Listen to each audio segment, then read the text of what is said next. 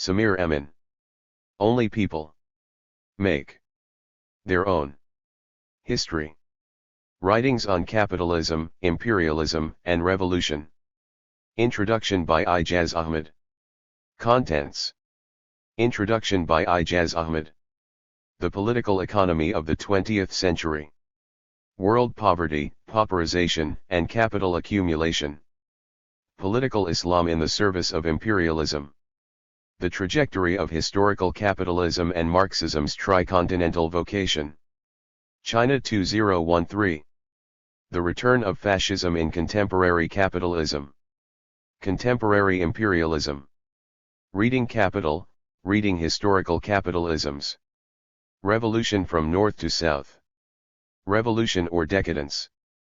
Thoughts on the transition between modes of production on the occasion of the Marx bicentennial. The Communist Manifesto, 170 years later. Introduction. Ijaz Ahmed.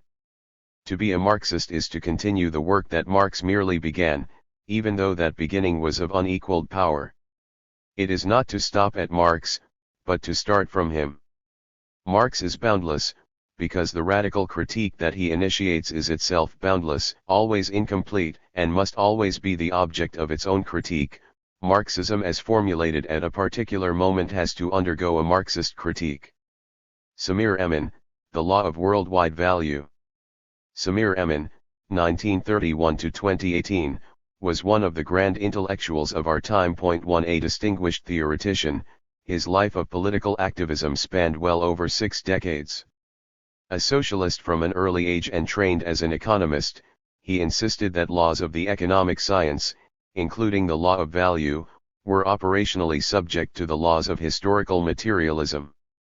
Trained also as a mathematician, he avoided too great a mathematization of his concepts and kept algebraic formulae to a minimum in even the most technical of his writings. The ambition always was to retain theoretical rigor while also communicating with the largest possible number of readers and activists, in particular through exposition in relatively direct prose. His readership, like his own political activism, was spread across countries and continents. Amin came of age in the 1950s, when the wave of socialist revolution seemed to be very much on the ascendant and the old colonial empires were being dismantled across Asia and Africa. Communist parties and socialist movements had emerged in these continents, more in Asia than in Africa, even before the Second World War. Onset of the post-war period witnessed immense expansion of revolutionary activity: the Chinese Revolution, Korea, the onset of revolutionary liberation movements in Indochina, and so on. With the notable exception of China, however, most countries in these continents had produced relatively little original work in the field of Marxist theoretical knowledge. Study of any sort of Marxism largely meant explication and or translation of texts produced elsewhere, and that too was confined to the very brief texts or extracts from the Marxist classics or exegeses done in Britain, France, or the Soviet Union. This now began to change, in several notable ways.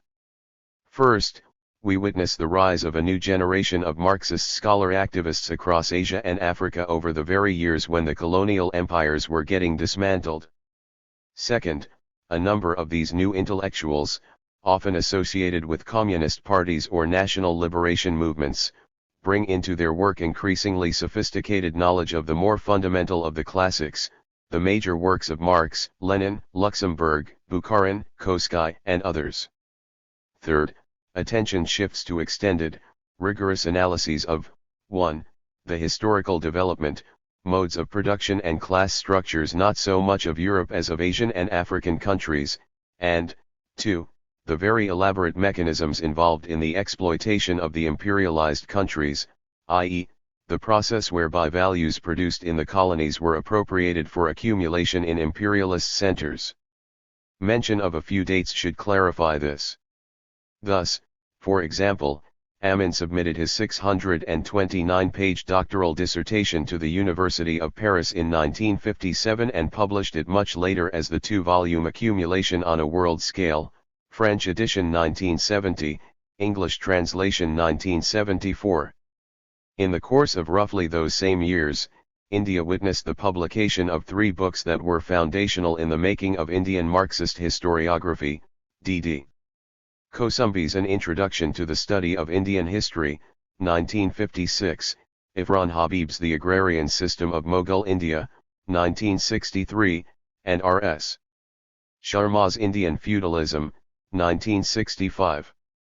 Across the oceans, in Latin America, all the founding texts of dependency theorists Theotonio dos Santos, Celso Furtado, Rui Moro Marini, André Gunder Frank, and others also appeared in the 1960s and early 70s. Theoretically, Amin was much closer to Paul Baran, who published The Political Economy of Growth in 1957, the year Amin submitted his mammoth dissertation.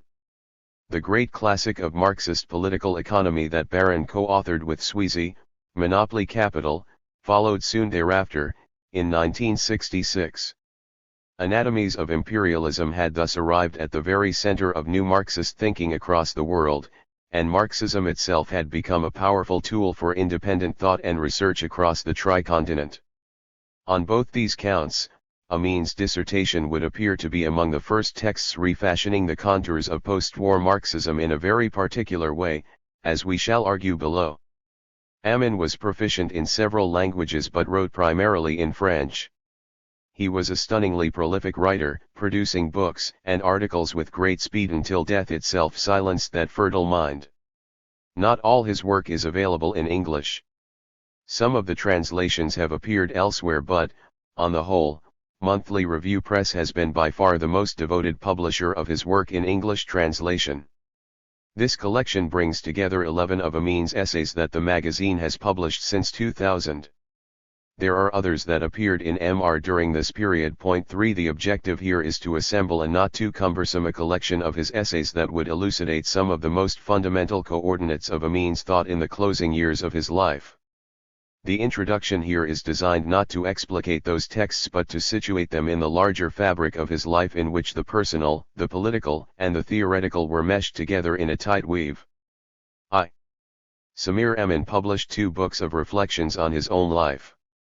In rereading the post-war period, he offers his own reconstruction of his political views and theoretical positions as they evolved from one decade to the next, up to the beginning of the 1990s. 4 The fact that he arrived in Paris to start college in 1947, the year India got its independence, reminds us that his adult life coincided with exactly the period he reviews in that book. He was a young communist and a student activist in France during the great, bitter wars of liberation in the French colonies of Vietnam and Algeria. Dismantling of the British and French colonial empires were the epical events of his youth. The overlap between colonialism, post-colonial imperialism, and capitalist accumulation logically became the central occupation in his intellectual life as well as in his political activism for the rest of his life. In Capital and related works, Marx had shaped the science of the capitalist mode of production as it had evolved in Europe, Britain in particular, up to his own time. In other texts, such as the Grundrisse and the much later ethnographic notebooks, Marx said much about the world outside Europe but mostly about pre-capitalist formations. He wrote extensively and often very perceptively about colonialism but mostly at the level of factual description and political denunciation, with only a few scattered remarks of lasting theoretical import. For Marx, a compulsive globalizing tendency was inherent in the very mode of functioning of capital itself. However, aside from this repeated prediction, the actual corpus of his work did not encompass, nor was the third quarter of the 19th century a propitious time to produce, a theory of the capitalism that was to become a fully globalized mode of production, not only of appropriation, extraction, and circulation in the form, first, of colonizing imperialism and, then, even more strongly after the dissolution of the old colonial empires.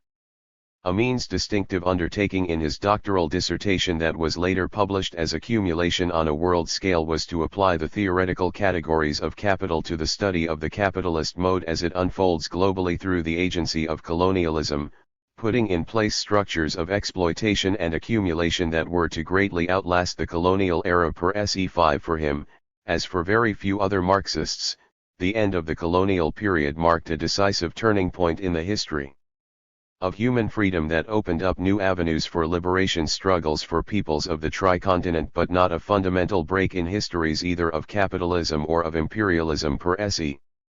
This historical ambiguity of that conjuncture is best witnessed in the fact that the quarter century, 1945 to 1970, in which those colonial empires were largely dissolved, has also gone down in history as the golden age of capital. 6 This intent to read Marx rigorously but creatively in light of the later evolution of the capitalist mode remained a major thread in Amin's work all his life, up to the Law of Worldwide Value, 2010, and beyond. 7 We shall return to this presently.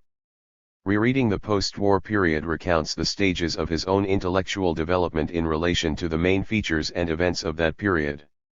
The latter portions of the other memoir, A Life Looking Forward, reconstruct that same politico-intellectual itinerary in more personal terms, but it is in the earlier sections of the book that we get a vivid narrative of his growing up in a rather unique family and his early orientation toward revolutionary politics, so that all of his life, beginning to end, seems to cohere into an integral whole. 8 This more personal memoir opens with a simple sentence, "Ancestors do matter." This then is followed in the same opening paragraph with, "Certainly my own family, on both my mother's and father's side, reminded me from time to time that the education they were giving me was a legacy to which they were firmly attached. With an Egyptian father and a French mother, this legacy had two sides to it. My parents had actually met in Strasbourg as medical students in the 1920s. It was a happy meeting between the line of French Jacobinism and Egyptian national democracy, in my view, the best traditions of the two countries. 9. The father's side was Coptic upper class, part of a cosmopolitan mini-world of Christian and Muslim Egyptians, Greeks, Armenians, Maltese as well as French and British émigré residents sprinkled all over Cairo but spread more widely over Alexandria, Port Said and more generally across the region where the fertile Nile Delta of Lower Egypt meets the country's Mediterranean coast. The family, which included well-known publishers and writers of the 19th century, was part of a larger milieu that valued secular democratic convictions, higher learning, professional standing, and a sort of liberal bourgeois enlightenment that looked down on all sorts of feudalism and conservatism. His father, a doctor by profession and a bourgeois with social conscience, was opposed both to British colonialism and to monarchy, and he preferred communists to demagogic nationalists, including Nasser. On the other side of the family, Amin quotes his maternal grandfather, a Freemason and a socialist, as once explaining to him, "We Alsatians helped to make the French Revolution and we know the meaning and price of liberty." As for the maternal grandmother, she, born soon after the Paris Commune in 1874, was one of the descendants of the French revolutionary Jean-Baptiste Drouet, who played a role in the arrest of Louis XVI at Varennes in 1791. My grandmother was quite proud of this ancestor, who was also active in the Babyuk movement. As for my grandmother's name, Zili, this was quite fashionable in the 19th century, but she told me she had been given it in homage to the communard Zili Kamel in At. This grandmother disliked religion and preferred to revive the Enlightenment slogan "No God, no Masters," which 19th century anarchists like Bakunin shared at the time with Marx. Democratic Wafdism, left-oriented anti-colonialism and anti-monarchism on one side, family memory of Republican and revolutionary regicide, Babyuk-style communism, and the Paris Commune on the other side, a pleasing and formidable legacy indeed.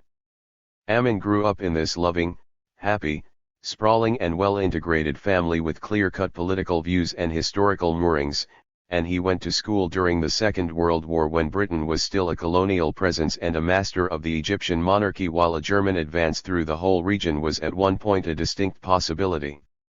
His secondary school, a French lycée, was not immune to various political currents in Egyptian society, monarchists and anti-monarchists, nationalists of various stripes, and of course communists. Amin writes of being firmly in the communist group of students. Upon finishing secondary education he officially joined the Egyptian Communist Party. When André Gunder Frank asked Amin's mother as to when in her opinion her son had become a communist, The mother good-humoredly recounted a childhood anecdote and conjectured that it was perhaps at the age of 6. The 10 years that elapsed between 1947, when Amin first arrived in Paris for post-secondary education, joining the French Communist Party quite swiftly, having joined the Egyptian Communist Party upon finishing secondary education, and 1957 when he submitted his doctoral dissertation, were of course the years of the great wars of liberation in the French colonies of Indochina and Algeria, as mentioned earlier, leading to bitter polarizations within French society between pro-war and anti-war segments of activists, intellectuals, university faculties and students, and the general population itself. That was also the last decade of the French Communist Party's, PSF, very formidable role in French politics, before the decline began, and of Marxism as the central issue in French intellectual life, indicated, for instance, by Sartre making his passage from existentialism to Marxism 10, and Merleau-Ponty's contrasting renunciation of Marxism in favor of a left liberal position. France was also home to substantial enclaves of immigrant working class drawn from its North African colonies, Algeria in particular. Paris itself had been a major intellectual center for anti-colonial students, activists, writers, and intellectuals from the African and Caribbean colonies since the 1930s, when luminaries such as Senghor and the two Césaires, Aim and Suzanne, were among the group that invented negritude, a literary movement deeply marked by political and philosophical positions of the left and often combining a pan-African ideology with surrealist poetics. 11 Fanon, a student of Aim Césaire, arrived in 1946 from yet another French colony, Martinique, to study psychiatry in Lyon, in an institution where Merleau-Ponty, a key influence on Fanon, was teaching philosophy. Amin arrived in Paris a year later, in 1947, and Alien Diop founded the legendary journal Présence Africaine that same year, going on then to establish the equally legendary publishing house, Editions Présence Africaine, 2 years later in 1949. In 1956, the year before Amin completed his doctorate, the publishing house, by then the world's foremost publisher of writers of African origin, writers of the Black Atlantic, we might now say, organized the first International Congress of Black Writers and Artists, for which Picasso designed the poster.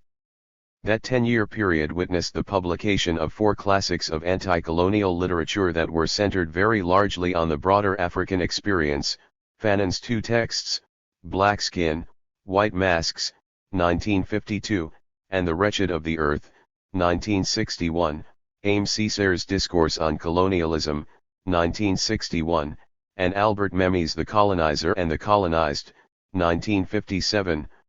12 Those are not books of political economy, but what they shared with Amin's dissertation, which he submitted right in the middle of that anti-colonial intellectual ferment, was the shared conviction, stated and documented at great length, that colonialism had produced a binary world, literally a world that just could not be rectified through any kind of reform or reconciliation, but had to be destroyed and then rebuilt on altogether different, revolutionary foundations. Amin and Césaire were of course communists at that point in their lives.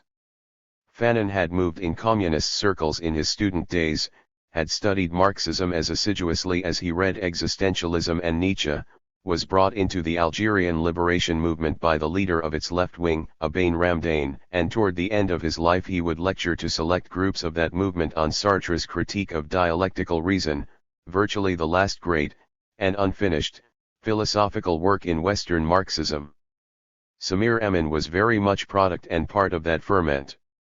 His difference and distinctive achievement, however, was that unlike others who did such distinguished work in literature and aesthetics, political theory, psychosexual anthropology or philosophical dialectics of a materialist kind, he was to strive for a rigorous Marxist theory of the political economy of this fundamental division between the colonizer and the colonized in terms of a structure of global capitalism resting on a center-periphery relation that could not be rectified except through complete overturning of capitalism itself.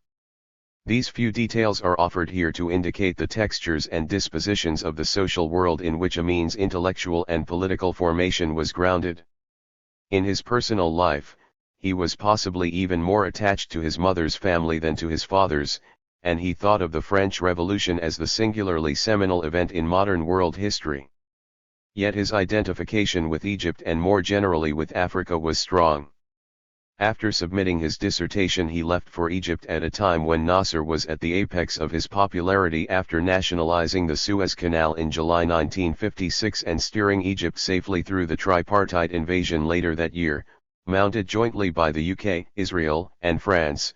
Point 13 Amin took up a position in Nasser's Economic Development Administration, which he resigned 3 years later in 1960, thanks partly to the frustrations he encountered at work and partly because of Nasser's accelerated persecution of communists. He then moved to the newly independent Mali, where he worked in the Ministry of Planning for the next 3 years. After receiving appointment as professor of economics in France, he chose to teach at the universities of Poitiers, Vincennes, and Dakar.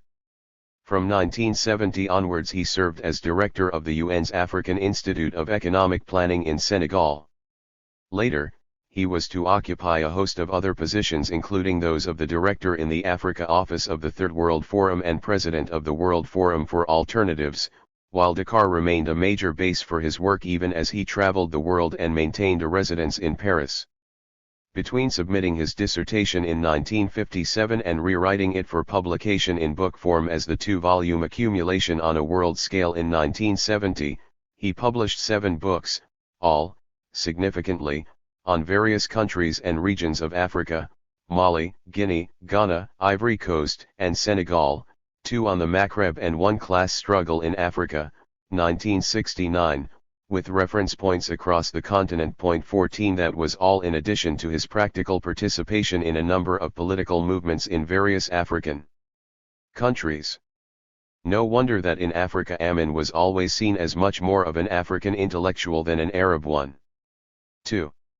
The great colonial empires of the past were dismantled during the 30 years after the Second World War, with the process reaching its grand closure with the liberation of Vietnam in 1975 and the 470-year-old Portuguese rule over its African colonies ending the same year.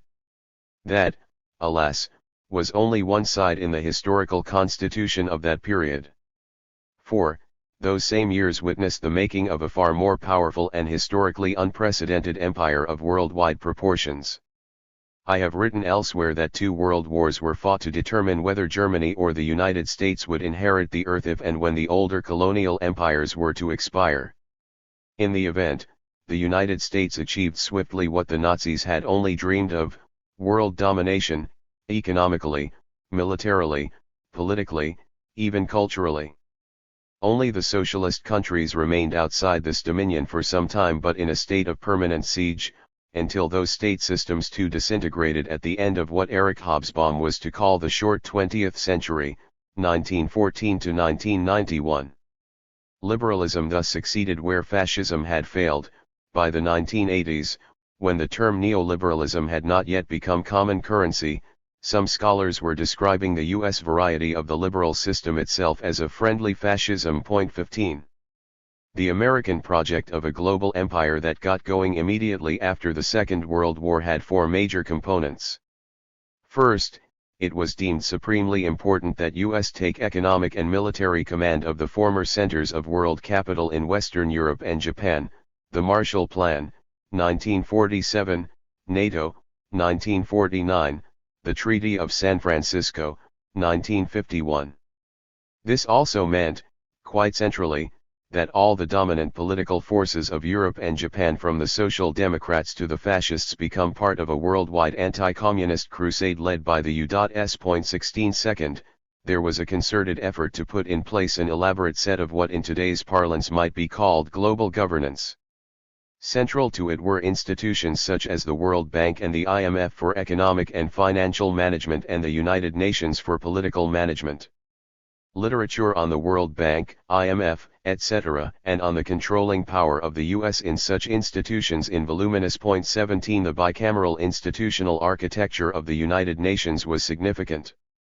All the nation-states, large and small, that were considered sovereign in their own territories were given membership of the General Assembly, which nevertheless had rather restricted decision-making powers.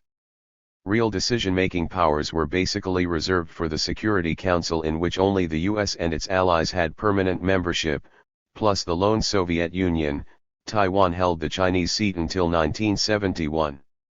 Third, the whole of the tricontinent was to be locked into a system of overlapping alliances headed by the United States, exemplified by the founding of the Organization of American States, OAS, in April 1948, the Southeast Asia Treaty Organization, SEATO, in September 1954, and the Middle East Treaty Organization, later to be renamed Central Treaty Organization CENTO, in 1955.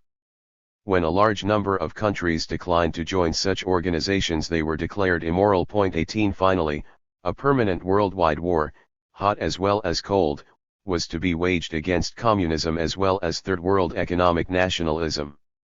Any government anywhere in the tricontinent that tried to pursue what Amin was to later call a sovereign project was to be overthrown by whatever means necessary, from Lumumba and Nkrumah in Africa to Goulart to Allende in Latin America. Samir Amin's work on imperialism can be divided roughly into two phases. There is the short early phase, 1957 to 1970, when he is preoccupied with the general theory of capitalist accumulation through both the long colonial period and the emerging neo-colonial one, and with the effect of those processes in individual African countries. That kind of theoretical work continued in subsequent years as well, culminating in the short book of 2010 on the law of worldwide value, cited above. 19 After the early 1970s, though, he begins to write much more extensively on the political history of imperialism, communism, and national liberation movements in his own time, and on the structural changes that the contemporary capitalist system has undergone at various points since the onset of what he came to conceptualize as an unending long-term crisis of capitalism that began around 1971 and has since been leading the system in more recent years to the brink of an implosion. A robust stream of books and articles followed, some of which covering roughly the same territory, but with the difference that the latter would always drop some of the earlier conceptual apparatus and analytic positions that were replaced by other concepts or insights that had been rethought, refined, made new, either because he had changed his mind or, more often, because the object of thought had got transformed in some fundamental way. He also pursued other, related but somewhat distinct, trajectories of research and conceptualization, and two of his books may be mentioned here in this regard. In Class and Nation 20, Amin presented within the broadly Marxist methodological matrix novel propositions regarding both the transition from feudalism to capitalism as well as the formation of nations.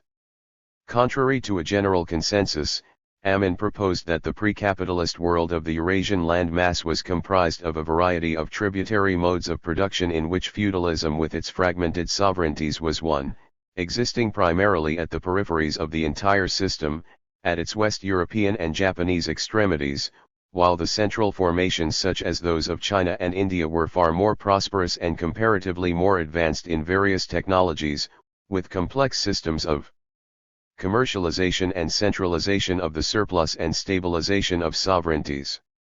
He rejected the conception common among Marxists that the nation arose only after the rise and consolidation of capitalism. And he rejected even more vigorously the rather metaphysical conception, first given great currency by the European opponents of the Enlightenment and the French Revolution, that each nation is a primordial collectivity rooted in unique histories of ethnic origin, linguistic formation, and religio-cultural disposition. 21 For Amin, centralization of the surplus and stable sovereign rule over extensive territory, which necessarily led to linguistic and cultural consolidations, were the preconditions for the emergence of national entities which, he argued, arose in a variety of pre-modern tributary systems, e.g., China, India, Persia, the Arab world well before the national consolidations of the capitalist era. 22. Almost a decade after the publication of Class and Nation, Amin returned in Eurocentrism 23 to this very conception of the multiplicity of tributary modes of production in the pre-capitalist world, in which the central and advanced positions were held by formations outside Europe, to address a very different kind of question, what accounts for the emergence and very effective worldwide dissemination of the idea of an intrinsic European superiority which was supposed to have twin origins, the rise of reason in Hellenic and Roman classical cultures, and the rise of Rome as the fountain of a trans-European Christian civilization? In an argument converging with that of Martin Bernal, Amin proposed that throughout the history of pre-capitalist civilizations Europe and Asia were both divided and linked by a distinct cultural unit encompassing regions bordering the Mediterranean on all sides, which included Hellenic and Egyptian classicisms as well as the primary homes of the Abrahamic religions. Even Islam, which was born in the Arabian Peninsula, comes into its own only after it arrives in Egypt, the Levant, and Turkey on the one side, Persia on the other. Point 24. In that world, there could neither be an ideology of Europe's intrinsic superiority nor the idea of the Hellenic world being a part of Europe whose unity and distinct identity, with Greece and Rome assimilated to it, was fabricated largely during the Renaissance. This ideology of an intrinsic European superiority, intellectual, religious, cultural, technological, even racial superiority, first emerged only when the capitalist system arising on the westernmost periphery of that time's world system acquired a technology that was able to bypass the central zones of the Mediterranean altogether by embarking on a project of world conquest across oceans and continents. In short, as Amin puts it in the introduction to his book, Eurocentrism constitutes one dimension of the culture and ideology of the capitalist mode of production. Asserting a certain correspondence between the ideological and the material, this concise and narrowly focused text thus locates what he calls the construction of Eurocentric culture squarely in histories of commerce, colony, and capital, in sharp contrast, for instance, to Edward Said's more capacious and elegantly composed Orientalism, a largely literary, critical and culturalist construction of a history in which what he describes as inferiorization of the Orient appears to have been something constitutive and imminent in the very making of a European consciousness already present in Greek tragic drama. 3. Amin worked across a dozen fields of inquiry. His oeuvre is by any measure magisterial, even though somewhat repetitious in the closing years. A bare skeletal sketch of this work is now in place, even though we have taken no note of some of his most important work, such as the thoughtful and provocative book on Russia, original in its conception, that he published toward the very end of his life. 25. What remains to be done now is to focus on some of the thematics that are the indispensable conceptual ground for the essays collected in this book. For Amin, the foundational moment for the post-war world order was the making of what he called imperialism of the Triad, the United States, Western Europe, and Japan. As he wrote punctually of U.S. hegemony and often exhorted Europe to define a sovereign project for itself, he clearly implied that relations among the three components of this triad were unequal. In relation to the rest of the world, though, what mattered was not the mutual inequality of the protagonists but their unity. Even in mutual relations, however, it was not always clear from Amin's formulations just what the extant or possible future consequences of this inequality might be. Were these relations unequal enough to possibly become truly antagonistic at some future point, leading to an inter-imperialist rivalry of the kind that Lenin formulated on the eve of the First World War, leading not necessarily to military conflagration but to economic warfare so intractable as to possibly lead to worldwide systemic crack-up?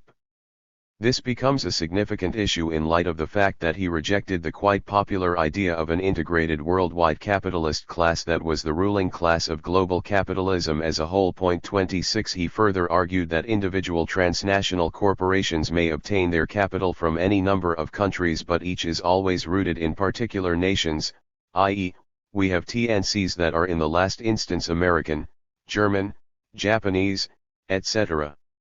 If that indeed is the case, might there not develop an eventuality when deep fissures and competing tendencies appear inside the architecture of the triad's collective imperialism? Amin's analyses are not entirely clear on this. We are living in a historical moment when the Chinese, for instance, are beginning to work toward a financial architecture increasingly independent of the US dollar domination, while Germans are evidently not doing anything practical in that direction but are now beginning to at least talk of the need for precisely that kind of independent financial institutional structure for the European Union. Many other countries may respond positively to such projects. Might such trends not become stronger and irreversible in case of a secular decline in the hegemonic global power of the US? There is much talk of multipolarity as the desirable goal for global order in the emerging epoch, and Amin undoubtedly approved of that. Might this multipolarity not become the harbinger of diminution in the collective nature of contemporary imperialism and, on the contrary, emergence of some variant of an inter-imperialist rivalry? Lacking adequate space for exposition, we shall leave aside Amin's analysis of the communist state systems in the 20th century.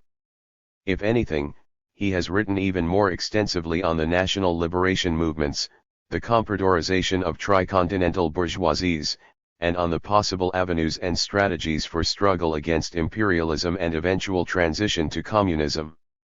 Much of that writing assumes a fundamental contradiction besetting the imperialist system.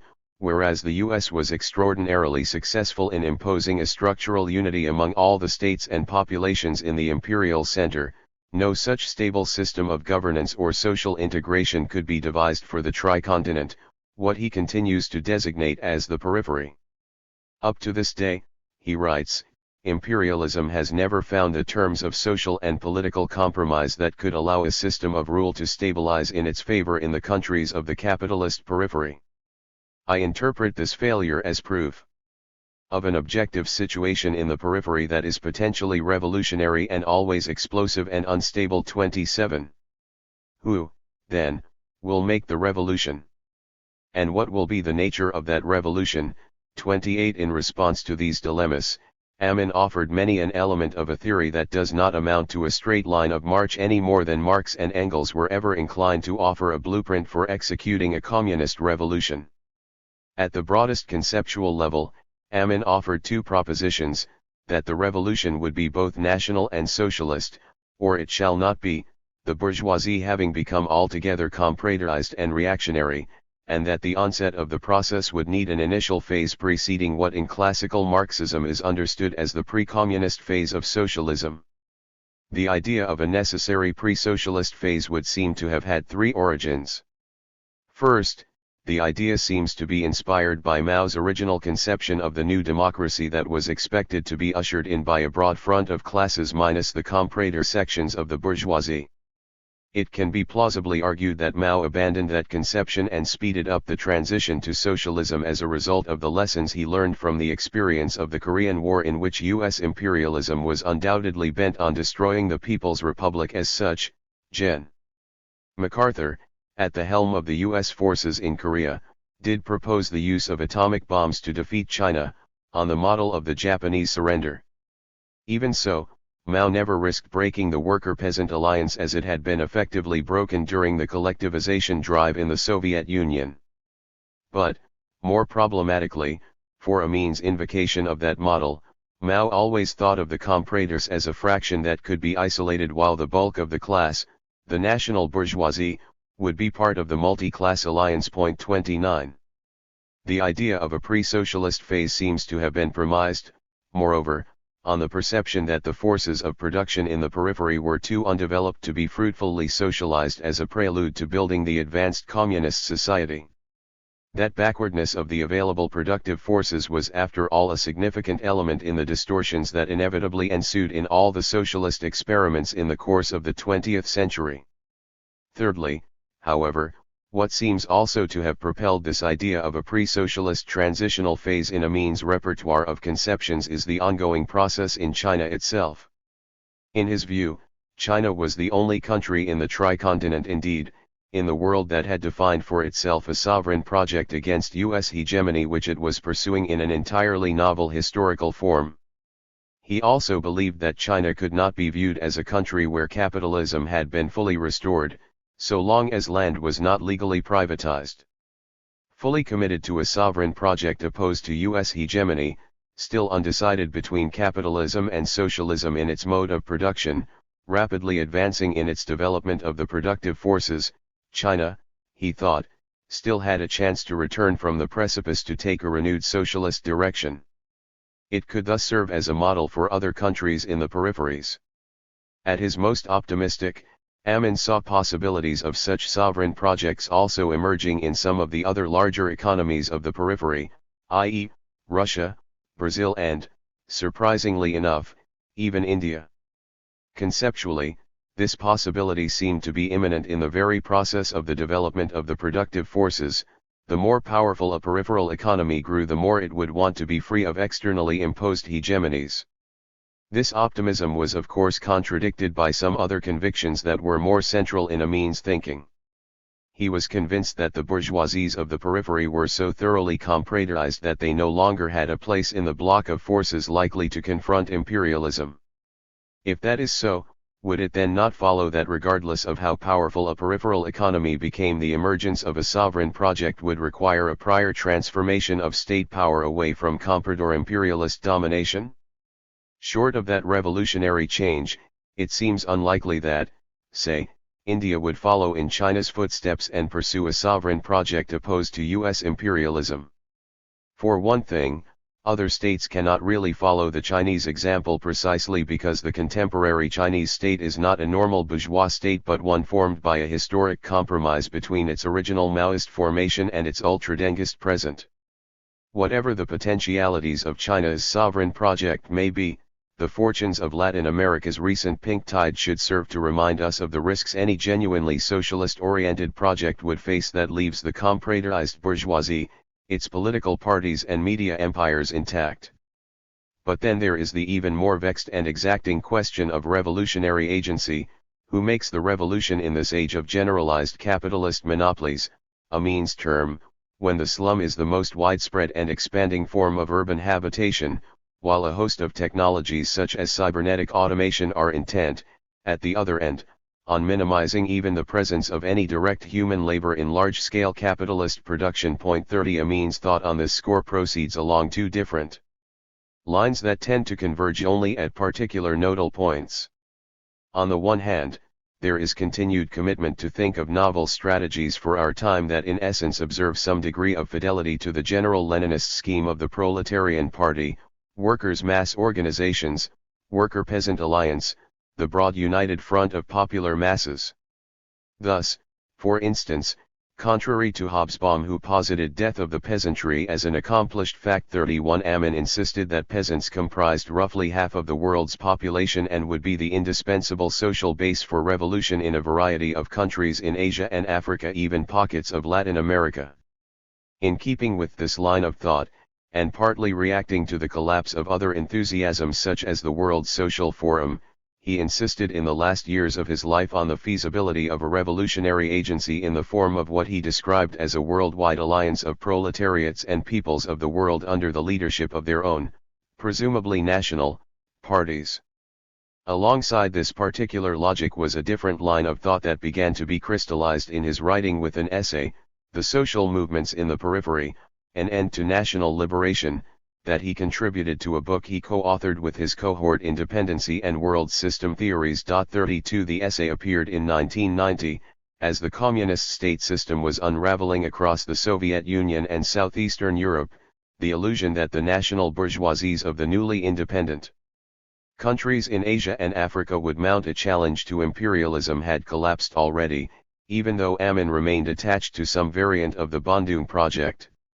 It was quite possibly this conjunctural moment that accounts for Amin's shift of emphasis from class politics to peoples of the periphery as the collective agent for revolution in our time, and for his surprising and somewhat uncritical acceptance of the term social movement as the imperative mobilizing form.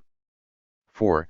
The ideology of social movement had arisen precisely in opposition to political party, the focus on the social as a turning away from the political, with the attendant premise that the molecular, multiple, mostly local movements for social and cultural change, a network of networks, as the highest organizational form, needed to replace a politics, essentially Marxist politics, that fought for state power so as to undo the political economy of capitalism per se.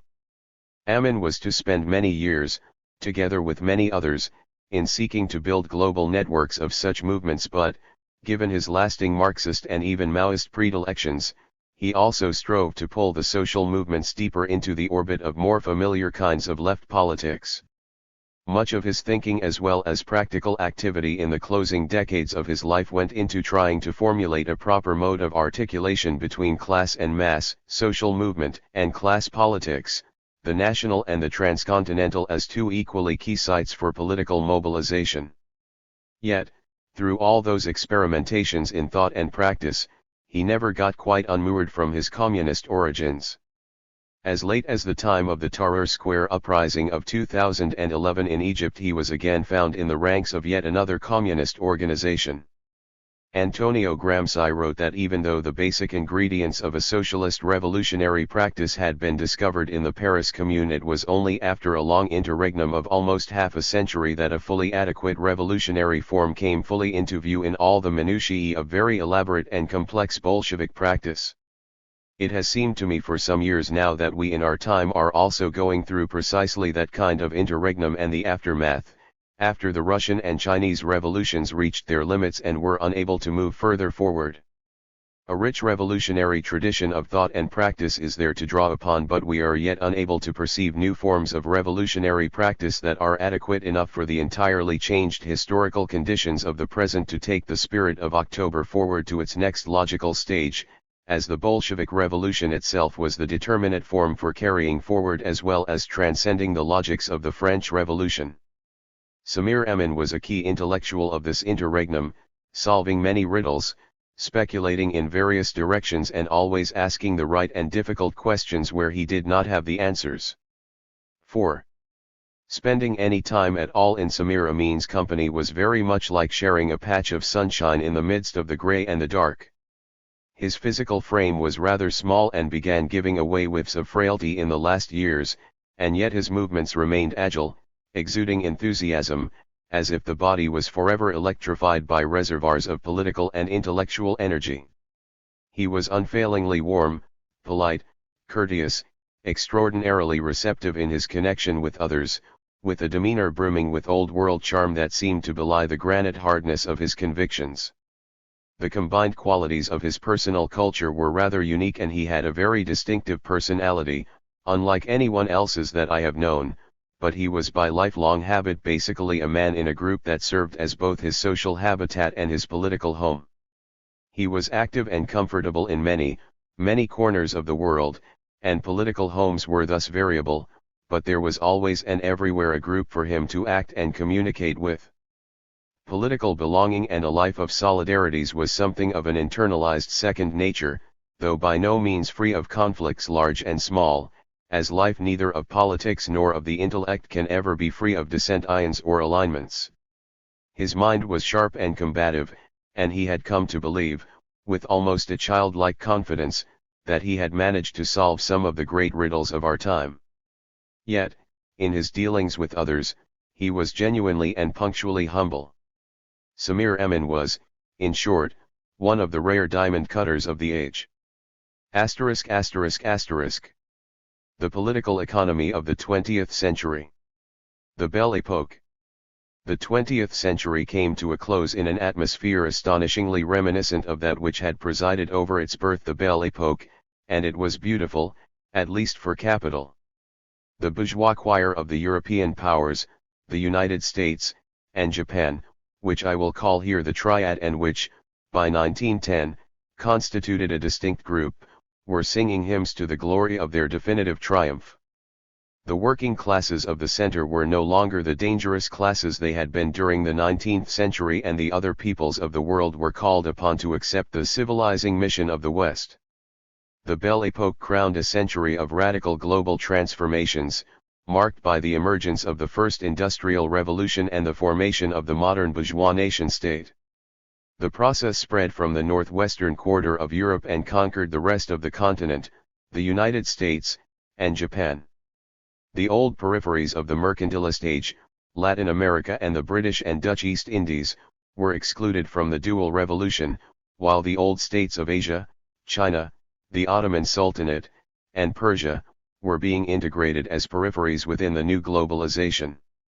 The triumph of the centers of globalized capital asserted itself in a demographic explosion, which swelled the European population from 23% of the world's total in 1800 to 36% in 1900. At the same time, the concentration of industrial wealth in the triad created a polarization of wealth on a scale humanity had not witnessed during the entirety of its history. On the eve of the Industrial Revolution, the disproportion in the social productivity of work between the most productive fifth of humanity and the remainder had never exceeded a ratio of 2 to 1. By 1900, this ratio was 20 to 1.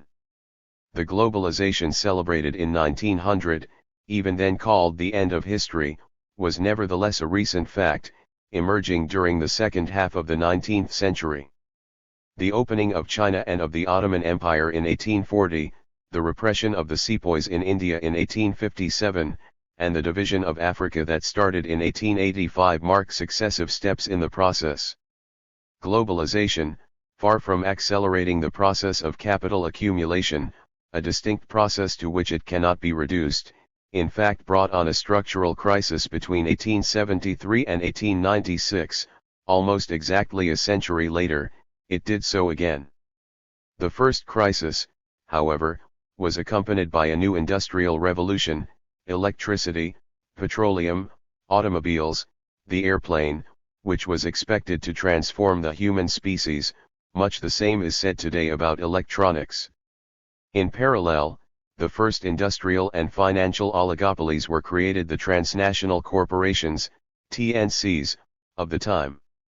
Financial globalization seemed to be establishing itself in a stable fashion, and being thought of as eternal, a familiar contemporary belief, in the form of the gold sterling standard. There was even talk of the internationalization of the transactions made possible by the new stock exchanges, with as much enthusiasm as accompanies talk of financial globalization today. Jules Verne was sending his hero, English, of course, around the world in 80 days. For him, the global village was already a reality. The political economy of the 19th century was dominated by the figures of the great classics Adam Smith, Ricardo, then Marx, and his devastating critique. The triumph of fin de siècle globalization brought to the foreground a new liberal generation, driven by the desire to prove that capitalism was unsurpassable because it expressed the demands of an eternal, trans-historical rationality. Walras, a central figure in this new generation, whose discovery by contemporary economists is no coincidence, did everything he could to prove that markets were self-regulating. He had as little success proving it then as neoclassical economists have today. The ideology of triumphant liberalism reduced society to a mere multiplication of individuals. Then, following this reduction, it was asserted that the equilibrium produced by the market both constitutes the social optimum and guarantees stability and democracy. Everything was in place to substitute a theory of imaginary capitalism for an analysis of the contradictions in real capitalism.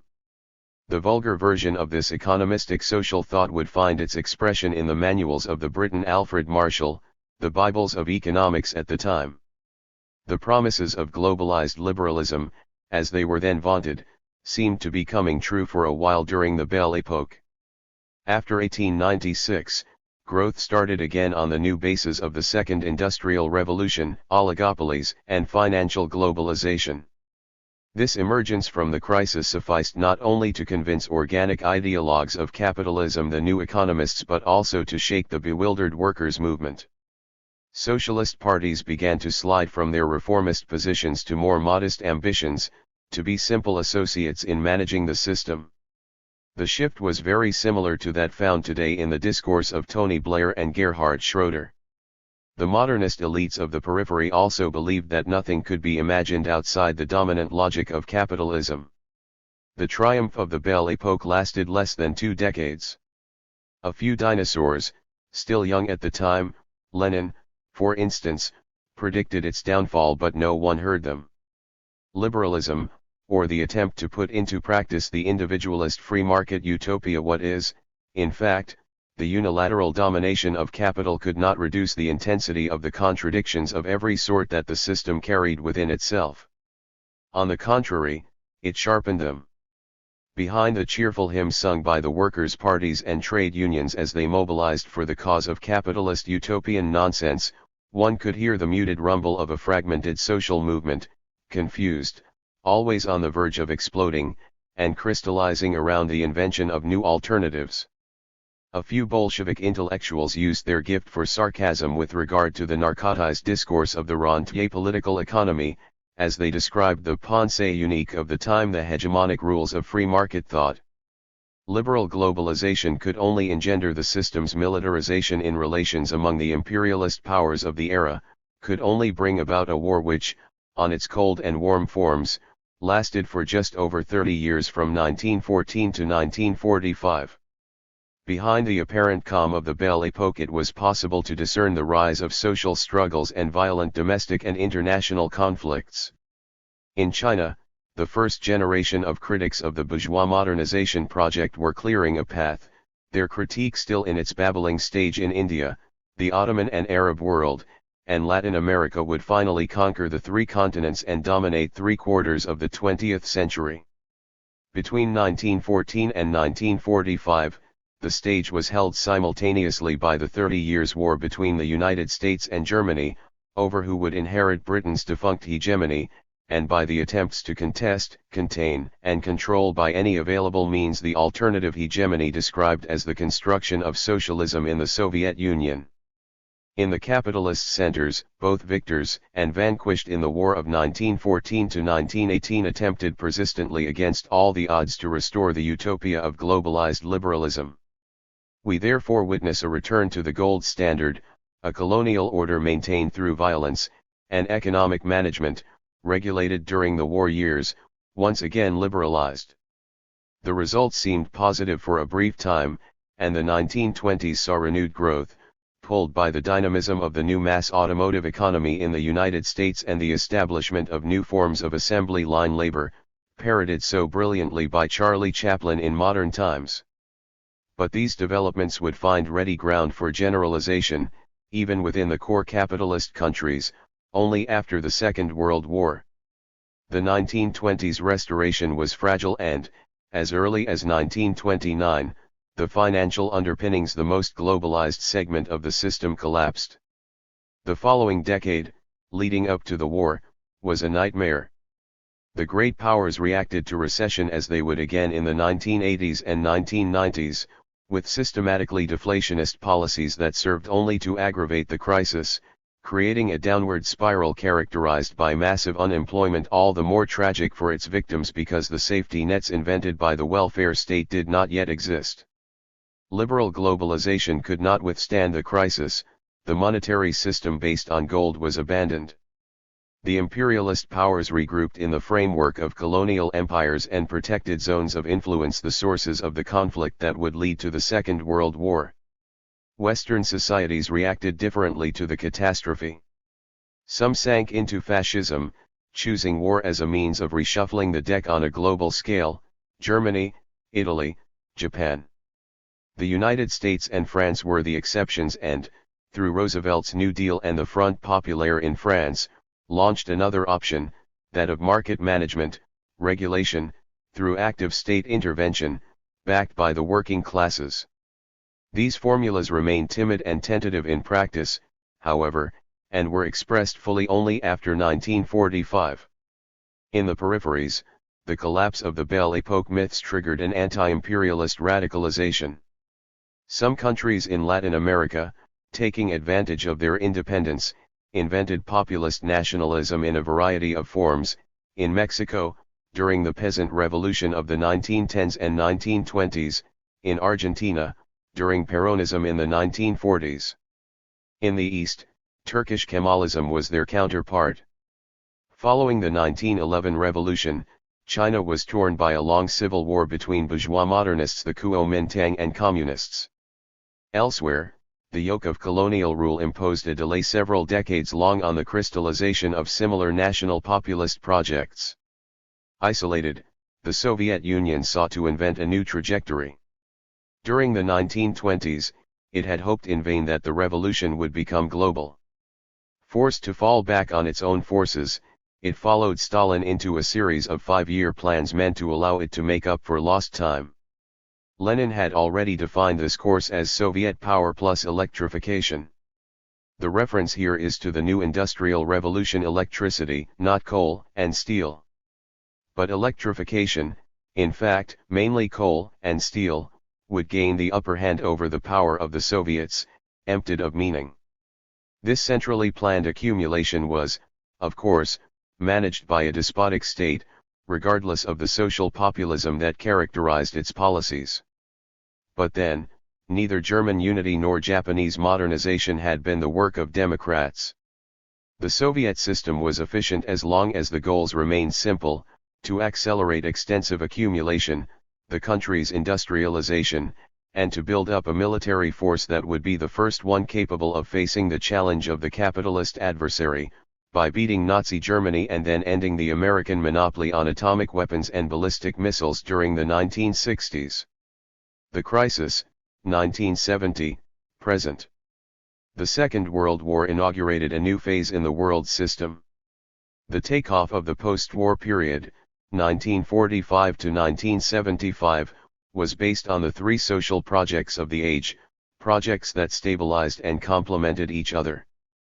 These three social projects were, in the West, the welfare state project of national social democracy, based on the efficiency of productive interdependent national systems; 2, the Bandung project of bourgeois national construction on the system's periphery, development ideology; and 3, the Soviet-style project of capitalism without capitalists, existing in relative autonomy from the dominant world system. The double defeat of fascism and old colonialism had indeed created a conjuncture that allowed the popular classes, victims of capitalist accumulation, to impose variously limited or contested but stable forms of capital regulation and formation, to which capital itself was forced to adjust, and which were at the roots of this period of high growth and accelerated accumulation. The crisis that followed, which started between 1968 and 1975, is one of the erosion, then the collapse, of the systems on which the previous takeoff had rested. This period, which has not yet come to a close, is therefore not that of the establishment of a new world order, as is too often claimed.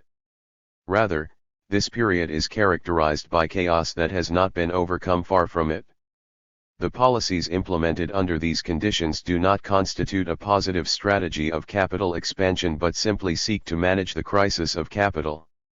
They have not succeeded because the spontaneous project produced by the unmediated, active domination of capital, in the absence of any framework imposed by social forces through coherent and efficient reaction, is still a utopia, that of world management through what is referred to as the market, that is, the short-term interests of capital's dominant forces. In modern history, phases of reproduction based on stable accumulation systems are succeeded by periods of chaos. In the first of these phases, as in the post-war takeoff, the succession of events gives the impression of a certain monotony, because the social and international relations that make up its architecture are stabilized. These relations are therefore reproduced through the functioning of the dynamics of the system. In these phases, and to the complete confusion of all methodological individualists, active, defined, and precise socio-historical subjects are clearly visible: active social classes, states, political parties, and dominant social organizations. Their practices appear to form a clear pattern and their reactions are predictable in most circumstances.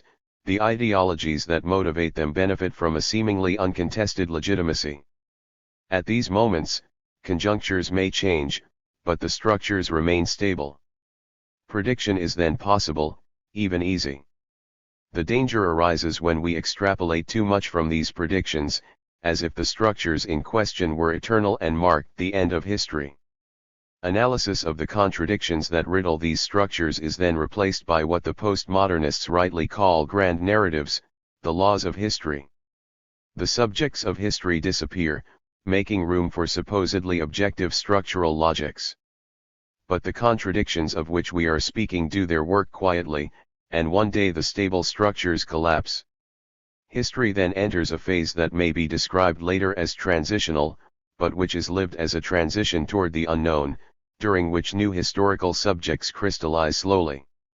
These subjects inaugurate new practices, proceeding by trial and error, and legitimize them through new ideological discourses, often confused at the outset.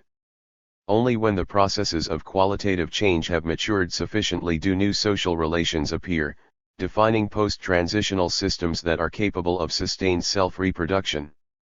The post-war takeoff allowed for massive economic, political, and social transformations in all regions of the world.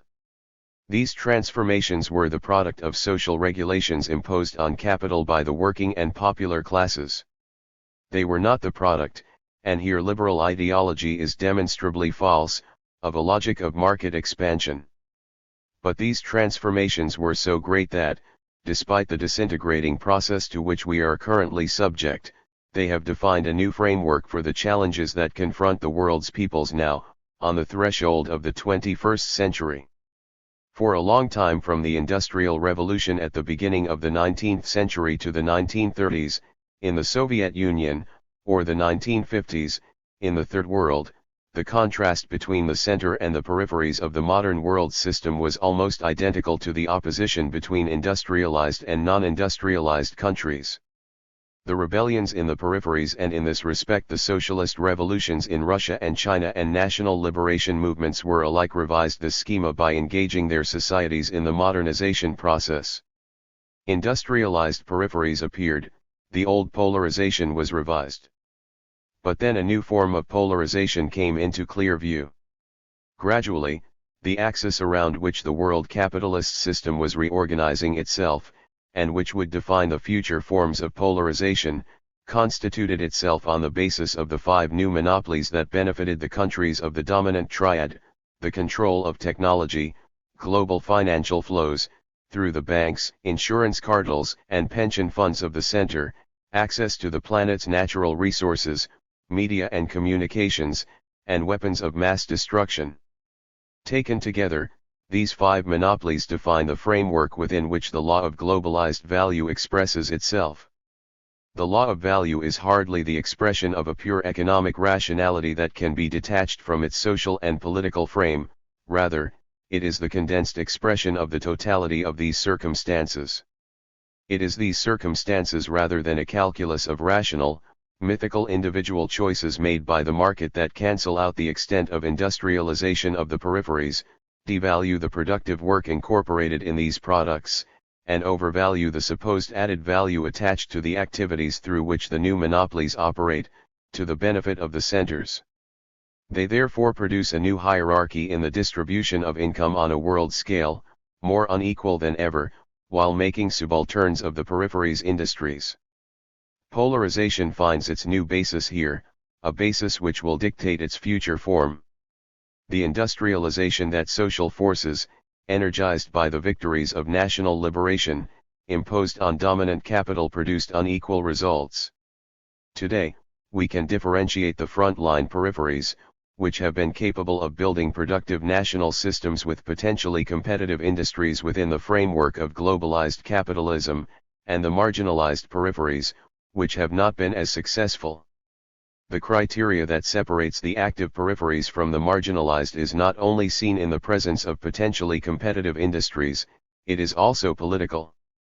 The political authorities in the active peripheries and, behind them, all of society, including the contradictions within society itself, have a project and a strategy for its implementation. This is clearly the case for China, Korea, and to a lesser degree, for certain countries in Southeast Asia, India, and some countries in Latin America. These national projects are confronted with globally dominant imperialism. The outcome of this confrontation will contribute to the shape of tomorrow's world.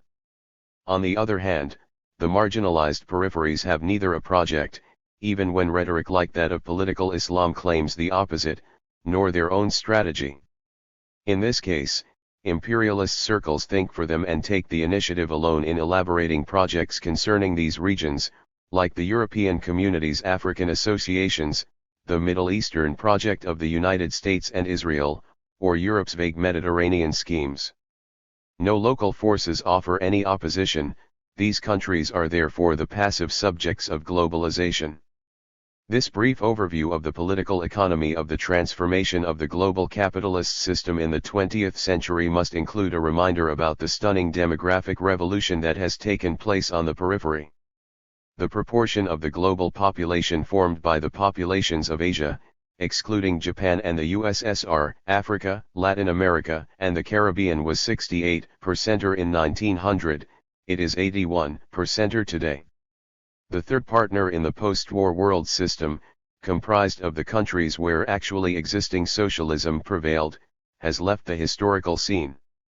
The very existence of the Soviet system, with its successes in extensive industrialization and military accomplishments, was one of the principal motors of all the grand transformations of the 20th century. Without the danger that the communist model represented, Western social democracy would never have been able to impose the welfare state. The existence of the Soviet system, and the coexistence it imposed on the United States, reinforced the margin of autonomy available to the bourgeoisie of the South. The Soviet system, however, did not manage to pass to a new stage of intensive accumulation, it therefore missed out on the new, computer-driven, industrial revolution with which the 20th century ended. The reasons for this failure are complex. Still, this failure forces us to place at the center of our analysis the anti-democratic drift of Soviet power, which was ultimately unable to internalize the fundamental urgency of progress towards socialism demanded by the conditions that confronted it. I refer here to progress towards socialism as represented by the intensification of exactly that democratization of economy and society that would be capable of transcending the conditions defined and limited by the framework of historical capitalism. Socialism will be democratic or it cannot exist. This is the lesson of this first experience of the break with capitalism. Social thought and the dominant economic, sociological, and political theories that legitimized the practices of autocentric, national welfare state development in the West, of the Soviet system in the East, and of populism in the South were largely inspired by Marx and Keynes. The new social relations of the post-war period, more favorable to labor, would inspire the practices of the welfare state, relegating the liberals to a position of insignificance. Marx's figure, of course, dominated the discourse of actually existing socialism. But the two preponderant figures of the 20th century gradually lost their quality as originators of fundamental critiques, becoming the mentors of the legitimation of the practices of state power. In both cases, there was a shift towards simplification and dogmatism. Critical social thought moved, then, during the 1960s and 1970s, toward the periphery of the system. Here the practices of national populism, a poor version of Sovietism, triggered a brilliant explosion in the critique of actually existing socialism. At the center of this critique was a new awareness of the polarization created by capital's global expansion, which had been underestimated, if not purely and simply ignored, for over a century and a half. This critique of actually existing capitalism, of the social thought that legitimated its expansion, and of the theoretical and practical socialist critique of both was at the origin of the periphery's dazzling entry into modern thought. Here was a rich and variegated critique which it would be a mistake to reduce to dependency theory, since this social thought reopened fundamental debates on socialism and the transition toward it. Furthermore, this critique revived the debate on Marxism and historical materialism, understanding from the start the necessity of transcending the limits of the Eurocentrism that dominated modern thought. Undeniably inspired for a moment by the Maoist eruption, it also initiated the critique of both Sovietism and the new globalism glimmering on the horizon. Fin de siècle crisis. Starting between 1968 and 1971, the collapse of the three post-war models of regulated accumulation opened up a structural crisis of the system reminiscent of that of the end of the 19th century. Growth and investment rates fell precipitously, to half of their previous levels, unemployment soared, pauperization intensified. The percentages used to measure inequality in the capitalist world increased sharply. The wealthiest 20% of humanity increased their share of the global product from 60 to 80% in the last 2 decades of this century. Globalization has been fortunate for some. For the vast majority, however, especially for the peoples of the South subjected to unilateral structural adjustment policies, and those of the East locked into a dramatic social demolition, it has been a disaster. But this structural crisis, like its predecessor, is accompanied by a third technological revolution, which profoundly alters modes of labor organization, and, in the face of a fierce attack by global capital, divests the old forms of worker and popular organization and struggle of their efficiency and therefore of their legitimacy. The fragmented social movement has not yet found a formula strong enough to meet the challenges posed.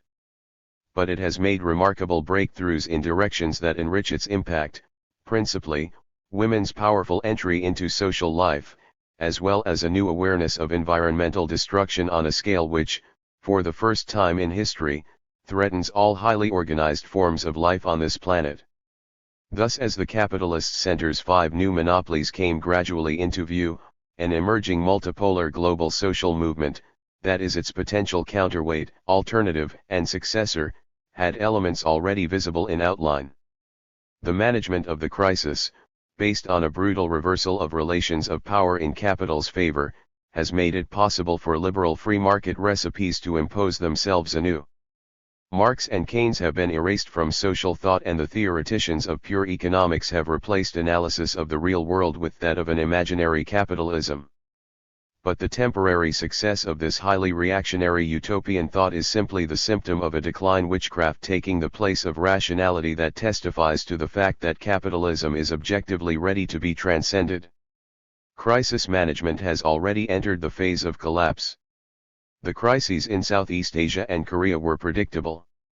During the 1980s, these countries, and China as well, managed to benefit from the world crisis through greater involvement in world exchanges, based on their comparative advantage of cheap labor, attracting foreign investment but remaining on the sidelines of financial globalization, and, in the cases of China and Korea, inscribing their development projects in a nationally controlled strategy.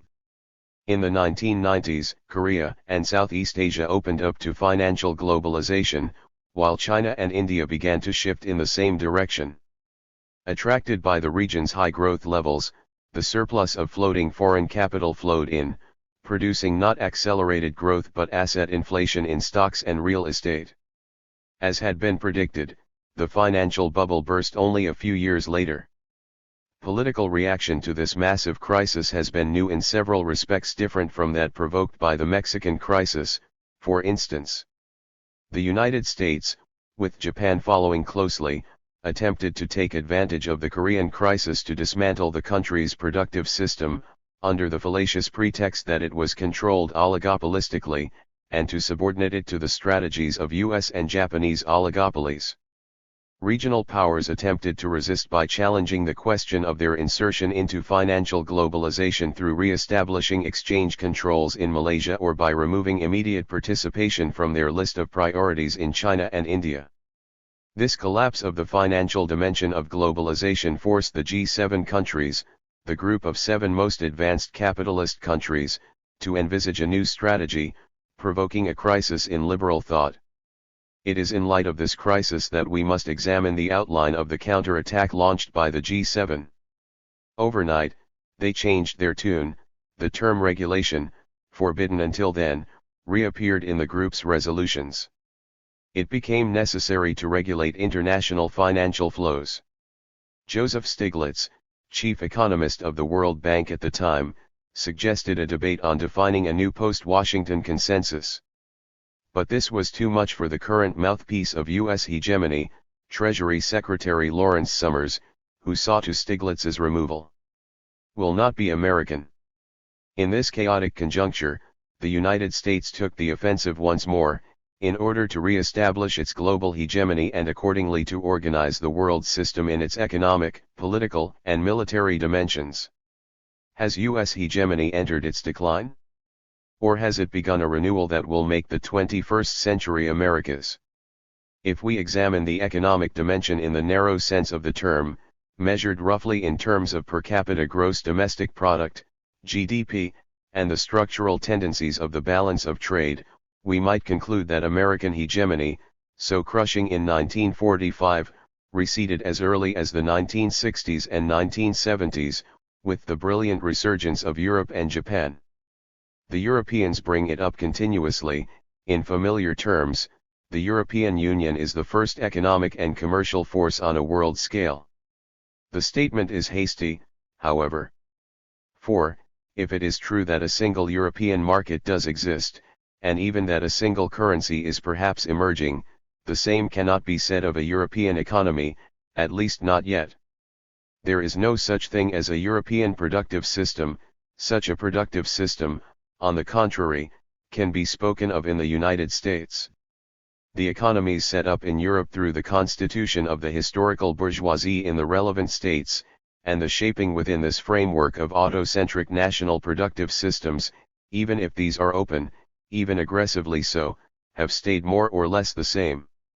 There are still no European TNCs, only British, German, or French TNCs. Capital interpenetration is no denser in inter-European relations than in the bilateral relations between each European nation and the United States or Japan. If Europe's productive systems have indeed been eroded, and if globalized interdependence has weakened them to such an extent that national policies lose a good deal of their efficiency, this is precisely to the advantage of globalization and the U.S. forces that dominate it, not to that of European integration, which does not yet exist. The hegemony of the United States rests on a second pillar, however, that of military power. Built up systematically since 1945, it now covers the whole of the planet, which is parceled out into regions each under the requisite U.S. military command. This hegemony had been forced to accept the peaceful coexistence imposed by Soviet military might. Now that page has turned and the United States has gone on the offensive to reinforce its global domination. Henry Kissinger summed it up in a memorably arrogant phrase: globalization is only another word for U.S. domination. This American global strategy has 5 aims: to neutralize and subjugate the other partners in the triad, Europe and Japan, while minimizing their ability to act outside the orbit of the United States, to establish military control over NATO while Latin Americanizing the fragments of the former Soviet world, to exert uncontested influence in the Middle East and Central Asia, especially over their petroleum resources, to dismantle China, ensure the subordination of the other great nations, India and Brazil, and prevent the constitution of regional blocs potentially capable of negotiating the terms of globalization, and to marginalize the regions of the South that represent no strategic interest. The favored instrument of this hegemony is therefore military, as the highest-ranking representatives of the United States never tire of repeating. This hegemony, which guarantees the superiority of the triad over the world system, therefore demands that America's allies agree to follow in its wake. Great Britain, Germany, and Japan make no bones, not even cultural ones, about this imperative. But this means that the speeches about Europe's economic power, with which European politicians shower their audiences, have no real significance. By positioning itself exclusively on the terrain of mercantile squabbles, Europe, which has no political or social project of its own, has lost before the race has even started. Washington knows this well. The principal body that implements Washington's chosen strategy is NATO, which explains why it has survived the collapse of the adversary that constituted the organization's raison d'être. NATO still speaks today in the name of the international community, expressing its contempt for the democratic principle that governs this community through the UN. Yet NATO acts only to serve Washington's aims, no more and no less, as the history of the past decade, from the Gulf War to Kosovo, illustrates. The strategy employed by the Triad, under U.S. direction, takes as its aim the construction of a unipolar world organized along 2 complementary principles: the unilateral dictatorship of dominant TNC capital and the unfurling of a U.S. military empire, to which all nations must be compelled to submit. No other project may be tolerated within this perspective, not even the European project of subaltern NATO allies, and especially not a project entailing some degree of autonomy, like China's, which must be broken by force if necessary. This vision of a unipolar world is being increasingly opposed by that of a multipolar globalization, the only strategy that would allow the different regions of the world to achieve acceptable social development, and would thereby foster social democratization and the reduction of the motives for conflict. The hegemonic strategy of the United States and its NATO allies is today the main enemy of social progress, democracy, and peace. The 21st century will not be America's century. It will be one of vast conflicts, and the rise of social struggles that question the ambitions of Washington and of capital. The crisis is exacerbating contradictions within the dominant classes. These conflicts must take on increasingly acute international dimensions, and therefore pit states and groups of states against each other. One can already discern the first hints of a conflict between the United States, Japan, and their faithful Australian ally on the one hand, and China and other Asian countries on the other. Nor is it difficult to envisage the rebirth of a conflict between the United States and Russia, if the latter manages to extricate itself from the nightmarish spiral of death and disintegration into which Boris Yeltsin and his US advisors have plunged it. And if the European left could free itself from submission to the double dictates of capital and Washington, it would be possible to imagine that the new European strategy could be intertwined with those of Russia, China, India, and the Third World in general, in a necessary, multipolar construction effort. If this does not come about, the European project itself will fade away. The central question, therefore, is how conflicts and social struggles, it is important to differentiate between the two, will be articulated. Which will triumph? Will social struggles be subordinated, framed by conflicts, and therefore mastered by the dominant powers, even made instruments to the benefit of those powers? Or will social struggles surmount their autonomy and force the major powers to respond to their urgent demands? Of course, I do not imagine that the conflicts and struggles of the 21st century will produce a remake of the previous century. History does not repeat itself according to a cyclical model. Today's societies are confronted by new challenges at all levels. But precisely because the imminent contradictions of capitalism are sharper at the end of the century than they were at its beginning, and because the means of destruction are also far greater than they were, the alternatives for the 21st century are, more than ever before, socialism or barbarism. June 1, 2000. World poverty, pauperization, and capital accumulation. A discourse on poverty and the necessity of reducing its magnitude, if not eradicating it, has become fashionable today. It is a discourse of charity, in the 19th century style, which does not seek to understand the economic and social mechanisms that generate poverty, although the scientific and technological means to eradicate it are now available. Capitalism and the new agrarian question. All societies before modern, capitalist, times were peasant societies. Their production was ruled by various specific systems and logics, but not those which rule capitalism in a market society, such as the maximization of the return on capital. Modern capitalist agriculture, encompassing both rich, large-scale family farming and agribusiness corporations, is now engaged in a massive attack on Third World peasant production. The green light for this was given at the November 2001 session of the World Trade Organization, WTO, in Doha, Qatar. There are many victims of this attack, and most are Third World peasants, who still make up half of humankind. Capitalist agriculture governed by the principle of return on capital, which is localized almost exclusively in North America, Europe, Australia, and in the southern cone of Latin America, employs only a few tens of millions of farmers who are no longer peasants. Because of the degree of mechanization and the extensive size of the farms managed by one farmer, their productivity generally ranges between 1 to 2 million kilograms, 2 and 4.5 million pounds, of cereals per farmer. In sharp contrast, 3 billion farmers are engaged in peasant farming. Their farms can be grouped into two distinct sectors, with greatly different scales of production, economic and social characteristics, and levels of efficiency. One sector, able to benefit from the Green Revolution, obtained fertilizers, pesticides, and improved seeds, and has some degree of mechanization. The productivity of these peasants ranges between 10,000 and 50,000 kilograms, 20,000 and 110,000 pounds, of cereals per year. However, the annual productivity of peasants excluded from new technologies is estimated to be around 1,000 kilograms, 2,000 pounds, of cereals per farmer. The ratio of the productivity of the most advanced capitalist segment of the world's agriculture to the poorest, which was around 10 to 1 before 1940, is now approaching 2,000 to 1. That means that productivity has progressed much more unequally in the area of agriculture and food production than in any other area.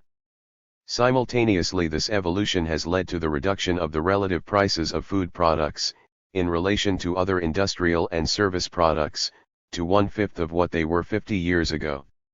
The new agrarian question is the result of that unequal development. Modernization has always combined constructive dimensions, namely the accumulation of capital and increasing productivity, with destructive aspects reducing labor to the state of a commodity sold on the market, often destroying the natural ecological basis needed for the reproduction of life and production, and polarizing the distribution of wealth on a global level.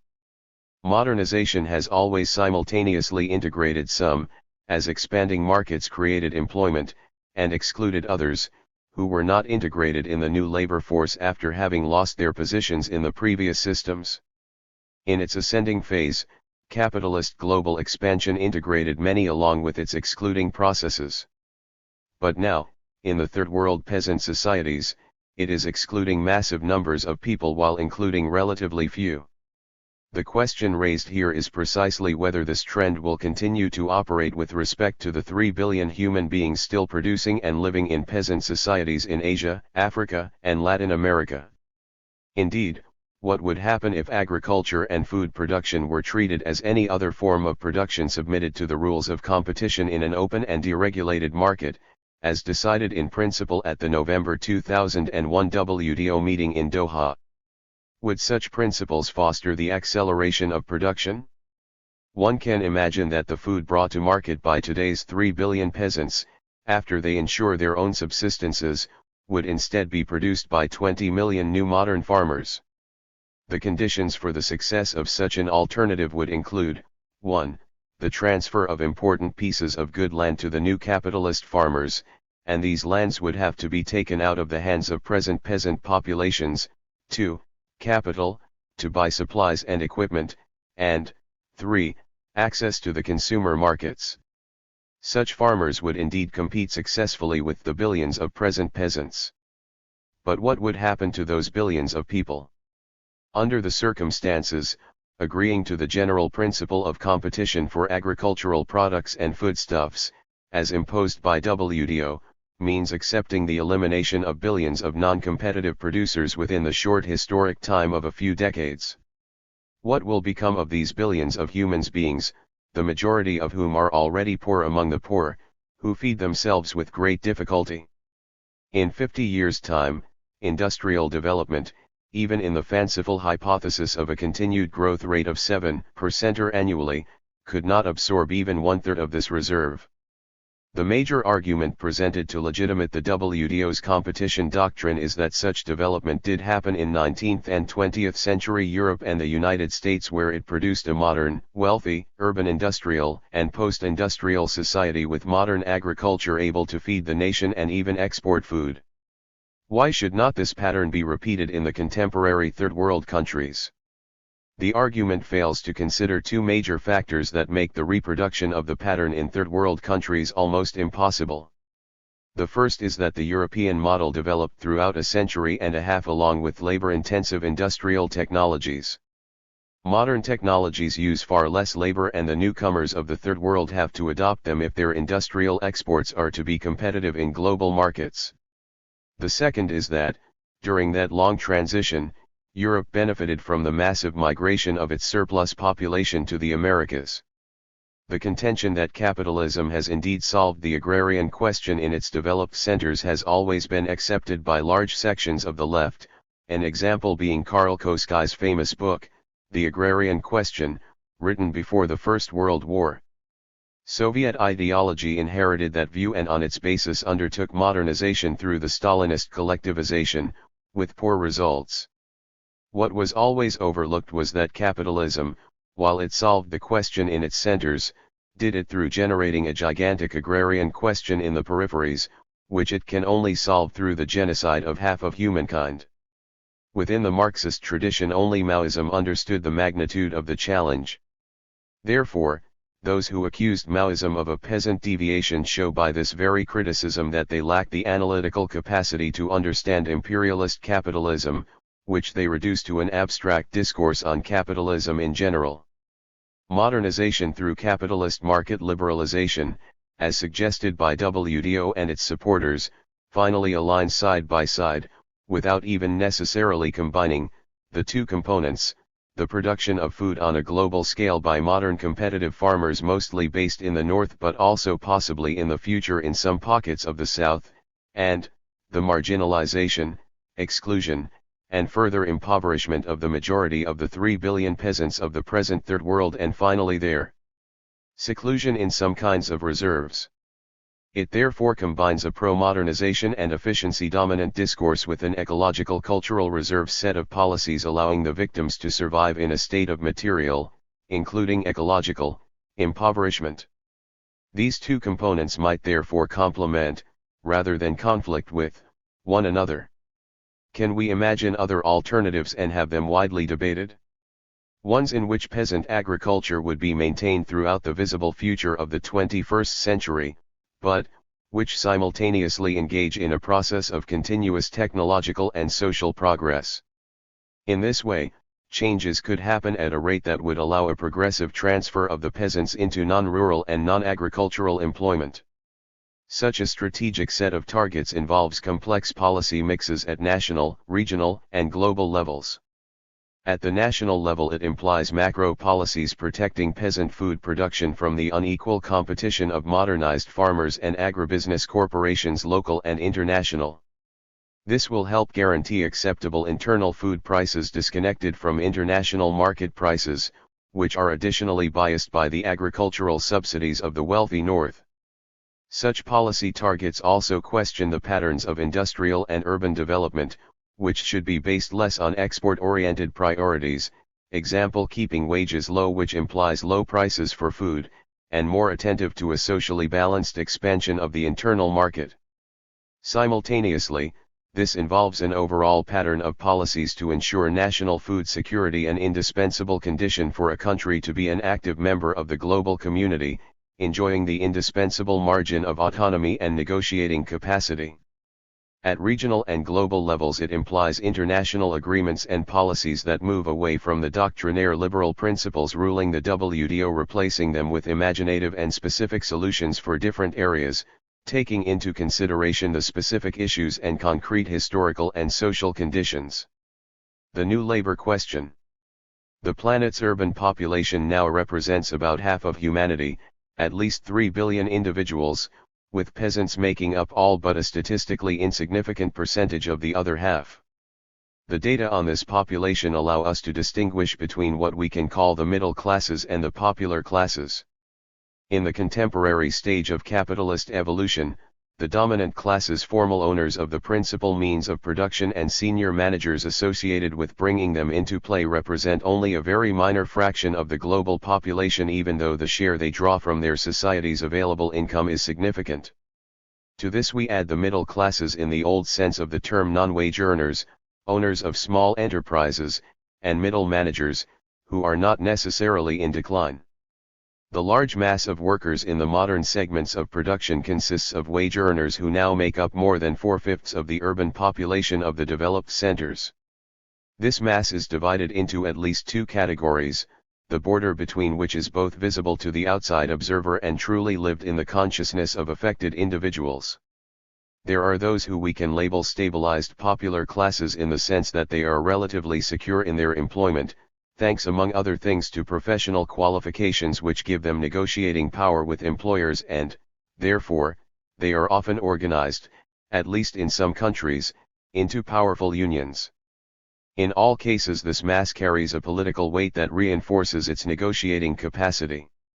Others make up the precarious popular classes that include workers weakened by their low capacity for negotiation, as a result of their low skill levels, their status as non-citizens, or their race or gender, as well as non-wage earners, the formally unemployed and the poor with jobs in the informal sector. We can label this second category of the popular classes precarious, rather than non-integrated or marginalized, because these workers are perfectly integrated into the systemic logic that commands the accumulation of capital. From the available information for developed countries and certain southern countries, from which we extrapolate data, we obtain the relative proportions that each of the above defined categories represent in the planet's urban population. Although the centers account for only 18% of the planet's population, since their population is 90% urban, they are home to a third of the world's urban population. See Table 1. Table 1. Percentages of total world urban population. Note, percentages may not add up exactly due to statistical approximations. The popular classes account for 3/4 of the world's urban population, while the precarious subcategory represents 2/3 of the popular classes on a world scale. About 40% of the popular classes in the centers and 80% in the peripheries are in the precarious subcategory. In other words, the precarious popular classes represent half, at least, of the world's urban population and far more than that in the peripheries.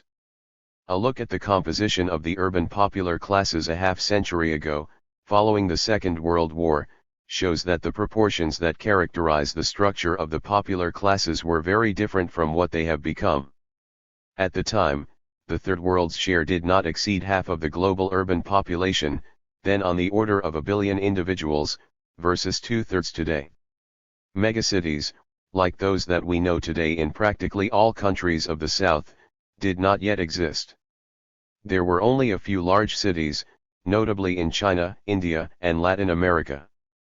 In the centers, the popular classes benefited, during the post-war period, from an exceptional situation based on the historic compromise imposed on capital by the working classes. This compromise permitted the stabilization of the majority of workers in forms of a work organization known as the Fordist factory system. In the peripheries, the proportion of the precarious which was, as always, larger than in the centers did not exceed half of the urban popular classes, versus more than 70% today. The other half still consisted, in part, of stabilized wage earners in the forms of the new colonial economy and of the modernized society and, in part, in old forms of craft industries. The main social transformation that characterizes the second half of the 20th century can be summarized in a single statistic. The proportion of the precarious popular classes rose from less than 1/4 to more than 1/2 of the global urban population, and this phenomenon of pauperization has reappeared on a significant scale in the developed centers themselves. This destabilized urban population has increased in a half-century from less than 1/4 billion to more than 1.5 billion individuals, registering a growth rate which surpasses those that characterize economic expansion, population growth, or the process of urbanization itself. Pauperization. There is no better term to name the evolutionary trend during the second half of the 20th century. Overall, the fact in itself is recognized and reaffirmed in the new dominant language. Reducing poverty has become a recurring theme of the objectives which government policies claim to achieve. But the poverty in question is only presented as an empirically measured fact, either very crudely by income distribution, poverty lines, or a little less crudely by composite indices, such as the Human Development Indices proposed by the United Nations Development Programme, without ever raising the question of the logics and mechanisms which generate this poverty. Our presentation of these same facts goes further because it allows us precisely to begin explaining the phenomenon and its evolution.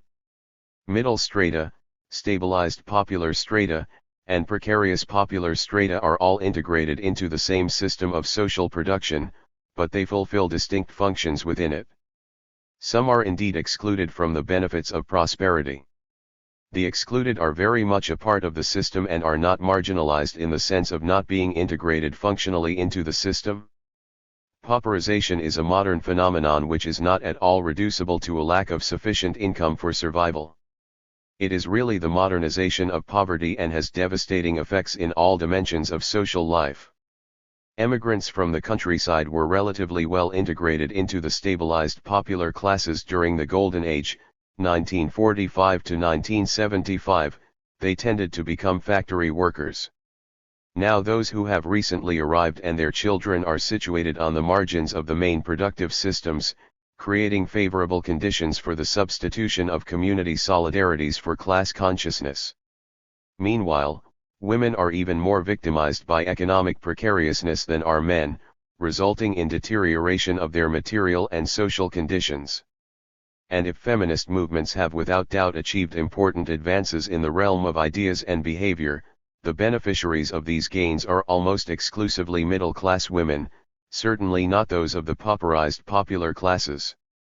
As for democracy, its credibility and therefore its legitimacy is sapped by its inability to curb the degradation of conditions of a growing fraction of the popular classes. Pauperization is a phenomenon inseparable from polarization on a world scale, an inherent product of the expansion of really existing capitalism, which for this reason we must call imperialist by nature. Pauperization in the urban popular classes is closely linked to the developments which victimize third-world peasant societies. The submission of these societies to the demands of capitalist market expansion supports new forms of social polarization which exclude a growing proportion of farmers from access to use of the land. These peasants who have been impoverished or become landless feed even more than population growth the migration to the shanty towns. Yet all these phenomena are destined to get worse as long as liberal dogmas are not challenged, and no corrective policy within this liberal framework can check their spread. Pauperization calls into question both economic theory and the strategies of social struggles. Conventional vulgar economic theory avoids the real questions that are posed by the expansion of capitalism. This is because it substitutes for an analysis of really existing capitalism a theory of an imaginary capitalism, conceived as a simple and continuous extension of exchange relations, the market, whereas the system functions and reproduces itself on the basis of capitalist production and exchange relations, not simple market relations. This substitution is easily coupled with the a priori notion, which neither history nor rational argument confirm, that the market is self-regulating and produces a social optimum. Poverty can then only be explained by causes decreed to be outside of economic logic, such as population growth or policy errors. The relation of poverty to the very process of accumulation is dismissed by conventional economic theory. The resulting liberal virus, which pollutes contemporary social thought and annihilates the capacity to understand the world, let alone transform it, has deeply penetrated the various lefts constituted since the Second World War. The movements currently engaged in social struggles for another world and an alternative globalization will only be able to produce significant social advances if they get rid of this virus in order to construct an authentic theoretical debate. As long as they have not gotten rid of this virus, social movements, even the best intentioned, will remain locked in the shackles of conventional thought and therefore prisoners of ineffective corrective propositions, those which are fed by the rhetoric concerning poverty reduction. The analysis sketched above should contribute to opening this debate. This is because it re-establishes the pertinence of the link between capital accumulation on the one hand and the phenomenon of social pauperization on the other. 150 years ago, Marx initiated an analysis of the mechanisms behind this link, which has hardly been pursued since then and scarcely at all on a global scale. October 1, 2003. Political Islam in the service of imperialism. All the currents that claim adherence to political Islam proclaim the specificity of Islam. According to them, Islam knows nothing of the separation between politics and religion, something supposedly distinctive of Christianity. It would accomplish nothing to remind them, as I have done, that their remarks reproduce, almost word for word, what European reactionaries at the beginning of the 19th century, such as Bonald and de Maistre, said to condemn the rupture that the Enlightenment and the French Revolution had produced in the history of the Christian West. On the basis of this position, Every current of political Islam chooses to conduct its struggle on the terrain of culture, but culture reduced in actual fact to the conventional affirmation of belonging to a particular religion. In reality, the militants of political Islam are not truly interested in discussing the dogmas that form religion. The ritual assertion of membership in the community is their exclusive preoccupation. Such a vision of the reality of the modern world is not only distressing because of the immense emptiness of thought that it conceals, but it also justifies imperialism's strategy of substituting a so-called conflict of cultures for the one between imperialist centers and dominated peripheries. The exclusive emphasis on culture allows political Islam to eliminate from every sphere of life the real social confrontations between the popular classes and the globalized capitalist system that oppresses and exploits them. The militants of political Islam have no real presence in the areas where actual social conflicts take place, and their leaders repeat incessantly that such conflicts are unimportant. Islamists are only present in these areas to open schools and health clinics. But these are nothing but works of charity and means for indoctrination. They are not means of support for the struggles of the popular classes against the system responsible for their poverty. On the terrain of the real social issues, political Islam aligns itself with the camp of dependent capitalism and dominant imperialism.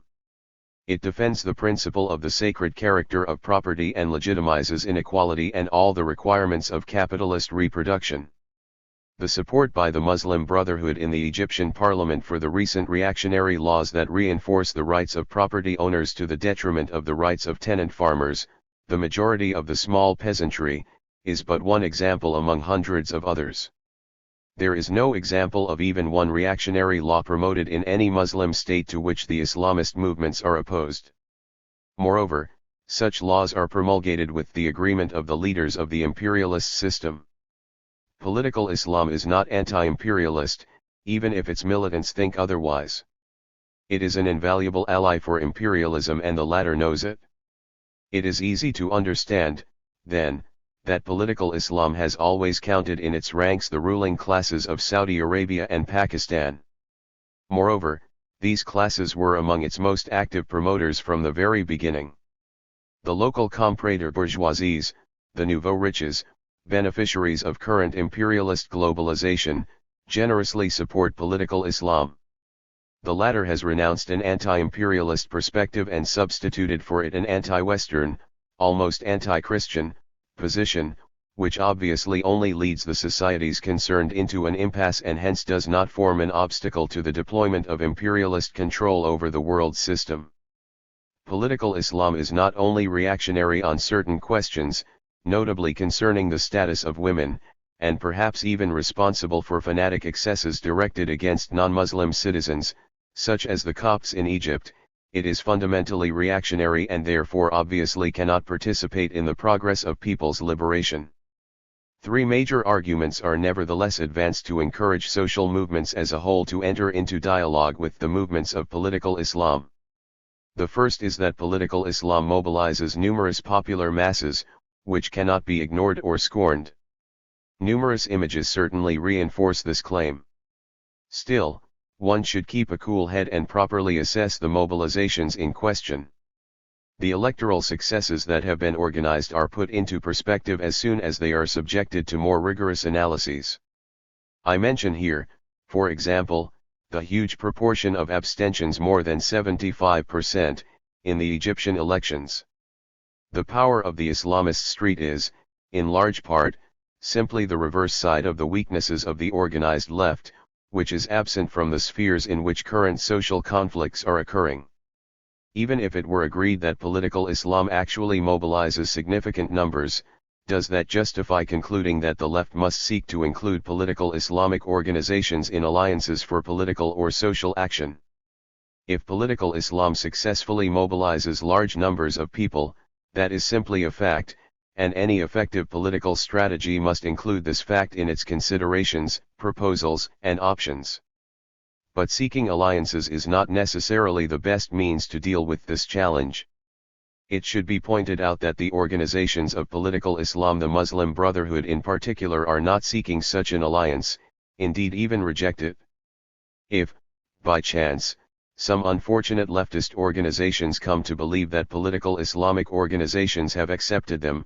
The first decision the latter would make, after having succeeded in coming to power, would be to liquidate their burdensome ally with extreme violence, as was the case in Iran with the Mujahideen and the Fidayeen Khalq. The second reason put forward by the partisans of dialogue is that political Islam, even if it is reactionary in terms of social proposals, is anti-imperialist. I have heard it said that the criterion for this that I propose, unreserved support for struggles carried out for social progress, is economistic and neglects the political dimensions of the challenge that confronts the peoples of the South. I do not believe that this critique is valid given what I have said about the democratic and national dimensions of the desirable responses for handling this challenge.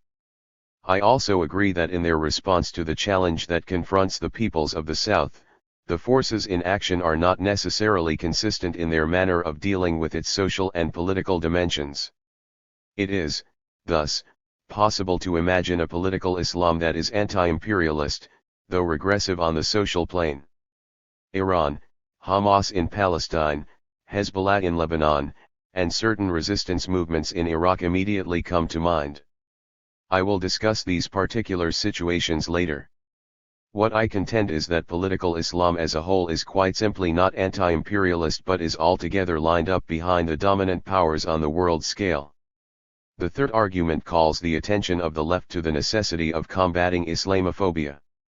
Any left worthy of the name cannot ignore the question de banlieues, that is, the treatment of the popular classes of immigrant origin in the metropolises of contemporary developed capitalism.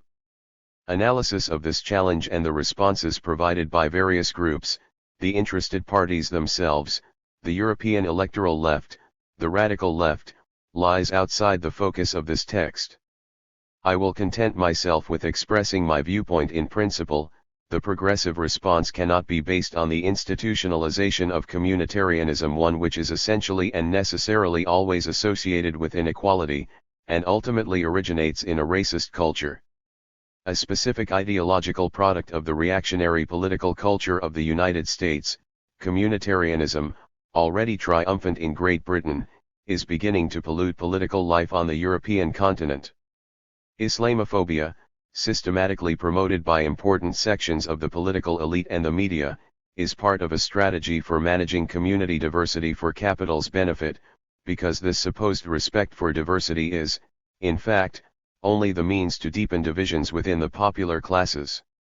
The question of the so-called problem neighborhoods, banlieues, is specific and confusing it with the question of imperialism, i.e., the imperialist management of the relations between the dominant imperialist centers and the dominated peripheries, as is sometimes done, will contribute nothing to making progress on each of these completely distinct terrains. This confusion is part of the reactionary toolbox and reinforces Islamophobia, which, in turn, makes it possible to legitimize both the offensive against the popular classes in the imperialist centers and the offensive against the peoples of the peripheries concerned. This confusion and Islamophobia, in turn, provide a valuable service to reactionary political Islam, giving credibility to its anti-Western discourse. I say, then, that the two reactionary ideological campaigns promoted, respectively, by the racist right in the West and by political Islam mutually support each other, just as they support communitarian practices. Modernity, democracy, secularism, and Islam.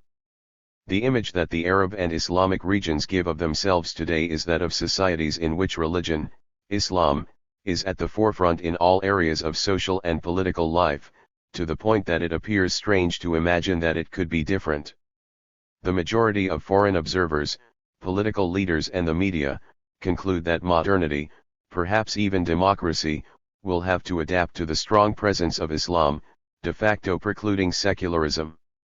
Either this reconciliation is possible and it will be necessary to support it, or it is not and it will be necessary to deal with this region of the world as it is.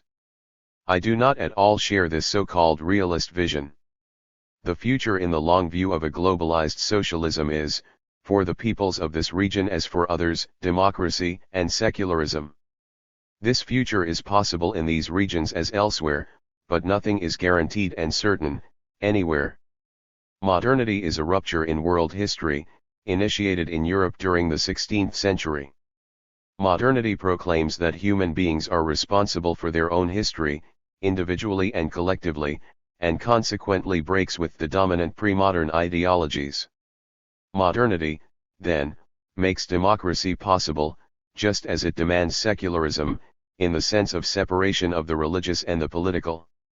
Formulated by the 18th century Enlightenment, implemented by the French Revolution, the complex association of modernity, democracy, and secularism, its advances and retreats, has been shaping the contemporary world ever since.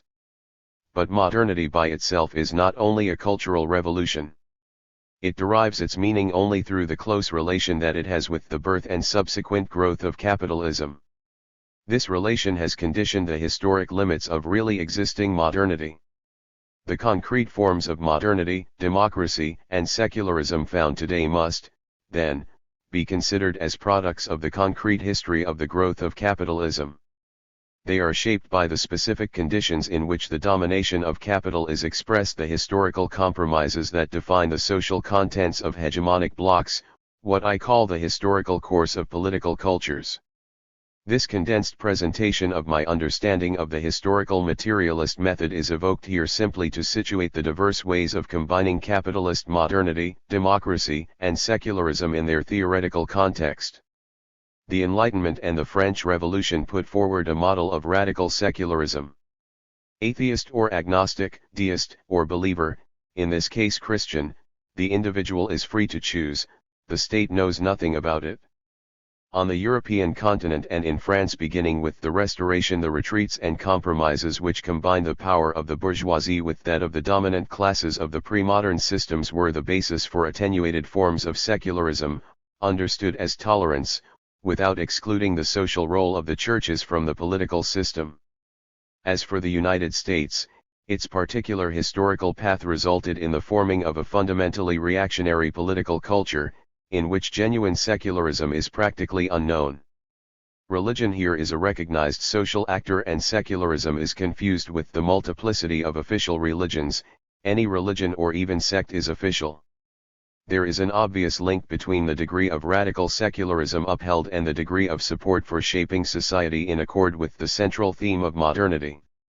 The left, be it radical or even moderate, which believes in the effectiveness of politics to orient social evolution in chosen directions, defends strong concepts of secularism.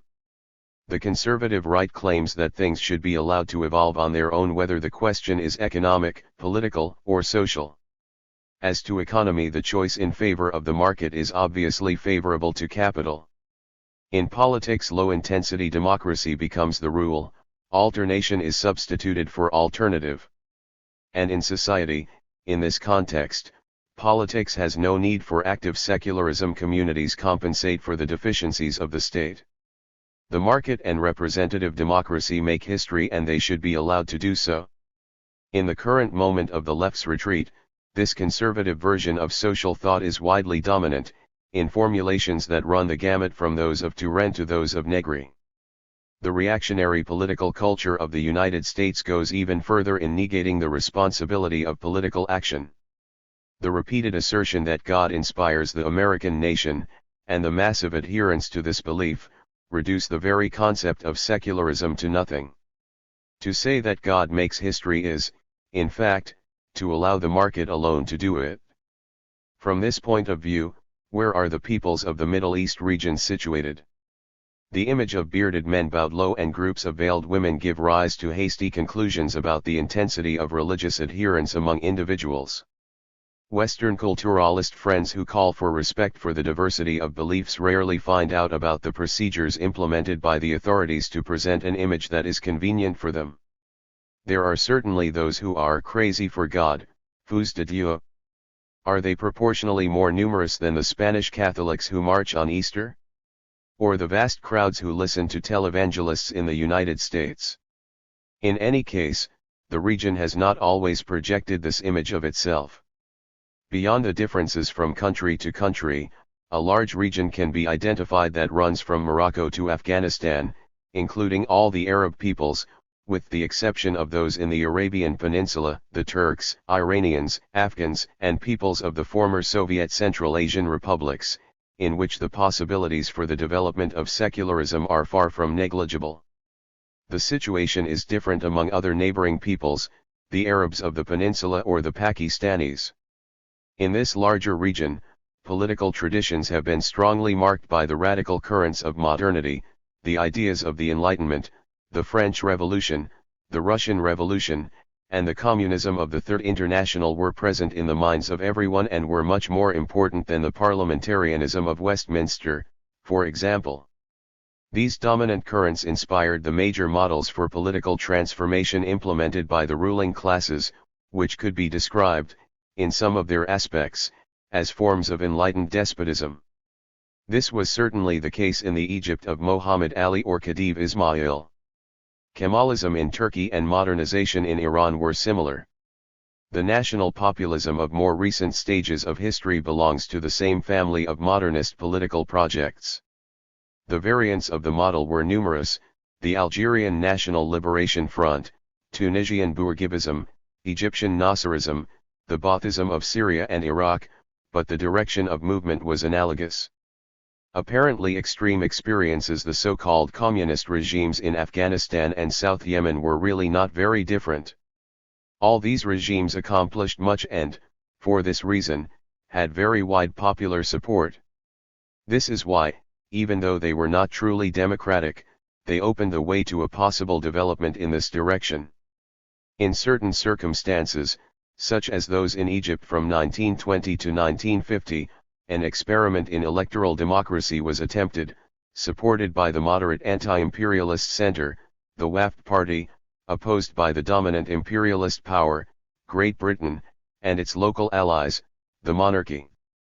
Secularism, implemented in moderate versions, to be sure, was not refused by the people. On the contrary, it was religious people who were regarded as obscurantists by general public opinion, and most of them were. The modernist experiments, from enlightened despotism to radical national populism, were not products of chance. Powerful movements that were dominant in the middle classes created them. In this way, these classes expressed their will to be viewed as fully fledged partners in modern globalization. These projects, which can be described as national bourgeois, were modernist, secularizing and potential carriers of democratic developments. But precisely because these projects conflicted with the interests of dominant imperialism, the latter fought them relentlessly and systematically mobilized declining obscurantist forces for this purpose. The history of the Muslim Brotherhood is well known. It was literally created in the 1920s by the British and the monarchy to block the path of the democratic and secular Wafd. Their mass return from their Saudi refuge after Nasser's death, organized by the CIA and Sadat, is also well known. We are all acquainted with the history of the Taliban, formed by the CIA in Pakistan to fight the communists who had opened the schools to everyone, boys and girls. It is even well known that the Israelis supported Hamas at the beginning in order to weaken the secular and democratic currents of the Palestinian resistance. Political Islam would have had much more difficulty in moving out from the borders of Saudi Arabia and Pakistan without the continual, powerful, and resolute support of the United States. Saudi Arabian society had not even begun its move out of tradition when petroleum was discovered under its soil. The alliance between imperialism and the traditional ruling class, sealed immediately, was concluded between the two partners and gave a new lease on life to Wahhabi political Islam. On their side, the British succeeded in breaking Indian unity by persuading the Muslim leaders to create their own state, trapped in political Islam at its very birth. It should be noted that the theory by which this curiosity was legitimate attributed to Maududi had been completely drawn up beforehand by the English Orientalists in His Majesty's Service. Point 2. It is, thus, easy to understand the initiative taken by the United States to break the United Front of Asian and African states set up at Bandung, 1955, by creating an Islamic conference, immediately promoted, from 1957, by Saudi Arabia and Pakistan. Political Islam penetrated into the region by this means. The least of the conclusions that should be drawn from the observations made here is that political Islam is not the spontaneous result of the assertion of authentic religious convictions by the peoples concerned. Political Islam was constructed by the systematic action of imperialism, supported, of course, by obscurantist reactionary forces and subservient comprador classes. That this state of affairs is also the responsibility of left forces that neither saw nor knew how to deal with the challenge remains indisputable. Questions relative to the front-line countries, Afghanistan, Iraq, Palestine, and Iran. The project of the United States, supported to varying degrees by their subaltern allies in Europe and Japan, is to establish military control over the entire planet. With this prospect in mind, the Middle East was chosen as the first strike region for 4 reasons. 1. It holds the most abundant petroleum resources in the world, and its direct control by the armed forces of the United States would give Washington a privileged position, placing its allies Europe and Japan and possible rivals, China, in an uncomfortable position of dependence for their energy supplies. 2. It is located at the crossroads of the Old World and makes it easier to put in place a permanent military threat against China, India, and Russia. 3. The region is experiencing a moment of weakness and confusion that allows the aggressor to be assured of an easy victory, at least for the moment, and 4. Israel's presence in the region, Washington's unconditional ally. This aggression has placed the countries and nations located on the front line, Afghanistan, Iraq, Palestine, and Iran, in the particular situation of being destroyed, the first 3, or threatened with destruction. Iran. Afghanistan. Afghanistan experienced the best period in its modern history during the so-called Communist Republic. This was a regime of modernist enlightened despotism that opened up the educational system to children of both sexes. It was an enemy of obscurantism and, for this reason, had decisive support within the society. The agrarian reform that it had undertaken was, for the most part, a group of measures intended to reduce the tyrannical powers of tribal leaders. The support, at least tacitly, of the majority of the peasantry guaranteed the probable success of this well-begun change. The propaganda conveyed by the Western media as well as by political Islam presented this experiment as communist and atheist totalitarianism rejected by the Afghan people. In reality, the regime was far from being unpopular, much like Ataturk in his time. The fact that the leaders of this experiment, in both of the major factions, Khalq and Parcham, were self-described as communists is not surprising. The model of the progress accomplished by the neighboring peoples of Soviet Central Asia, despite everything that has been said on the subject and despite the autocratic practices of the system, in comparison with the ongoing social disasters of British imperialist management in other neighboring countries, India and Pakistan included, had the effect, here as in many other countries of the region, of encouraging patriots to assess the full extent of the obstacle formed by imperialism to any attempt at modernization. The invitation extended by one faction to the Soviets to intervene in order to rid themselves of the others certainly had a negative effect and mortgaged the possibilities of the modernist national populist project. The United States in particular and its allies of the Triad in general have always been tenacious opponents of the Afghan modernizers, communists or not. It is they who mobilized the obscurantist forces of Pakistan-style political Islam, the Taliban, and the warlords, the tribal leaders successfully neutralized by the so-called communist regime, and they who trained and armed them. Even after the Soviet retreat, the Najibullah government demonstrated the capability for resistance. It probably would have gained the upper hand but for the Pakistani military offensive that came to the support of the Taliban, and then the offensive of the reconstituted forces of the warlords, which increased the chaos.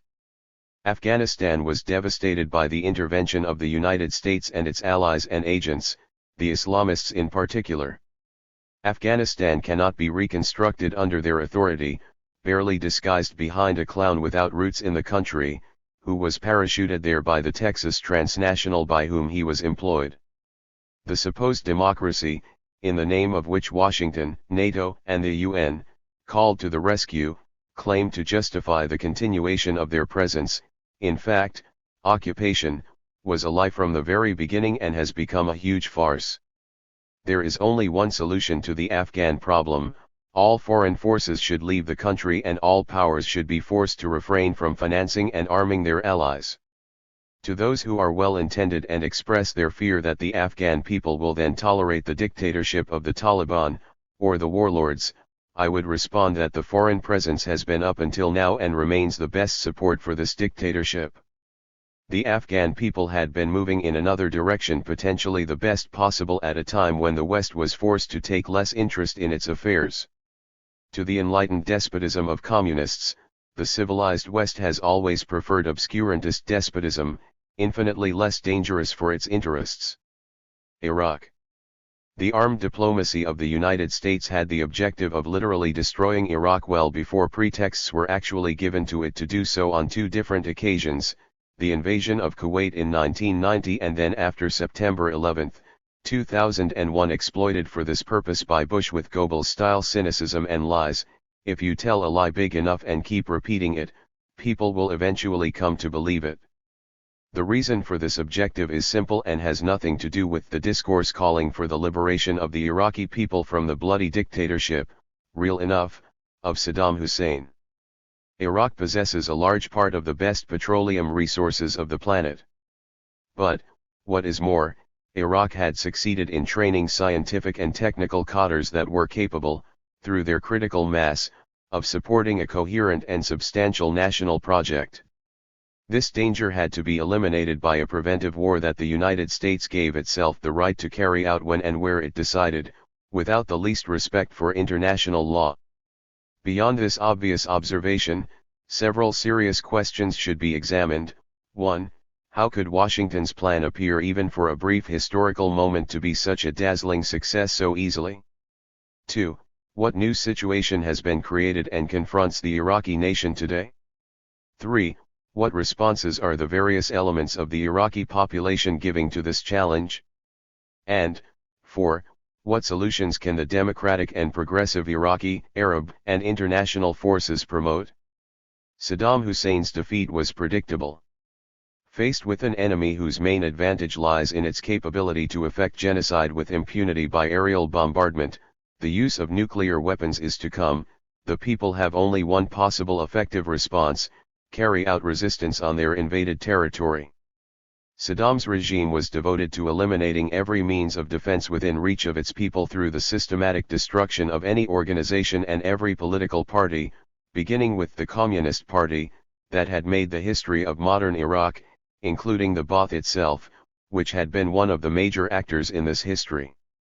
It is not surprising in these conditions that the Iraqi people allowed their country to be invaded without a struggle, nor even that some behaviors, such as apparent participation in elections organized by the invader or the outburst of fratricidal fighting among Kurds, Sunni Arabs, and Shia Arabs, seemed to be signs of a possible acceptance of defeat, on which Washington had based its calculations. But what is worthy of note is that the resistance on the ground grows stronger every day, despite all of the serious weaknesses displayed by the various resistance forces, that it has already made it impossible to establish a regime of lackeys capable of maintaining the appearance of order, in a way, that it has already demonstrated the failure of Washington's project. A new situation has, nevertheless, been created by the foreign military occupation. The Iraqi nation is truly threatened. Washington is incapable of maintaining its control over the country, so as to pillage its petroleum resources, which is its number one objective, through the intermediary of a seeming national government. The only way it can continue its project, then, is to break the country apart. The division of the country into at least three states, Kurd, Sunni Arab, and Shia Arab, was, perhaps from the very beginning, Washington's objective. In alignment with Israel, the archives will reveal the truth of that in the future. Today, the Civil War is the card that Washington plays to legitimize the continuation of its occupation. Clearly, permanent occupation was and remains the objective. It is the only means by which Washington can guarantee its control of the petroleum resources. Certainly, no credence can be given to Washington's declarations of intent, such as "we will leave the country as soon as order has been restored." It should be remembered that the British never said of their occupation of Egypt, beginning in 1882, that it was anything other than provisional. It lasted until 1956. Meanwhile, of course, the United States destroys the country, its schools, factories, and scientific capacities, a little more each day, using all means, including the most criminal. The responses given by the Iraqi people to the challenge so far, at least, do not appear to be up to facing the seriousness of the situation. That is the least that can be said. What are the reasons for this?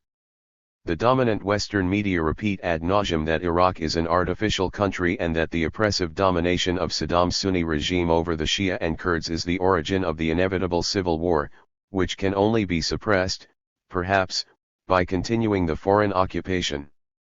The resistance, then, is limited to a few pro-Saddam hardcore Islamists from the Sunni triangle.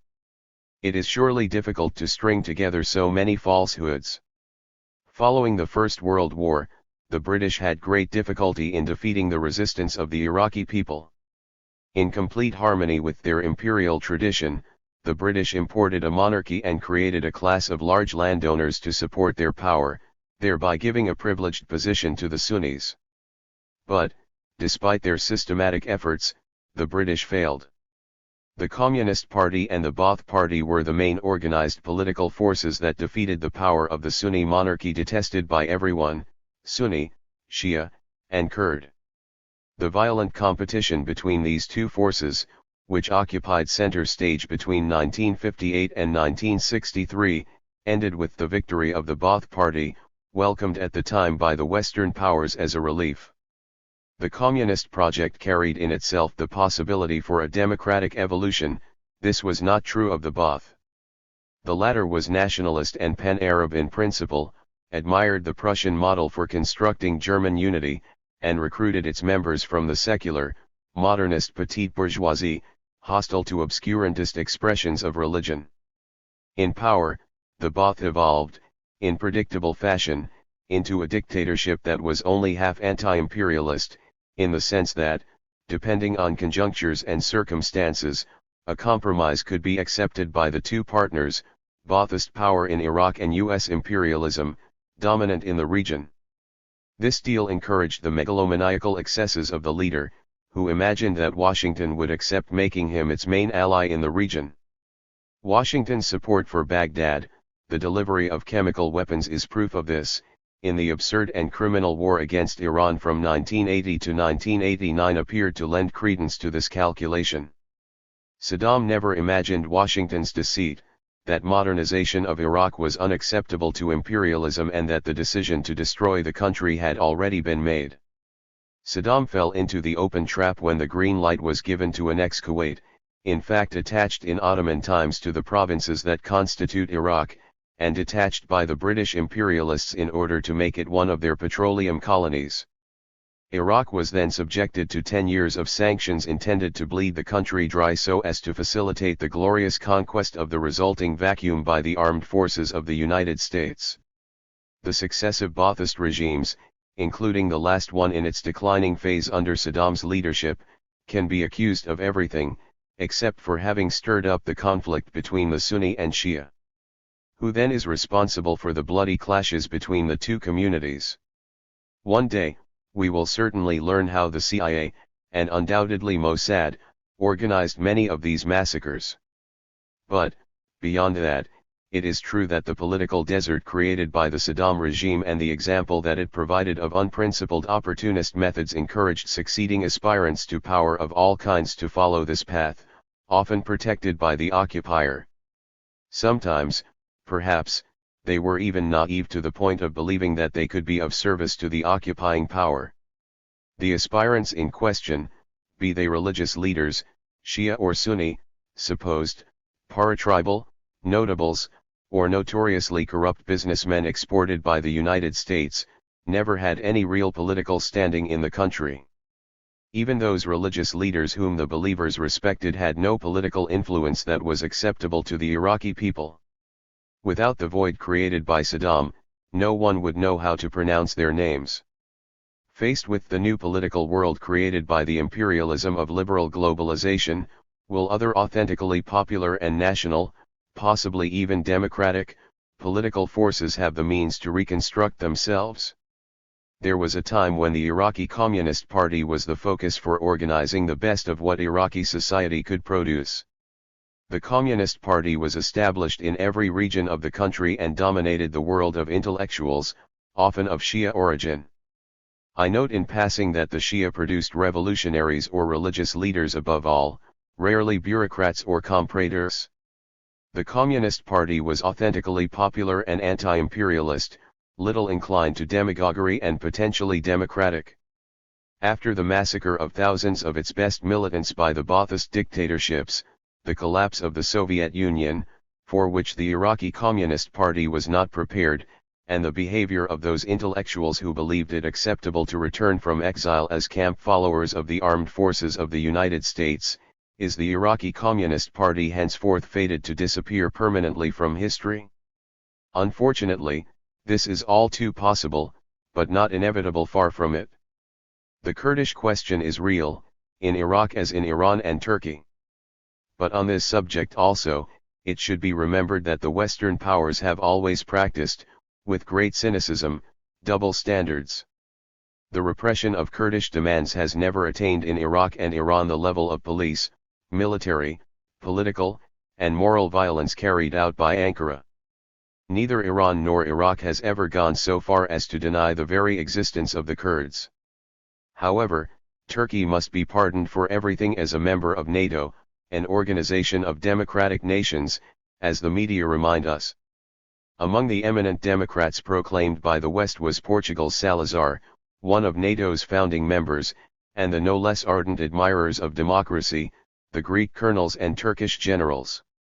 Each time that the Iraqi popular fronts, formed around the Communist Party and the Ba'ath in the best moments of its turbulent history, exercised political power, they always found an area of agreement with the principal Kurdish parties. The latter, moreover, have always been their allies.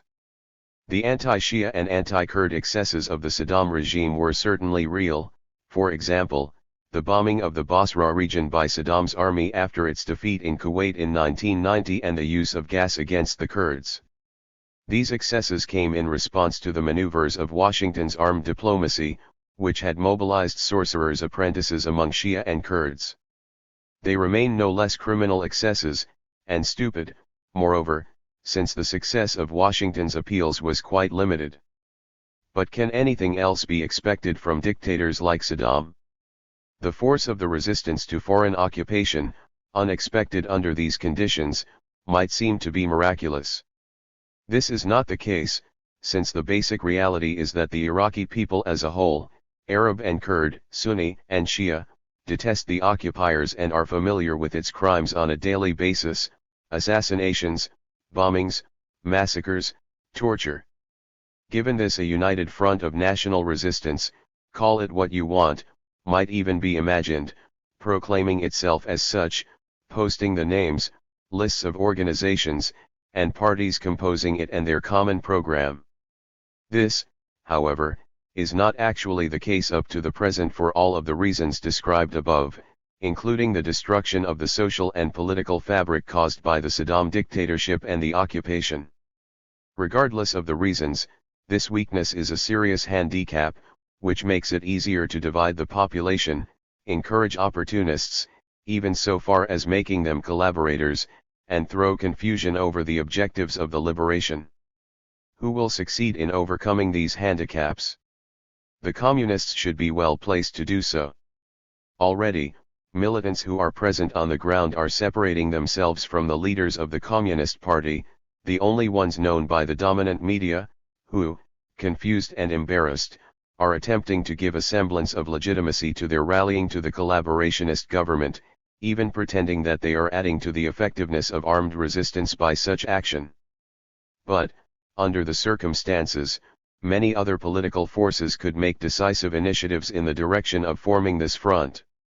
It remains the case that, despite its weaknesses, the Iraqi people's resistance has already defeated, politically if not yet militarily, Washington's project. It is precisely this that worries the Atlanticists in the European Union, faithful allies of the United States. Today, they fear a U.S. defeat, because this would strengthen the capacity of the peoples of the South to force globalized transnational capital of the imperialist triad to respect the interests of the nations and peoples of Asia, Africa, and Latin America. The Iraqi resistance has offered proposals that would make it possible to get out of the impasse and aid the United States to withdraw from the trap. It proposes, 1. Formation of a transitional administrative authority set up with the support of the UN Security Council, 2. The immediate cessation of resistance actions and military and police interventions by occupying forces, 3. The departure of all foreign military and civilian authorities within 6 months. The details of these proposals have been published in the prestigious Arab review Al-Mustaqbal Al-Arabi, January 2006, published in Beirut.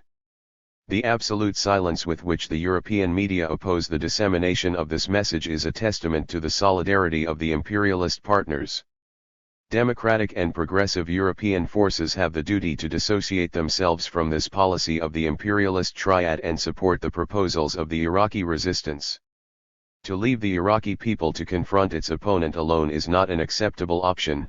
It reinforces the dangerous idea that nothing can be expected from the West and its peoples, and consequently encourages the unacceptable, even criminal excesses in the activities of some of the resistance movements. The sooner the foreign occupation troops leave the country and the stronger the support by democratic forces in the world and in Europe for the Iraqi people, the greater will be the possibilities for a better future for this martyred people. The longer the occupation lasts, the more dismal will be the aftermath of its inevitable end. Palestine. The Palestinian people have, since the Balfour Declaration during the First World War, been the victim of a colonization project by a foreign population, who reserve for them the fate of the Redskins, whether one acknowledges it or pretends to be ignorant of it. This project has always had the unconditional support of the dominant imperialist power in the region, yesterday Great Britain, today the United States, because the foreign state in the region formed by that project can only be the unconditional ally, in turn, of the interventions required to force the Arab Middle East to submit to the domination of imperialist capitalism. This is an obvious fact for all the peoples of Africa and Asia. Consequently, on both continents, they are spontaneously united on the assertion and defense of the rights of the Palestinian people. In Europe, however, the Palestinian question causes division, produced by the confusions kept alive by Zionist ideology, which is frequently echoed favorably.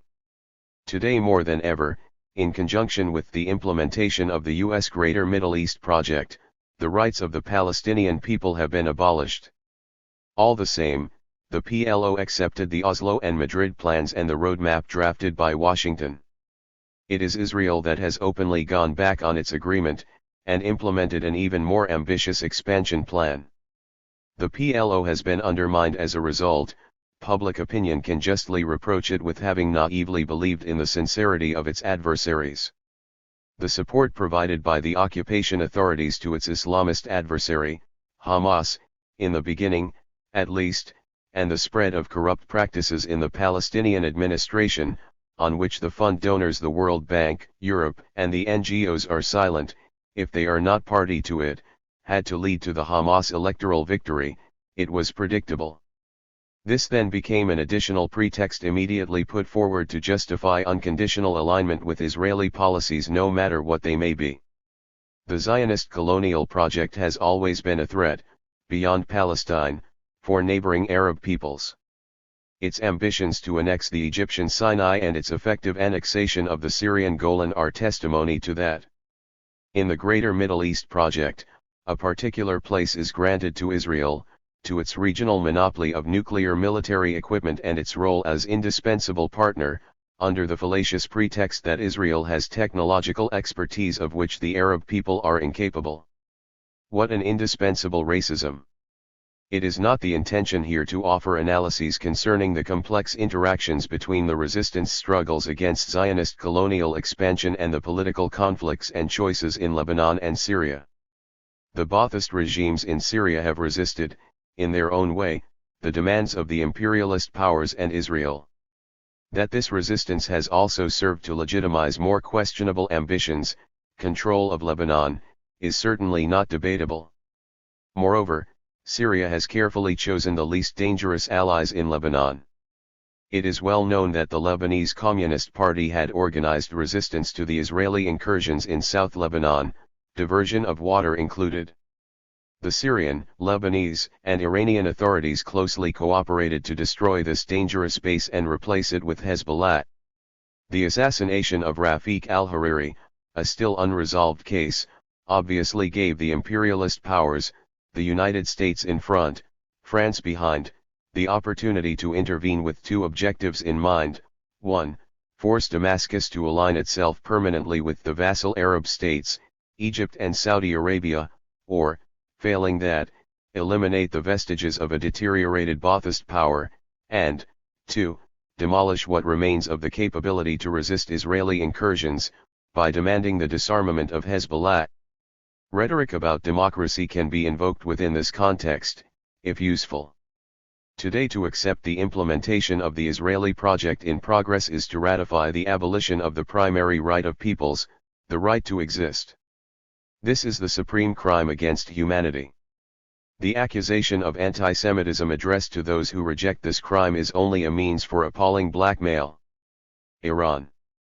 It is not our intention here to develop the analyses called for by the Islamic Revolution. Was it, as it has been proclaimed to be among supporters of political Islam as well as among foreign observers, the declaration of and point of departure for a change that ultimately must seize the entire region, perhaps even the whole Muslim world, renamed for the occasion the Ummah, the nation, which has never been? Or was it a singular event, particularly because it was a unique combination of the interpretations of Shia Islam and the expression of Iranian nationalism? From the perspective of what interests us here, I will only make two observations.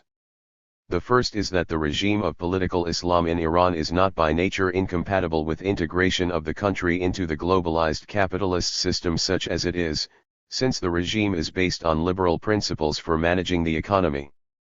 The second is that the Iranian nation as such is a strong nation, one whose major components, if not all, of both popular classes and ruling classes, do not accept the integration of their country into the globalized system in a dominated position. There is, of course, a contradiction between these two dimensions of the Iranian reality. The second one accounts for Tehran's foreign policy tendencies, which bear witness to the will to resist foreign diktats. It is Iranian nationalism powerful and, in my opinion, altogether historically positive that explains the success of the modernization of scientific, industrial, technological, and military capabilities undertaken by the Shah's regime and the Khomeinist regime that followed. Iran is one of the few states of the South, with China, India, Korea, Brazil, and maybe a few others, but not many, to have a national bourgeois project. Whether it be possible in the long term to achieve this project or not, my opinion is that it is not the focus of our discussion here. Today this project exists and is in place. It is precisely because Iran forms a critical mass capable of attempting to assert itself as a respected partner that the United States has decided to destroy the country by a new preventive war. As is well known, the conflict is taking place around the nuclear capabilities that Iran is developing. Why should not this country, just like others, have the right to pursue these capabilities, up to and including becoming a nuclear military power? By what right can the imperialist powers and their Israeli accomplice boast about granting themselves a monopoly over weapons of mass destruction? Can one give any credit to the discourse that argues that democratic nations will never make use of such weapons like rogue states could, when it is common knowledge that the democratic nations in question are responsible for the greatest genocides of modern times, including the one against the Jews, and that the United States has already used atomic weapons and still today rejects an absolute and general ban on their use? Conclusion. Today, political conflicts in the region find three groups of forces opposed to one another: those that proclaim their nationalist past, but are, in reality, nothing more than the degenerate and corrupt inheritors of the bureaucracies of the national populist era; those that proclaim political Islam, and those that are attempting to organize around democratic demands that are compatible with economic liberalism. The consolidation of power by any of these forces is not acceptable to a left that is attentive to the interests of the popular classes. In fact, the interests of the comprador classes affiliated with the current imperialist system are expressed through these three tendencies. U.S. diplomacy keeps all three irons in the fire, since it is focused on using the conflicts among them for its exclusive benefit. For the left to attempt to become involved in these conflicts solely through alliances with one or another of the tendencies 3, preferring the regimes in place to avoid the worst, i.e., political Islam, or else seeking to be allied with the latter in order to get rid of the regimes, is doomed to fail. The left must assert itself by undertaking struggles in areas where it finds its natural place: defense of the economic and social interests of the popular classes, democracy, and assertion of national sovereignty, all conceptualized together as inseparable. The region of the Greater Middle East is today central in the conflict between the imperialist leader and the peoples of the entire world. To defeat the Washington establishment's project is the condition for providing the possibility of success for advances in any region of the world. Failing that, all these advances will remain vulnerable in the extreme. That does not mean that the importance of struggles carried out in other regions of the world, in Europe or Latin America or elsewhere, should be underestimated. It means only that they should be part of a comprehensive perspective that contributes to defeating Washington in the region that it has chosen for its first criminal strike of the century. December 1, 2007. 1. A political theory based on collective cultural identities as central to understanding dynamic social reality ed. 2. The origin of the force of today's political Islam in Iran does not show the same historical connection with imperialist manipulation, for reasons discussed in the next section ed. 3. Tactical alliances arising from the concrete situation are another matter. Example: the joint action of the Lebanese Communist Party with Hezbollah in resisting the Israeli invasion of Lebanon in the summer of 2006 ed. The trajectory of historical capitalism and Marxism's tricontinental vocation. The long rise of capitalism. The long history of capitalism is composed of three distinct, successive phases. 1. A lengthy preparation, the transition from the tributary mode, the usual form of organization of pre-modern societies which lasted 8 centuries, from 1000 to 1800, 2. A short period of maturity, the 19th century, during which the West affirmed its domination, 3. The long decline caused by the awakening of the South, to use the title of my book, published in 2007, in which the peoples and their states regained the major initiative in transforming the world, the first wave having taken place in the 20th century. This struggle against an imperialist order that is inseparable from the global expansion of capitalism is itself the potential agent in the long road of transition, beyond capitalism, toward socialism. In the 21st century, there are now the beginnings of a second wave of independent initiatives by the peoples and states of the South. The internal contradictions that were characteristic of all the advanced societies in the pre-modern world, and not only those specific to feudal Europe, account for the successive waves of the social technological innovation that were to constitute capitalist modernity.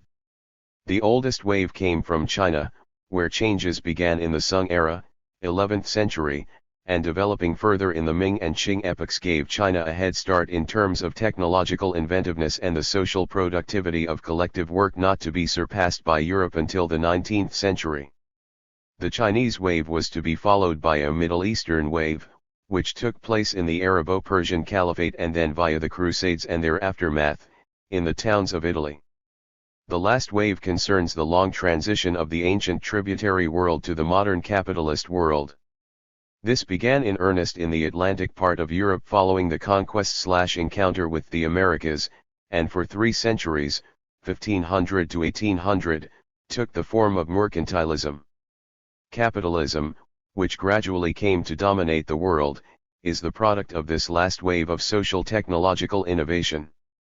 The European, Western, form of historical capitalism that emerged in Atlantic and Central Europe, in its offspring in the United States, and later, in Japan, developed its own characteristics, notably a mode of accumulation based on the dispossession, first, of the peasants and then of the peoples in the peripheries, who were integrated as dependencies into its global system. This historical form is therefore inseparable from the centers/peripheries contradiction that it endlessly constructs, reproduces, and deepens. Historical capitalism took on its final form at the end of the 18th century with the English Industrial Revolution that invented the new machine factory, together with the creation of the new industrial proletariat, and the French Revolution that gave rise to modern politics. Mature capitalism developed over the short period that marked the apogee of the system in the 19th century. Capital accumulation then took on its definitive form and became the basic law that governed society. From the beginning, this form of accumulation was constructive.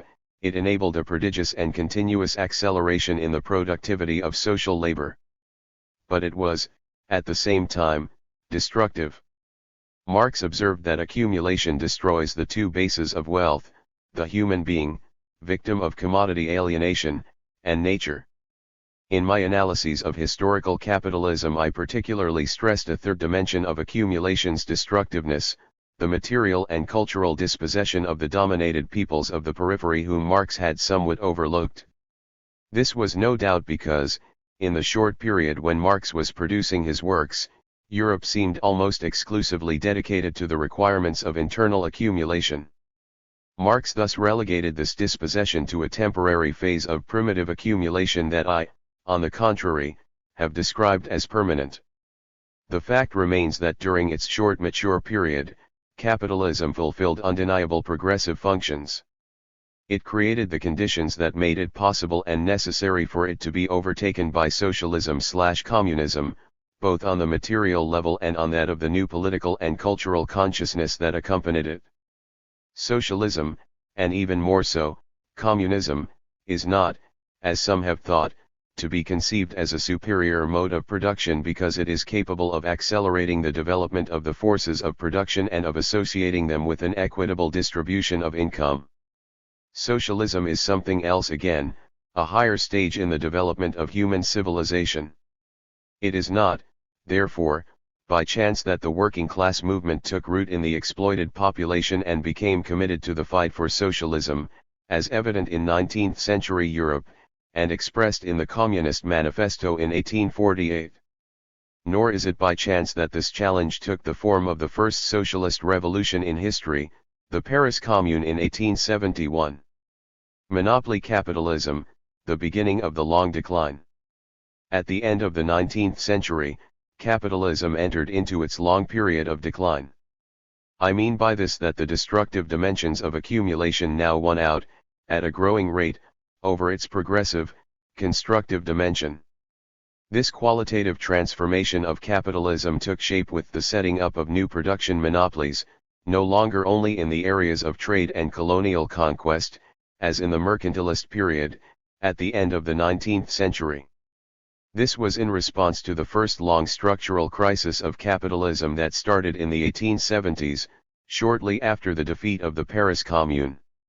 The emergence of monopoly capitalism, as famously highlighted by Hilferding and Hobson, showed that classic, freely competitive capitalism, and indeed capitalism itself, had by now had its day, and become obsolete. The bell sounded for the necessary and possible expropriation of the expropriators. This decline found its expression in the first wave of wars and revolutions that marked the history of the 20th century. Lenin was therefore right in describing monopoly capitalism as the highest stage of capitalism. But, optimistically, Lenin thought that this first long crisis would be the last, with the socialist revolution on the agenda. History later proved that capitalism was able to overcome this crisis, at the cost of 2 world wars, and was even able to adapt to the setbacks imposed on it by the Russian and Chinese revolutions and national liberation in Asia and Africa. But after the short period of monopoly capitalist revival, 1945 to 1975, there followed a second, long structural crisis of the system, starting in the 1970s.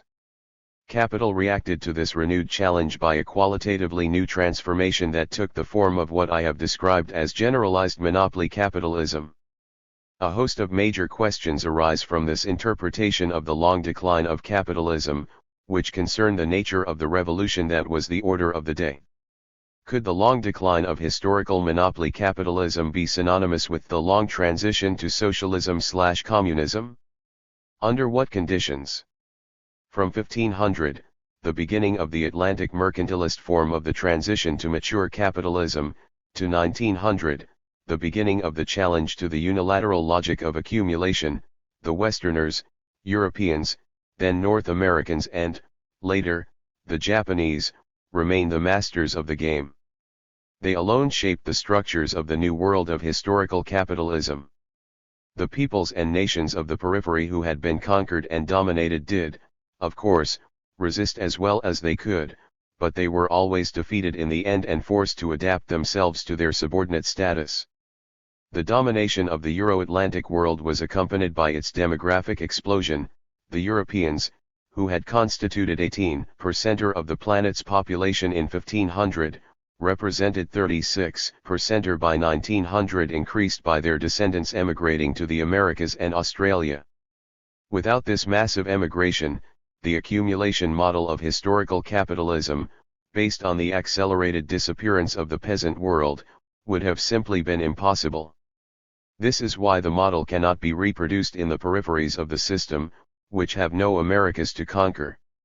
Catching up in the system being impossible, people of the peripheries have no alternative than to opt for a different development path.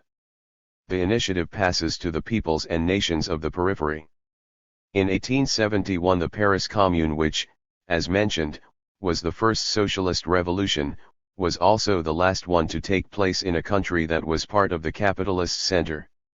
The 20th century inaugurated with the awakening of the peoples of the peripheries a new chapter in history. Its first manifestations were the revolutions in Iran, 1907, in Mexico, 1910 to 1920, China, 1911, and semi-peripheral Russia in 1905. This awakening of the peoples and nations of the periphery was carried forward in the Revolution of 1917, the Arabo-Muslim Nahda, the Constitution of the Young Turk Movement, 1908, the Egyptian Revolution of 1919, and the formation of the Indian Congress, 1885.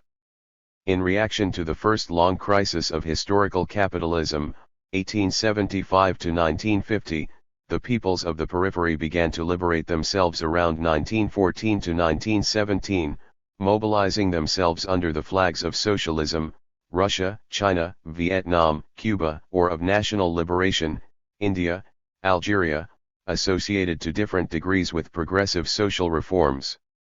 They took the path to industrialization, hitherto forbidden by the domination of the old, classic imperialism, forcing the latter to adjust to this first wave of independent initiatives of the peoples, nations, and states of the peripheries.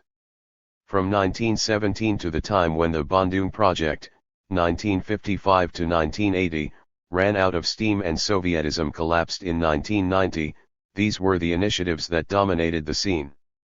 I do not see the two long crises of aging monopoly capitalism in terms of long Kondratiev cycles, but as two stages in both the decline of historical globalized capitalism and the possible transition to socialism.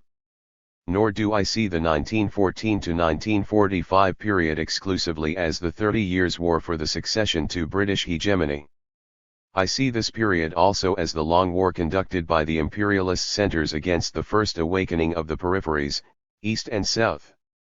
This first wave of the awakening of the peoples of the periphery wore out for many reasons, including its own internal limitations and contradictions, and imperialism's success in finding new ways of dominating the world system, through the control of technological invention, access to resources, the globalized financial system, communication and information technology, weapons of mass destruction. Nevertheless, capitalism underwent a second long crisis that began in the 1970s, exactly 100 years after the first one. The reactions of capital to this crisis were the same as it had had to the previous one: reinforced concentration, which gave rise to generalized monopoly capitalism, globalization, liberal, and financialization. But the moment of triumph, the Second Belle Époque, from 1990 to 2008, echoing the First Belle Époque, from 1890 to 1914 of the new collective imperialism of the Triad, the United States, Europe, and Japan, was indeed brief. A new epoch of chaos, wars, and revolutions emerged. In this situation, the second wave of the awakening of the nations of the periphery, which had already started, now refused to allow the collective imperialism of the Triad to maintain its dominant positions, other than through the military control of the planet. The Washington establishment, by giving priority to this strategic objective, proves that it is perfectly aware of the real issues at stake in the struggles and decisive conflicts of our epoch, as opposed to the naive vision of the majority currents in Western alter-worldism. Is generalized monopoly capitalism the last phase of capitalism? Lenin described the imperialism of the monopolies as the highest stage of capitalism. I have described imperialism as a permanent phase of capitalism in the sense that globalized historical capitalism has built up, and never ceases from reproducing and deepening, the center-slash-periphery polarization. The first wave of constituting monopolies at the end of the 19th century certainly involved a qualitative transformation in the fundamental structures of the capitalist mode of production. Lenin deduced from this that the socialist revolution was on the agenda, and Rosa Luxemburg believed that the alternatives were now socialism or barbarism. Lenin was certainly too optimistic, having underestimated the devastating effects of the imperialist rent and the transfer associated with it on the revolution from the West, the centers, to the East, the peripheries. The second wave of the centralization of capital, which took place in the last third of the 20th century, constituted a second qualitative transformation of the system, which I have described as generalized monopolies. From now on, they not only commanded the heights of the modern economy, they also succeeded in imposing their direct control over the whole production system. The small and medium enterprises, and even the large ones outside the monopolies, such as the farmers, were literally dispossessed, reduced to the status of subcontractors, with their upstream and downstream operations, and subjected to rigid control by the monopolies. At this highest phase of the centralization of capital, its ties with a living organic body, the bourgeoisie, have broken. This is an immensely important change. The historical bourgeoisie, constituted of families rooted locally, has given way to an anonymous oligarchy/plutocracy that controls the monopolies, in spite of the dispersion of the title deeds of their capital. The range of financial operations invented over the last decades bears witness to this supreme form of alienation. The speculator can now sell what he does not even possess, so that the principle of property is reduced to a status that is little less than derisory. The function of socially productive labor has disappeared. The high degree of alienation had already attributed a productive virtue to money. Money makes little ones. Now alienation has reached new heights. It is time is money, that by its virtue alone produces profit. The new bourgeois class that responds to the requirements of the reproduction of the system has been reduced to the status of waged servants, precarious, to boot, even when they are, as members of the upper sectors of the middle classes, privileged people who are very well paid for their work. This being so, should one not conclude that capitalism has had its day? There is no other possible answer to the challenge. The monopolies must be nationalized. This is a first, unavoidable step toward a possible socialization of their management by workers and citizens. Only this will make it possible to progress along the long road to socialism. At the same time, it will be the only way of developing a new macroeconomy that restores a genuine space for the operations of small and medium enterprises. If that is not done, the logic of domination by abstract capital can produce nothing but the decline of democracy and civilization, to a generalized apartheid at the world level. Marxism's tricontinental vocation. My interpretation of historical capitalism stresses the polarization of the world, the contrast of center/periphery, produced by the historical form of the accumulation of capital. This perspective questions the visions of the socialist revolution, and, more broadly, the transition to socialism, that the historical Marxisms have developed.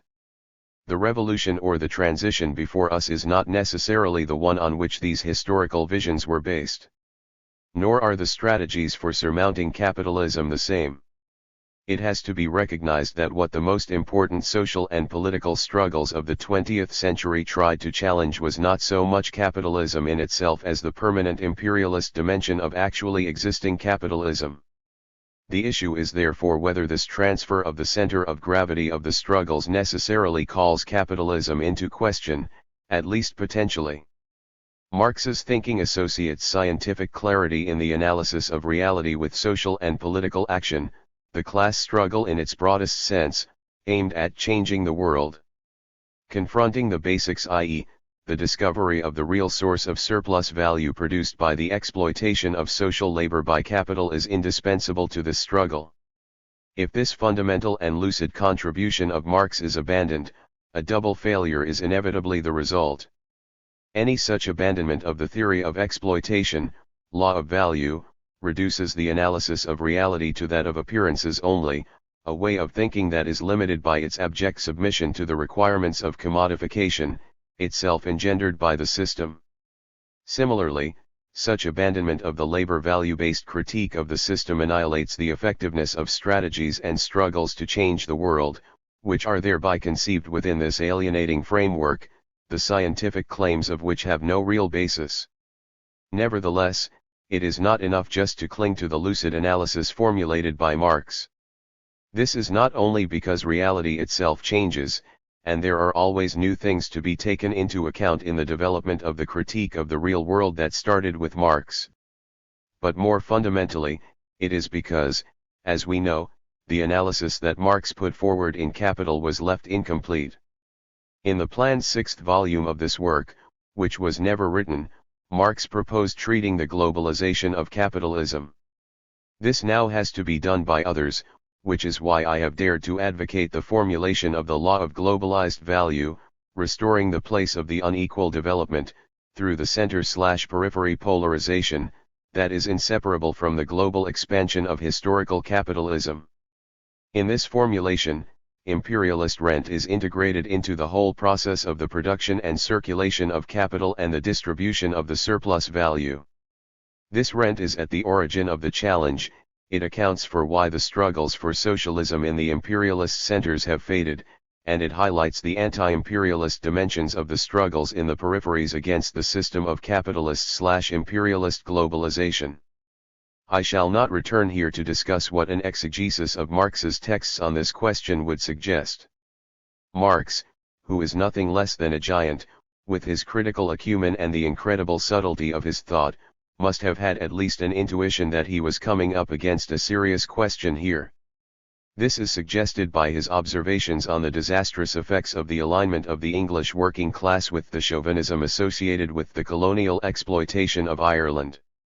Marx was therefore not surprised that it was in France less developed than England economically, but more advanced in political consciousness that the first socialist revolution took place.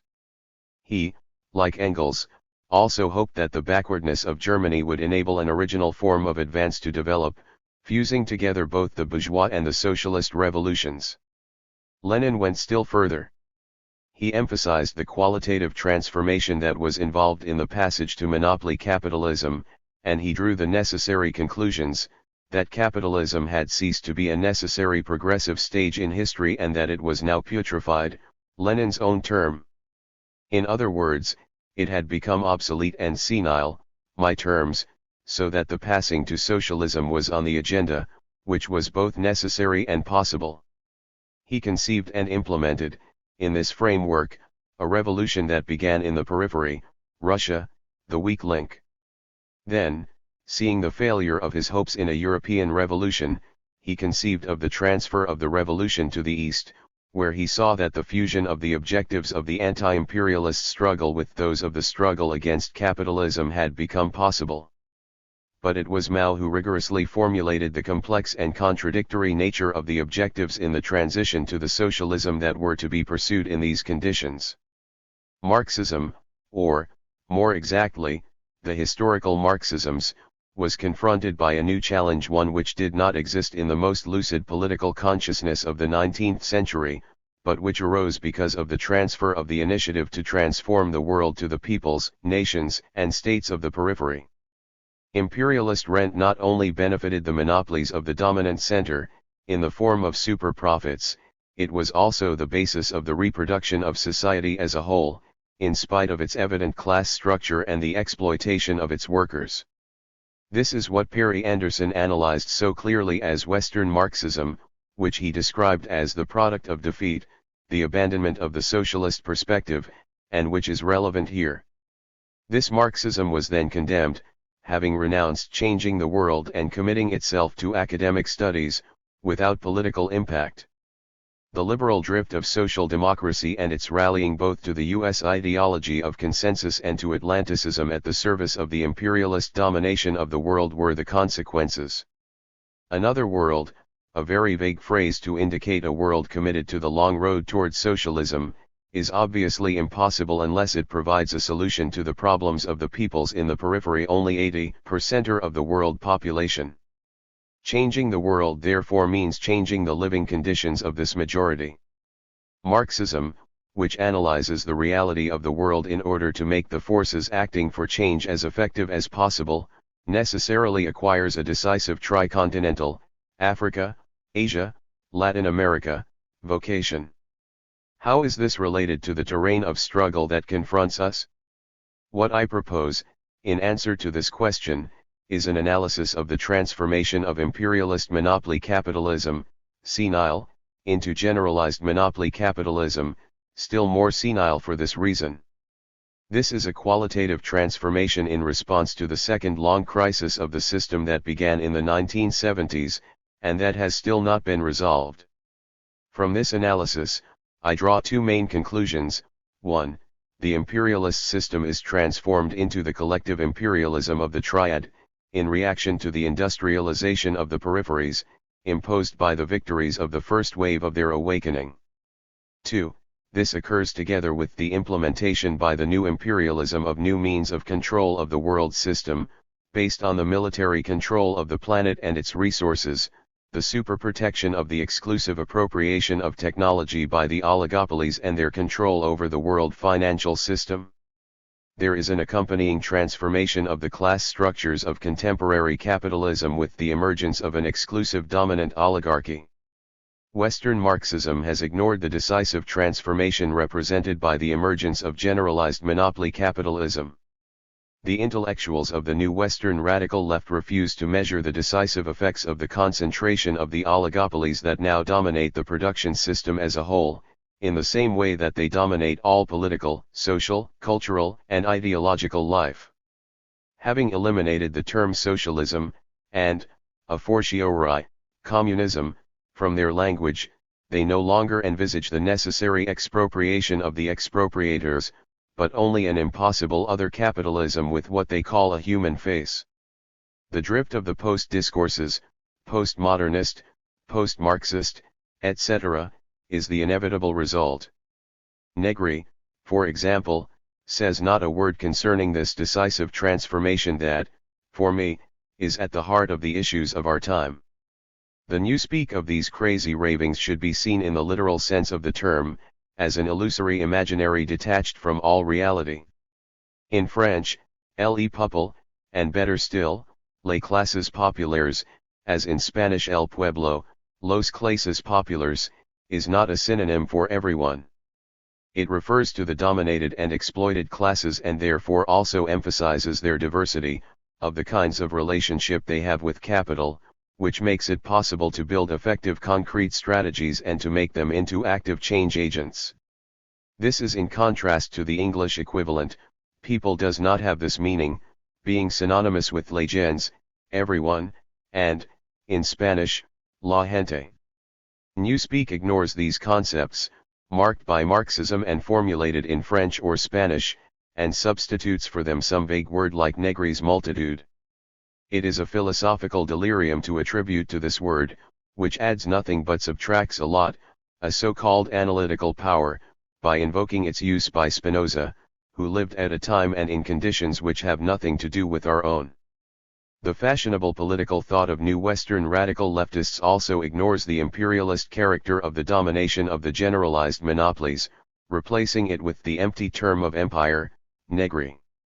This Western centrism, taken to the extreme, omits any reflection on the imperialist rent without which neither the mechanisms of social reproduction nor the challenges that they thus constitute can be understood. In contrast, Mao presented a view that was both profoundly revolutionary and realistic, scientific, lucid, about the terms in which the challenge should be analyzed, making it possible to deduce effective strategies for successive advances along the long road of transition to socialism. For this reason, he distinguishes and connects the three dimensions of reality: peoples, nations, states. The people, popular classes, want the revolution. This means that it is possible to construct a hegemonic bloc that brings together the different dominated and exploited classes, as opposed to the one that enables the reproduction of the system of the domination of imperialist capitalism, exercised through the comprador hegemonic bloc and the state at its service. Mention of nations refers to the fact that imperialist domination denies the dignity of the nations, call them what you will, forged by the history of the societies of the peripheries. Such domination has systematically destroyed all that give the nations their originality in the name of westernization and the proliferation of cheap junk. The liberation of the people is therefore inseparable from that of the nations to which they belong. And this is the reason why Maoism replaced the short slogan, "Workers of all countries, unite," by a more embracing one, "Workers of all countries, oppressed peoples, unite." Nations want their liberation, seen as being complementary to the struggle of the people and not conflictual with it. The liberation in question is not, therefore, the restoration of the past, the illusion fostered by a culturalist attachment to the past, but the invention of the future. This is based on the radical transformation of the nation's historical heritage, rather than the artificial importation of a false modernity. The culture that is inherited and subjected to the test of transformation is understood here as political culture, care being taken not to use the undifferentiated term of culture, encompassing religious and innumerable other forms, which neither means anything, because genuine culture is not abstract, nor is a historical invariant. The reference to the state is based on the necessary recognition of the relative autonomy of its power in its relations with the hegemonic bloc that is the base of its legitimacy, even if this is popular and national. This relative autonomy cannot be ignored as long as the state exists, that is, at least for the whole duration of the transition to communism. It is only after this that we can think of a stateless society, not before. This is not only because the popular and national advances must be protected from the permanent aggression of imperialism, which still dominates the world, but also, and perhaps above all, because to advance on the long transition also requires developing productive forces. In other words, the goal is to achieve that which imperialism has been preventing in the countries of the periphery, and to obliterate the heritage of world polarization, which is inseparable from the world expansion of historical capitalism. The program is not the same as catching up through the imitation of central capitalism, a catching up which is, incidentally, impossible and above all, undesirable. It imposes a different conception of modernization/industrialization, based on the genuine participation of the popular classes in the process of implementation, with immediate benefits for them at each stage as it advances. We must therefore reject the dominant reasoning that demands that people wait indefinitely until the development of the productive forces have finally created the conditions of a necessary passage to socialism. These forces must be developed right from the beginning with the prospect of constructing socialism. The power of the state is evidently at the heart of the conflicts between these contradictory requirements of development and socialism. The states want independence. This must be seen as a twofold objective: independence, extreme form of autonomy, vis-a-vis the popular classes, independence from the pressures of the capitalist world system. The bourgeoisie, broadly speaking, the governing class in commanding positions of the state, whose ambitions always tend toward a bourgeois evolution, is both national and comprador. If circumstances enable them to increase their autonomy vis-a-vis dominant imperialism, They choose to defend the national interest. But if circumstances do not so permit, they will opt for comrade or submission to the requirements of imperialism. The new governing class, or governing group, is still in an ambiguous position, even when it is based on a popular bloc, by the fact that it is animated by a bourgeois tendency, at least partially. The correct articulation of reality at these three levels, peoples, nations, and states, conditions the success of the progress on the long road of the transition. It is a question of reinforcing the complementarity of the advances of the people, of the liberation of the nation, and of the achievements by the power of the state. But if contradictions between the popular agent and the state agent are allowed to develop, any advances are finally doomed. There will be an impasse if one of these levels is not concerned about its articulation with the others. The abstract notion of the people as being the only entity that counts, and the thesis of the abstract movement, capable of transforming the world without worrying about taking over power, are simply naive. The idea of national liberation, at all costs viewed as independent of the social content of the hegemonic bloc, leads to the cultural illusion of irretrievable attachment to the past. Political Islam, Hinduism, and Buddhism are examples, and is, in fact, powerless. This generates a notion of power, conceived as being capable of attaining achievements for the people, but which is, in fact, to be exercised without them. It thus leads to the drift to authoritarianism and the crystallization of a new bourgeoisie. The deviation of Sovietism, which evolved from a capitalism without capitalists, state capitalism, to a capitalism with capitalists, is the most tragic example of this. Since peoples, nations, and states of the periphery do not accept the imperialist system, the South is the storm zone, one of permanent uprisings and revolts. Beginning in 1917, history has consisted mainly of these revolts and independent initiatives, in the sense of independence of the tendencies that dominate the existing imperialist capitalist system, of the peoples, nations, and states of the peripheries. It is these initiatives, despite their limits and contradictions, that have shaped the most decisive transformations of the contemporary world, far more than the progress of the productive forces and the relatively easy social adjustments that accompanied them in the heartlands of the system. The second wave of independent initiatives of the countries of the South has begun. The emerging countries and others, like their peoples, are fighting the ways in which the collective imperialism of the Triad tries to perpetuate its domination. The military interventions of Washington and their subaltern NATO allies have also proved a failure. The world financial system is collapsing and, in its place, autonomous regional systems are in the process of being set up. The technological monopoly of the oligopolies has been thwarted. Recovering control over natural resources is now the order of the day. The Andean nations, victims of the internal colonialism that succeeded foreign colonization, are making themselves felt on the political level.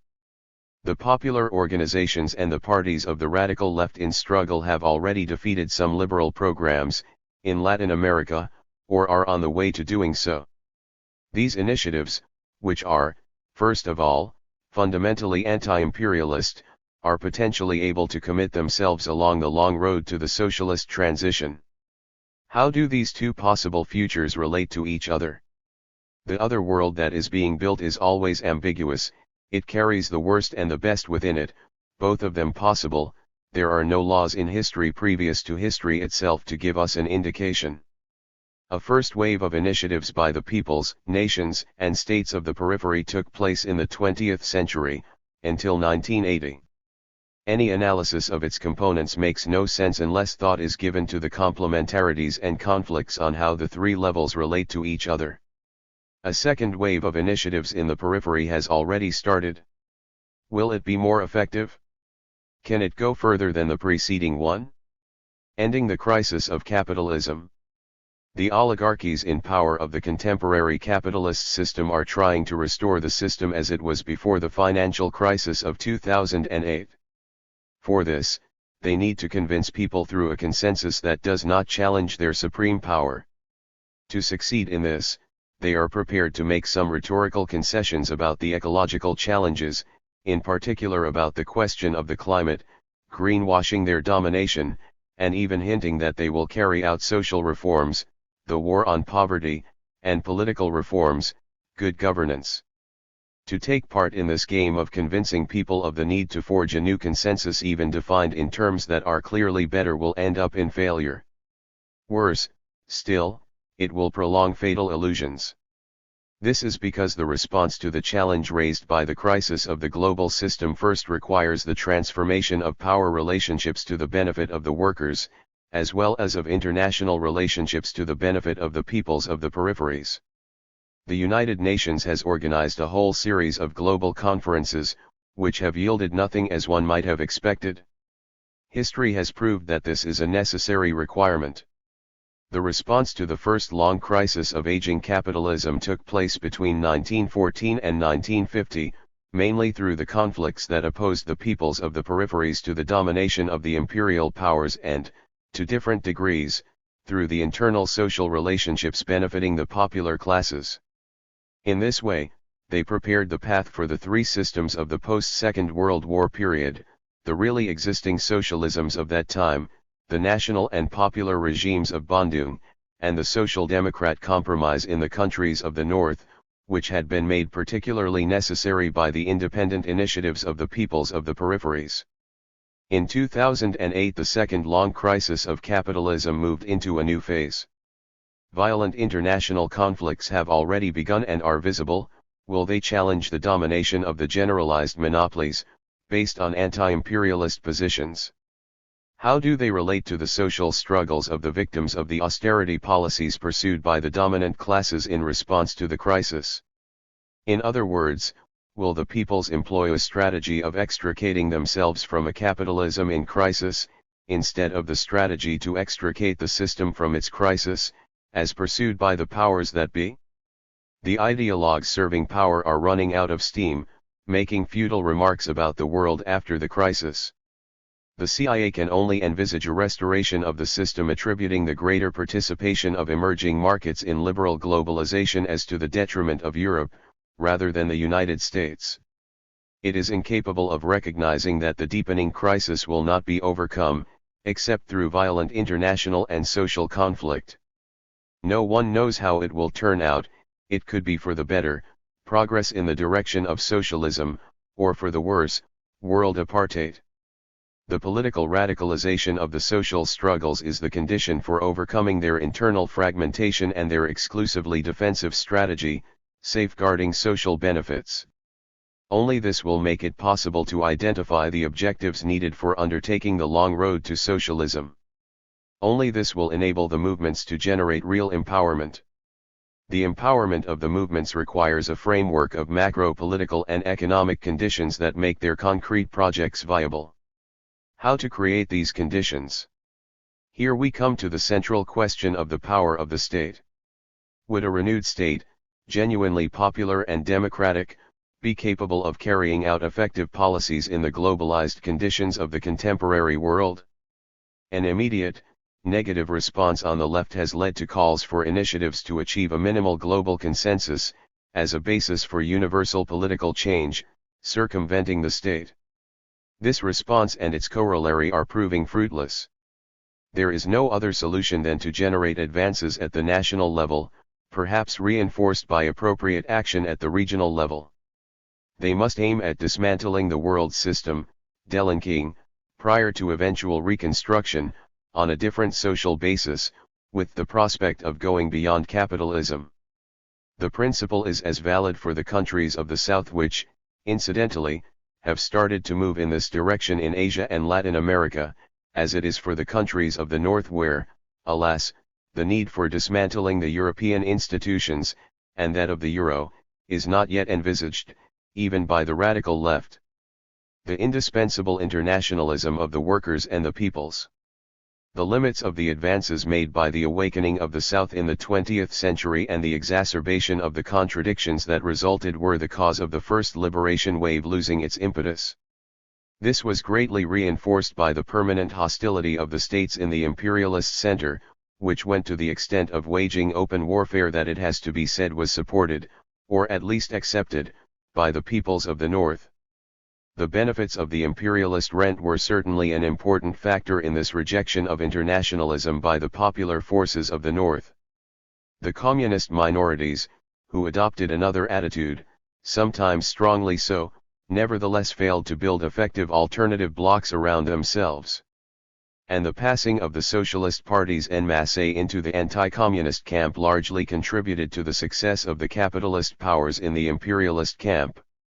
These parties have not, however, been rewarded, as the very day after the collapse of the first wave of struggles of the 20th century, monopoly capitalism shook off their alliance. They have not learned the lesson of their defeat by radicalizing themselves. On the contrary, they have chosen to capitulate by sliding into the social liberal positions with which we are familiar. This is the proof, if such was needed, of the decisive role of the imperialist rent in the reproduction of the societies in the North. Thus, the second capitulation was not so much a tragedy as a farce. The defeat of internationalism shares part of the responsibility for the authoritarian drifts toward autocracy in the socialist experiences of the past century. The explosion of inventive expressions of democracy during the course of the Russian and Chinese revolutions gives the lie to the too easy judgment that these countries were not ripe for democracy. The hostility of the imperialist countries, facilitated by the support of their peoples, largely contributed to making the pursuit of democratic socialism even harder in conditions that were already difficult, a consequence of the inheritance of peripheral capitalism.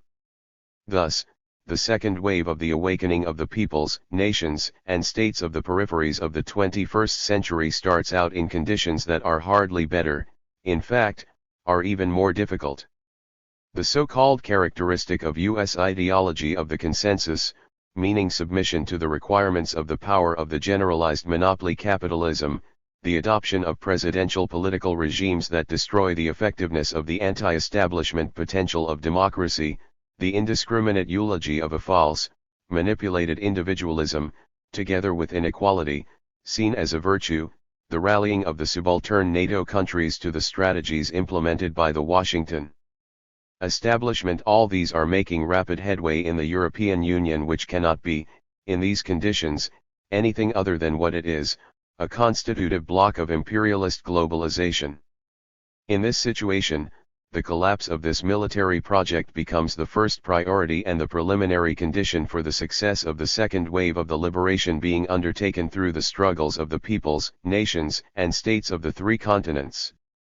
Until this happens, their present and future advances will remain vulnerable.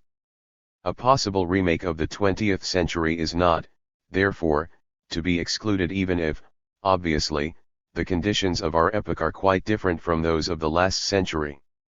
This tragic scenario is not, however, the only possible one. The offensive of capital against the workers is already underway in the very heartlands of the system. This is proof, if it were necessary, that capital, when it is reinforced by its victories against the peoples of the periphery, is then able to attack frontally the positions of the working classes in the centers of the system.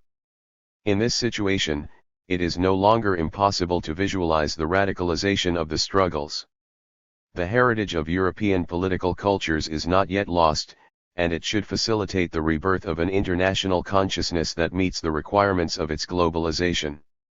An evolution in this direction, however, comes up against the obstacle of the imperialist rent. This is not only a major source of exceptional profits for the monopolies, it also conditions the reproduction of the society as a whole. And, with the indirect support of those popular elements seeking to preserve at all costs the existing electoral model of democracy, however undemocratic in reality, the weight of the middle classes can in all likelihood destroy the potential strength arising from the radicalization of the popular classes. Because of this, it is probable that the progress in the tricontinental South will continue to be at the forefront of the scene, as in the last century. However, as soon as the advances have had their effects and seriously restricted the extent of the imperialist rent, the peoples of the North should be in a better position to understand the failure of strategies that submit to the requirements of the generalized imperialist monopolies. The ideological and political forces of the radical left should then take their place in this great movement of liberation, built on the solidarity of peoples and workers. The ideological and cultural battle is decisive for this renaissance, which I have summed up as the strategic objective of building a fifth international of workers and peoples. February 1, 2011. China 2013. The debates concerning the present and future of China, an emerging power, always leave me unconvinced. Some argue that China has chosen, once and for all, the capitalist road and intends even to accelerate its integration into contemporary capitalist globalization. They are quite pleased with this and hope only that this return to normality, capitalism being the end of history, is accompanied by development towards Western-style democracy, multiple parties, elections, human rights. They believe or need to believe in the possibility that China shall by this means catch up in terms of per capita income to the opulent societies of the West, even if gradually, which I do not believe is possible. The Chinese right shares this point of view. Others deplore this in the name of the values of a betrayed socialism. Some associate themselves with the dominant expressions of the practice of China bashing one in the West. Still others, those in power in Beijing, describe the chosen path as Chinese-style socialism, without being more precise. However, one can discern its characteristics by reading official texts closely, particularly the 5-year plans, which are precise and taken quite seriously. In fact, the question, is China capitalist or socialist, is badly posed, too general and abstract for any response to make sense in terms of this absolute alternative. In fact, China has actually been following an original path since 1950, and perhaps even since the typing revolution in the 19th century. I shall attempt here to clarify the nature of this original path at each of the stages of its development from 1950 to today, 2013. The agrarian question. Mao described the nature of the revolution carried out in China by its Communist Party as an anti-imperialist/anti-feudal revolution looking towards socialism. Mao never assumed that, after having dealt with imperialism and feudalism, the Chinese people had constructed a socialist society. He always characterized this construction as the first phase of the long path to socialism. I must emphasize the quite specific nature of the response given to the agrarian question by the Chinese Revolution. The distributed, agricultural, land was not privatized. It remained the property of the nation represented by village communes, and only the use was given to rural families. That had not been the case in Russia, where Lenin, faced with the fait accompli of the peasant insurrection in 1917, recognized the private property of the beneficiaries of land distribution. Why was the implementation of the principle that agricultural land is not a commodity possible in China and Vietnam? It is constantly repeated that peasants around the world long for property, and that alone. If such had been the case in China, the decision to nationalize the land would have led to an endless peasant war, as was the case when Stalin began forced collectivization in the Soviet Union. The attitude of the peasants of China and Vietnam, and nowhere else, cannot be explained by a supposed tradition in which they are unaware of property. It is the product of an intelligent and exceptional political line implemented by the communist parties of these two countries. The Second International took for granted the inevitable aspiration of peasants for property, real enough in 19th century Europe. Over the long European transition from feudalism to capitalism, 1500 to 1800, the earlier institutionalized feudal forms of access to the land through rights shared among king, lords, and peasant serfs had gradually been dissolved and replaced by modern bourgeois private property, which treats land as a commodity, a good that the owner can freely dispose of, buy and sell. The socialists of the Second International accepted this fait accompli of the bourgeois revolution, even if they deplored it. They also thought that small peasant property had no future, which belonged to large mechanized agricultural enterprise modeled on industry. They thought that capitalist development by itself would lead to such a concentration of property and to the most effective forms of its exploitation. See Koskai's writings on this subject. History proved them wrong. Peasant agriculture gave way to capitalist family agriculture in a double sense, one that produces for the market, farm consumption having become insignificant, and one that makes use of modern equipment, industrial inputs, and bank credit. What is more, this capitalist family agriculture has turned out to be quite efficient in comparison with large farms, in terms of volume of production per hectare per worker/year. This observation does not exclude the fact that the modern capitalist farmer is exploited by generalized monopoly capital, which controls the upstream supply of inputs and credit and the downstream marketing of the products. These farmers have been transformed into subcontractors for dominant capital. Thus, wrongly, persuaded that large enterprise is always more efficient than small in every area, industry, services, and agriculture, the radical socialists of the Second International assumed that the abolition of landed property, nationalization of the land, would allow the creation of large socialist farms, analogous to the future Soviet sovkhozes and kolkhozes. However, they were unable to put such measures to the test since revolution was not on the agenda in their countries, the imperialist centers. The Bolsheviks accepted these theses until 1917. They contemplated the nationalization of the large estates of the Russian aristocracy, while leaving property in communal lands to the peasants. However, they were subsequently caught unawares by the peasant insurrection, which seized the large estates. Mao drew the lessons from this history and developed a completely different line of political action. Beginning in the 1930s in southern China, during the long Civil War of Liberation, Mao based the increasing presence of the Communist Party on a solid alliance with the poor and landless peasants, the majority, maintained friendly relations with the middle peasants, and isolated the rich peasants at all stages of the war, without necessarily antagonizing them. The success of this line prepared the large majority of rural inhabitants to consider and accept a solution to their problems that did not require private property in plots of land acquired through distribution. I think that Mao's ideas, and their successful implementation, have their historical roots in the 19th century typing revolution. Mao thus succeeded where the Bolshevik Party had failed, in establishing a solid alliance with the large rural majority. In Russia, the fait accompli of summer 1917 eliminated later opportunities for an alliance with the poor and middle peasants against the rich ones, the kulaks, because the former were anxious to defend their acquired private property and, consequently, preferred to follow the kulaks rather than the Bolsheviks. This Chinese specificity, whose consequences are of major importance, absolutely prevents us from characterizing contemporary China, even in 2013, as capitalist, because the capitalist road is based on the transformation of land into a commodity. Present and future of petty production.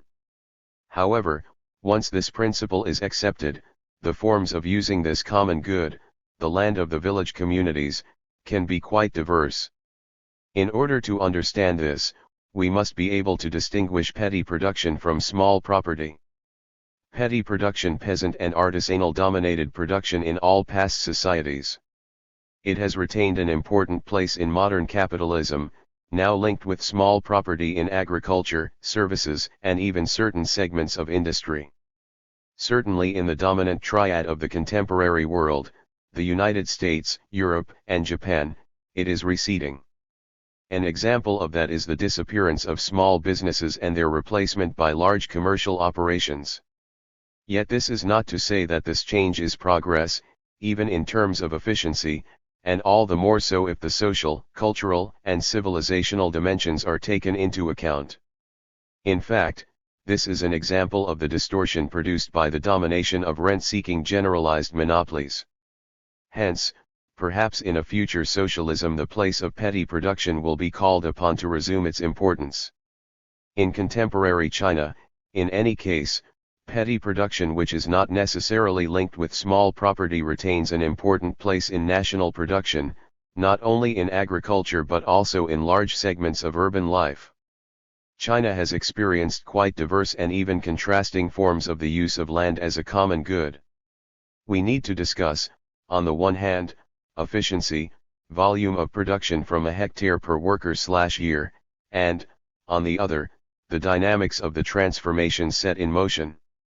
These forms can strengthen tendencies towards capitalist development, which would end up calling into question the non-commodity status of the land, or can be part of development in a socialist direction? These questions can be answered only through a concrete examination of the forms at issue, as they were implemented in successive moments of Chinese development from 1950 to the present. At the beginning, in the 1950s, the form adopted was petty family production combined with simpler forms of cooperation for managing irrigation, work requiring coordination, and the use of certain kinds of equipment. This was associated with the insertion of such petty family production into a state economy that maintained a monopoly over purchases of produce destined for the market and the supply of credit and inputs, all on the basis of planned prices, decided by the center. The experience of the communes that followed the establishment of production cooperatives in the 1970s is full of lessons. It was not necessarily a question of passing from small production to large farms, even if the idea of the superiority of the latter inspired some of its supporters. The essentials of this initiative originated in the aspiration for decentralized socialist construction. The communes not only had responsibility for managing the agricultural production of a large village or a collective of villages and hamlets, this organization itself was a mixture of forms of small family production and more ambitious specialized production. They also provided a larger framework, 1. Attaching industrial activities that employed peasants available in certain seasons, 2. Articulating productive economic activities together with the management of social services, education, health, housing, and, 3. Commencing the decentralization of the political administration of the society. Just as the Paris Commune had intended, the socialist state was to become, at least partially, a federation of socialist communes. Undoubtedly, in many respects, the communes were in advance of their time, and the dialectic between the decentralization of decision-making powers and the centralization assumed by the omnipresence of the Communist Party did not always operate smoothly. Yet the recorded results are far from having been disastrous, as the right would have us believe. A commune in the Beijing region, which resisted the order to dissolve the system, continues to record excellent economic results linked with the persistence of high-quality political debates, which disappeared elsewhere. Current projects of rural reconstruction, implemented by rural communities in several regions of China, appear to be inspired by the experience of the communes.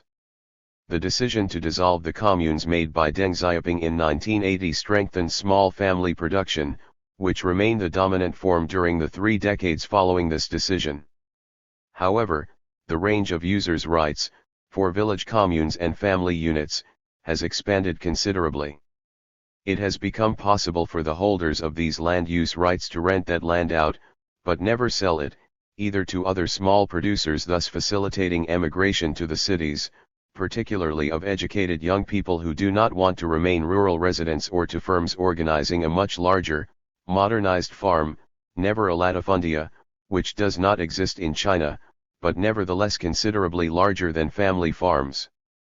This form is the means used to encourage specialized production, such as good wine, for which China has called on the assistance of experts from Burgundy, or test new scientific methods, GMOs and others.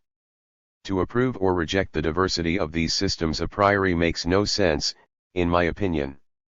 Once again, the concrete analysis of each of them, both in design and the reality of its implementation, is imperative.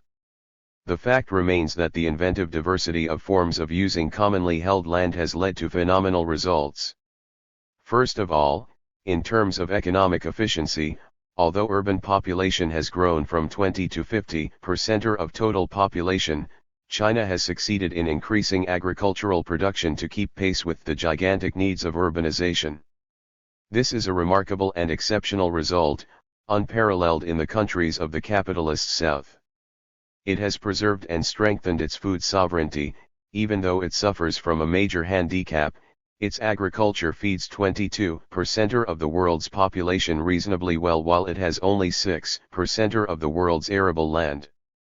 In addition, in terms of the way, and level, of life of rural populations, Chinese villages no longer have anything in common with what is still dominant elsewhere in the capitalist Third World. Comfortable and well-equipped permanent structures form a striking contrast, not only with the former China of hunger and extreme poverty, but also with the extreme forms of poverty that still dominate the countryside of India or Africa. The principles and policies implemented, land held in common, support for petty production without small property, are responsible for these unequaled results. They have made possible a relatively controlled rural to urban migration. Compare that with the capitalist road, in Brazil, for example. Private property in agricultural land has emptied the countryside of Brazil today, only 11% of the country's population. But at least 50% of urban residents live in slums, the favelas, and survive only thanks to the informal economy, including organized crime. There is nothing similar in China, where the urban population is, as a whole, adequately employed and housed, even in comparison with many developed countries, without even mentioning those where the GDP per capita is at the Chinese level. The population transfer from the extremely densely populated Chinese countryside, only Vietnam, Bangladesh, and Egypt are similar, was essential. It improved conditions for rural petty production, making more land available.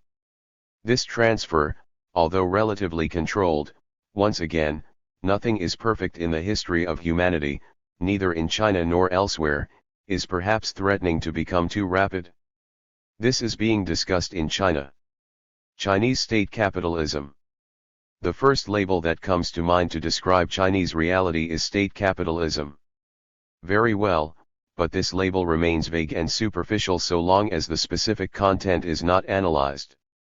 It is indeed capitalism in the sense that the relation to which the workers are subjected by the authorities who organize production is similar to the one that characterizes capitalism: submissive and alienated labor, extraction of surplus labor.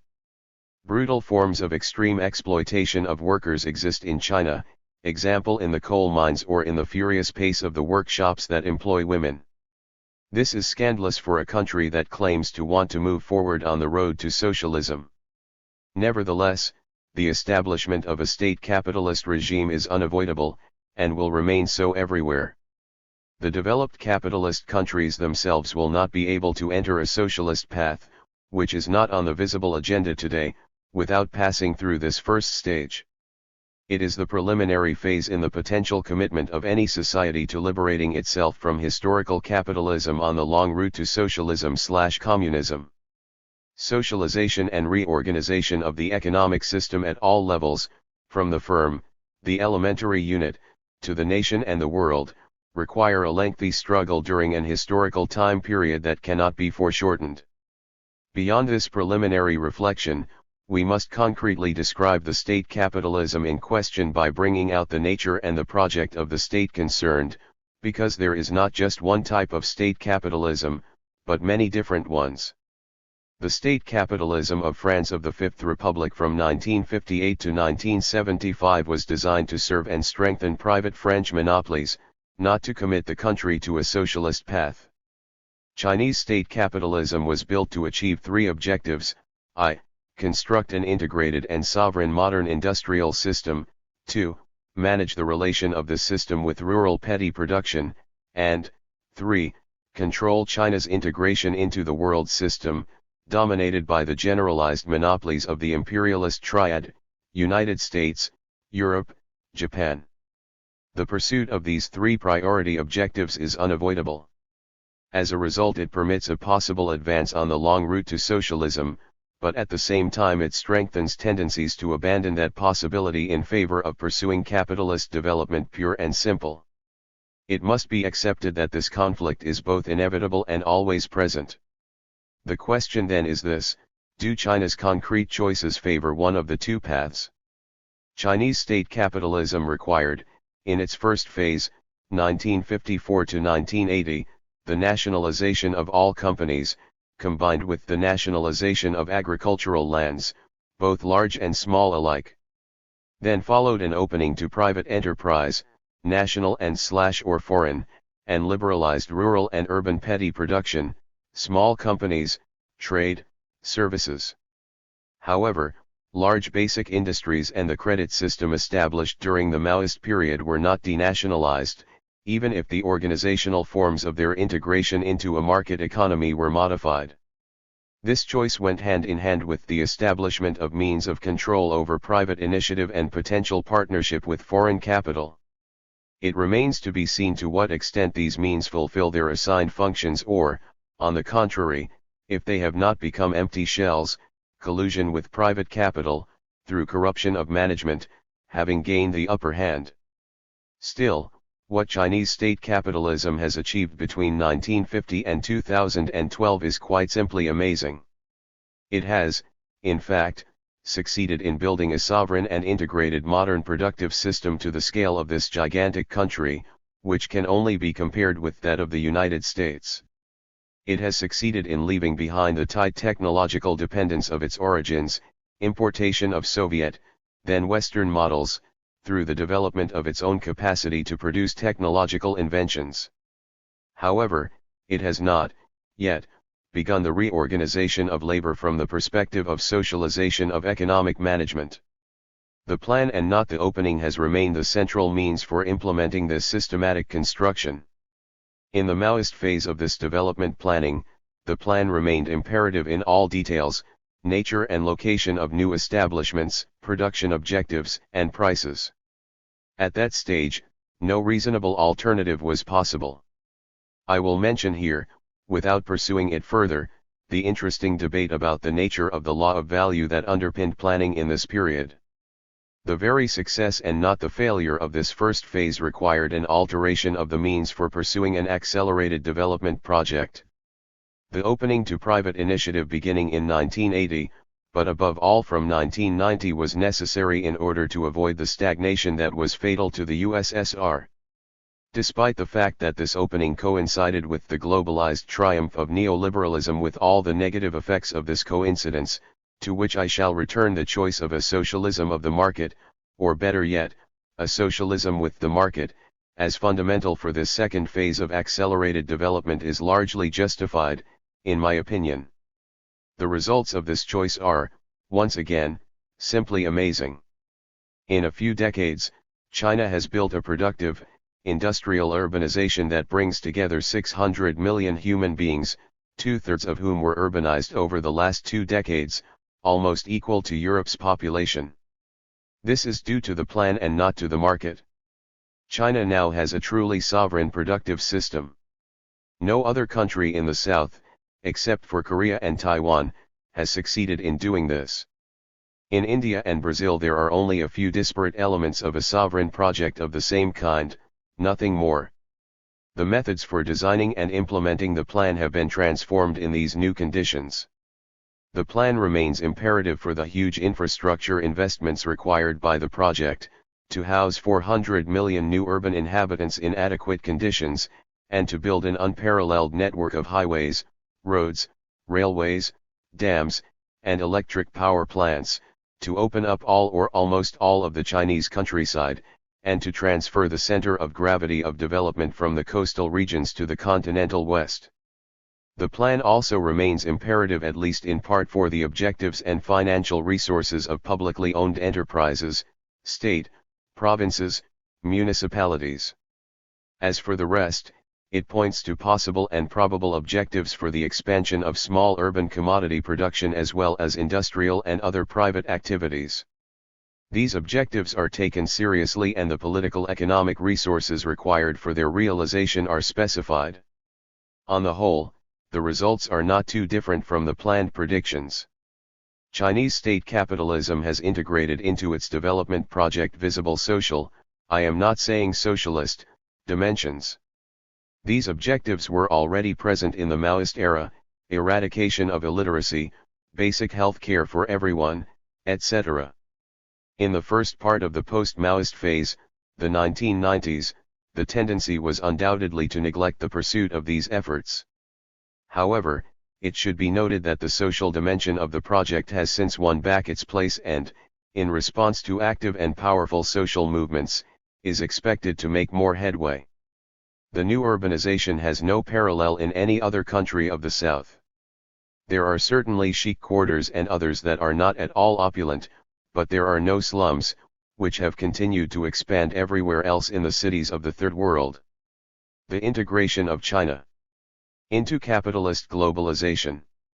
We cannot pursue the analysis of Chinese state capitalism, called market socialism by the government, without taking into consideration its integration into globalization.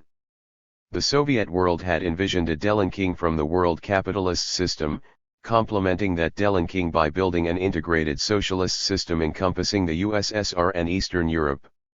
The USSR achieved this delinking to a great extent, imposed moreover by the West's hostility, even blaming the blockade for its isolation. However, the project of integrating Eastern Europe never advanced very far, despite the initiatives of Comecon. The nations of Eastern Europe remained in uncertain and vulnerable positions, partially delinked but on a strictly national basis and partially open to Western Europe beginning in 1970.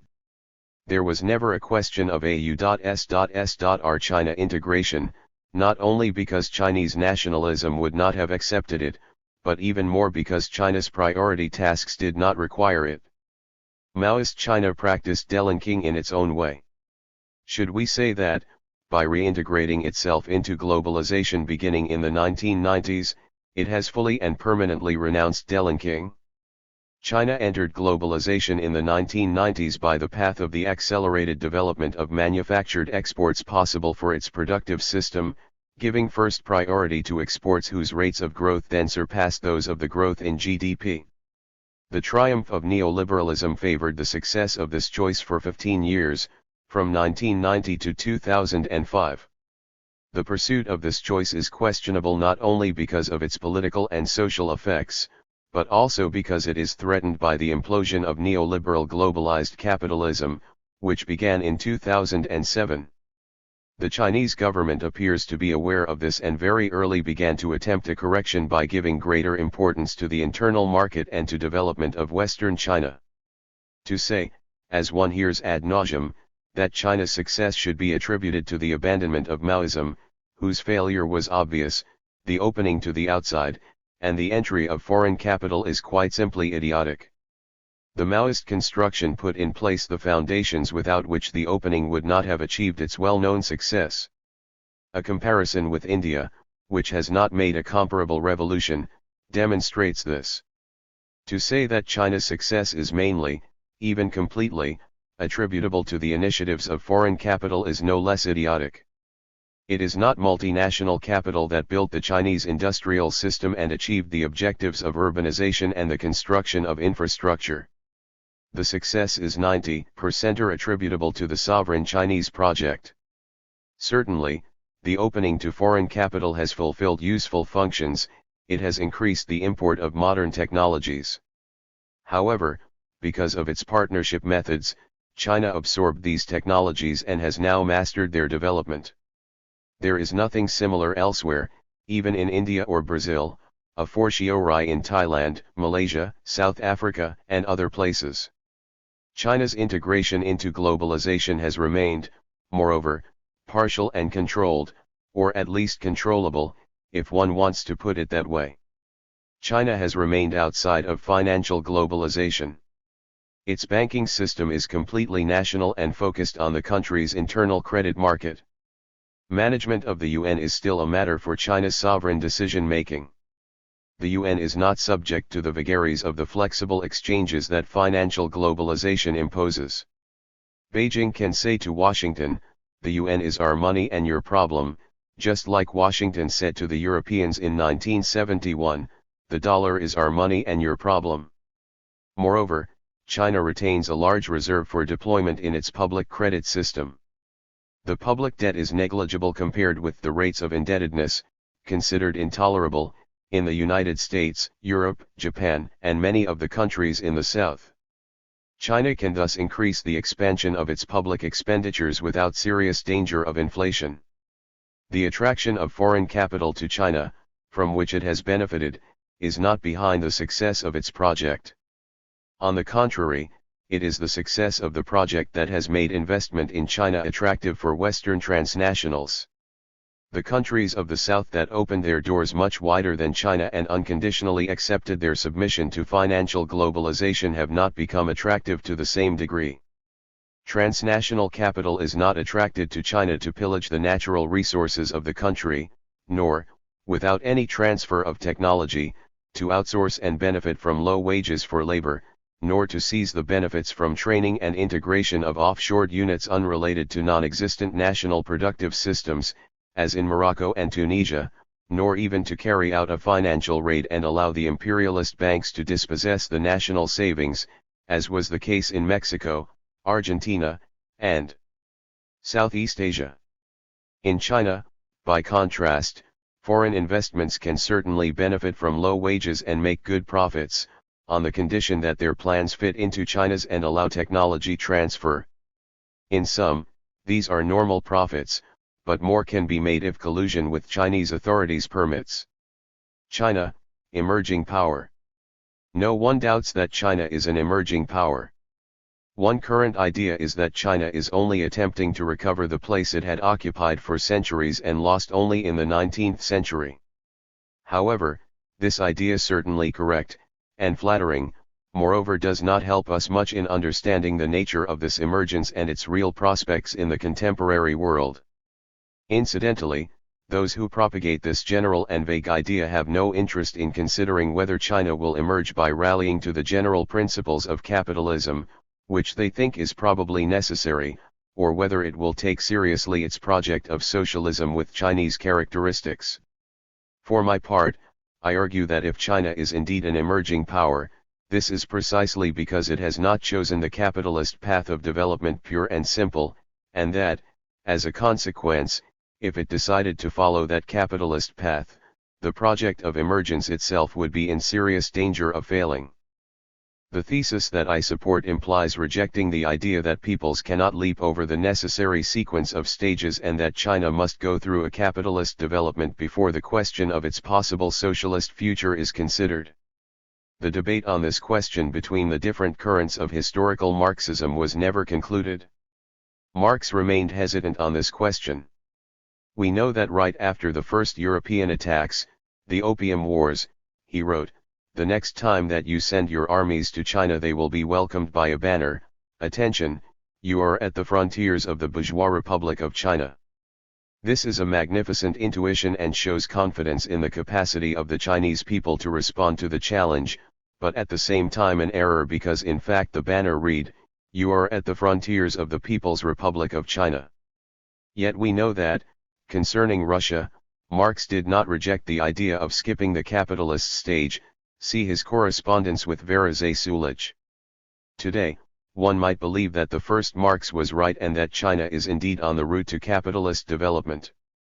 But Mao understood better than Lenin that the capitalist path would lead to nothing and that the resurrection of China could only be the work of communists. The Qing emperors at the end of the 19th century, followed by Sun Yat-sen and the Kuomintang, had already planned a Chinese resurrection in response to the challenge from the West. However, they imagined no other way than that of capitalism and did not have the intellectual wherewithal to understand what capitalism really is and why this path was closed to China, and to all the peripheries of the world capitalist system for that matter. Mao, an independent Marxist spirit, understood this. More than that, Mao understood that this battle was not won in advance by the 1949 victory and that the conflict between commitment to the long route to socialism, the condition for China's renaissance, and return to the capitalist fold would occupy the entire visible future.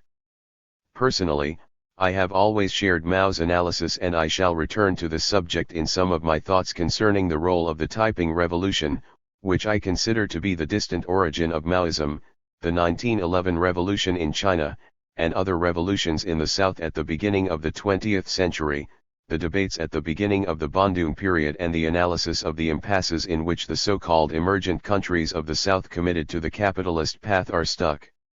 All these considerations are corollaries of my central thesis concerning the polarization, i.e., construction of the center/periphery contrast, imminent to the world development of historical capitalism. This polarization eliminates the possibility for a country from the periphery to catch up within the context of capitalism.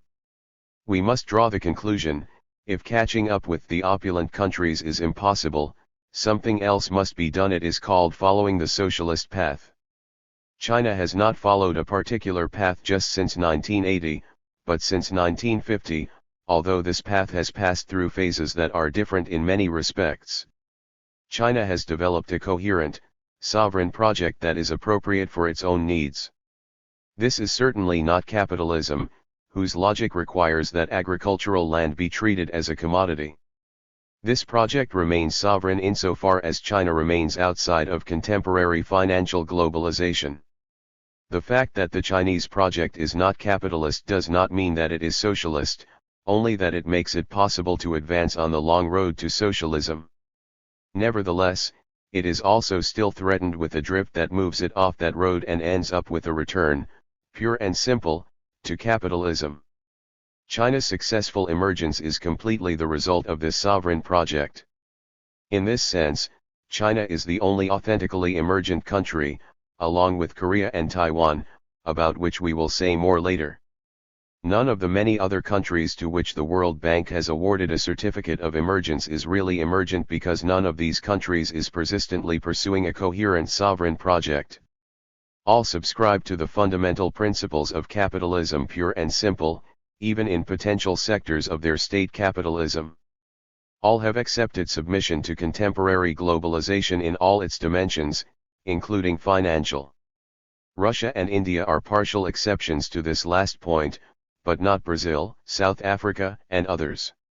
Sometimes there are pieces of a national industry policy, but nothing comparable with the systematic Chinese project of constructing a complete, integrated, and sovereign industrial system, notably in the area of technological expertise. For these reasons all these other countries, too quickly characterized as emergent, remain vulnerable in varying degrees, but always much more than China. For all these reasons, the appearances of emergence, respectable rates of growth, capacities to export manufactured products are always linked with the processes of pauperization that impact the majority of their populations, particularly the peasantry, which is not the case with China. Certainly the growth of inequality is obvious everywhere, including China, but this observation remains superficial and deceptive. Inequality in the distribution of benefits from a model of growth that nevertheless excludes no one, and is even accompanied with a reduction in pockets of poverty, this is the case in China, is one thing. The inequality connected with a growth that benefits only a minority, from 5% to 30% of the population, depending on the case, while the fate of the others remains desperate, is another thing. The practitioners of China bashing are unaware or pretend to be unaware of this decisive difference. The inequality that is apparent from the existence of quarters with luxurious villas, on the one hand, and quarters with comfortable housing for the middle and working classes, on the other, is not the same as the inequality apparent from the juxtaposition of wealthy quarters, middle-class housing, and slums for the majority. The Gini coefficients are valuable for measuring the changes from one year to another in a system with a fixed structure. However, in international comparisons between systems with different structures, they lose their meaning, like all other measures of macroeconomic magnitudes in national accounts. The emergent countries, other than China, are indeed emergent markets, open to penetration by the monopolies of the imperialist triad. These markets allow the latter to extract, to their benefit, a considerable part of the surplus value produced in the country in question. China is different. It is an emergent nation in which the system makes possible the retention of the majority of the surplus value produced there. Korea and Taiwan are the only two successful examples of an authentic emergence in and through capitalism. These two countries owe this success to the geostrategic reasons that led the United States to allow them to achieve what Washington prohibited others from doing. The contrast between the support of the United States to the state capitalism of these two countries and the extremely violent opposition to state capitalism in Nasser's Egypt or Boumedienne's Algeria is, on this account, quite illuminating. I will not discuss here potential projects of emergence, which appear quite possible in Vietnam and Cuba, or the conditions of a possible resumption of progress in this direction in Russia. Nor will I discuss the strategic objectives of the struggle by progressive forces elsewhere in the capitalist South, in India, Southeast Asia, Latin America, the Arab world, and Africa, which could facilitate moving beyond current impasses and encourage the emergence of sovereign projects that initiate a true rupture with the logic of dominant capitalism. Great successes, new challenges. China has not just arrived at the crossroads, it has been there every day since 1950. Social and political forces from the right and left, active in society and the party, have constantly clashed. Where does the Chinese right come from? Certainly, the former comprador and bureaucratic bourgeoisies of the Kuomintang were excluded from power. However, over the course of the War of Liberation, entire segments of the middle classes, professionals, functionaries, and industrialists, disappointed by the ineffectiveness of the Kuomintang in the face of Japanese aggression, drew closer to the Communist Party, even joining it.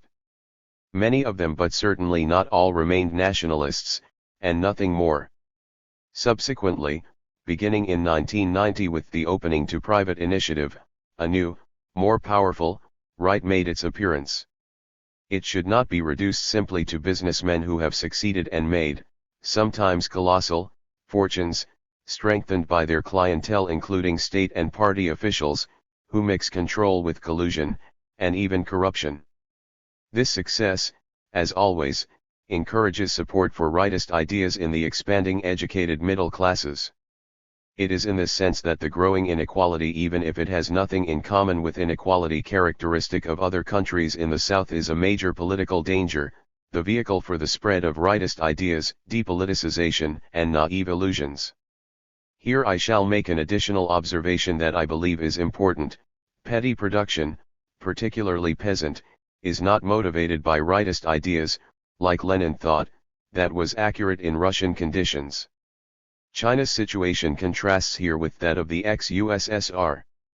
The Chinese peasantry, as a whole, is not reactionary because it is not defending the principle of private property, in contrast with the Soviet peasantry, whom the communists never succeeded in turning away from supporting the kulaks in defense of private property. On the contrary, the Chinese peasantry of petty producers, without being small property owners, is today a class that does not offer rightist solutions, but is part of the camp of forces agitating for the adoption of the most courageous social and ecological policies. The powerful movement of renovating rural society testifies to this. The Chinese peasantry largely stands in the leftist camp, with the working class.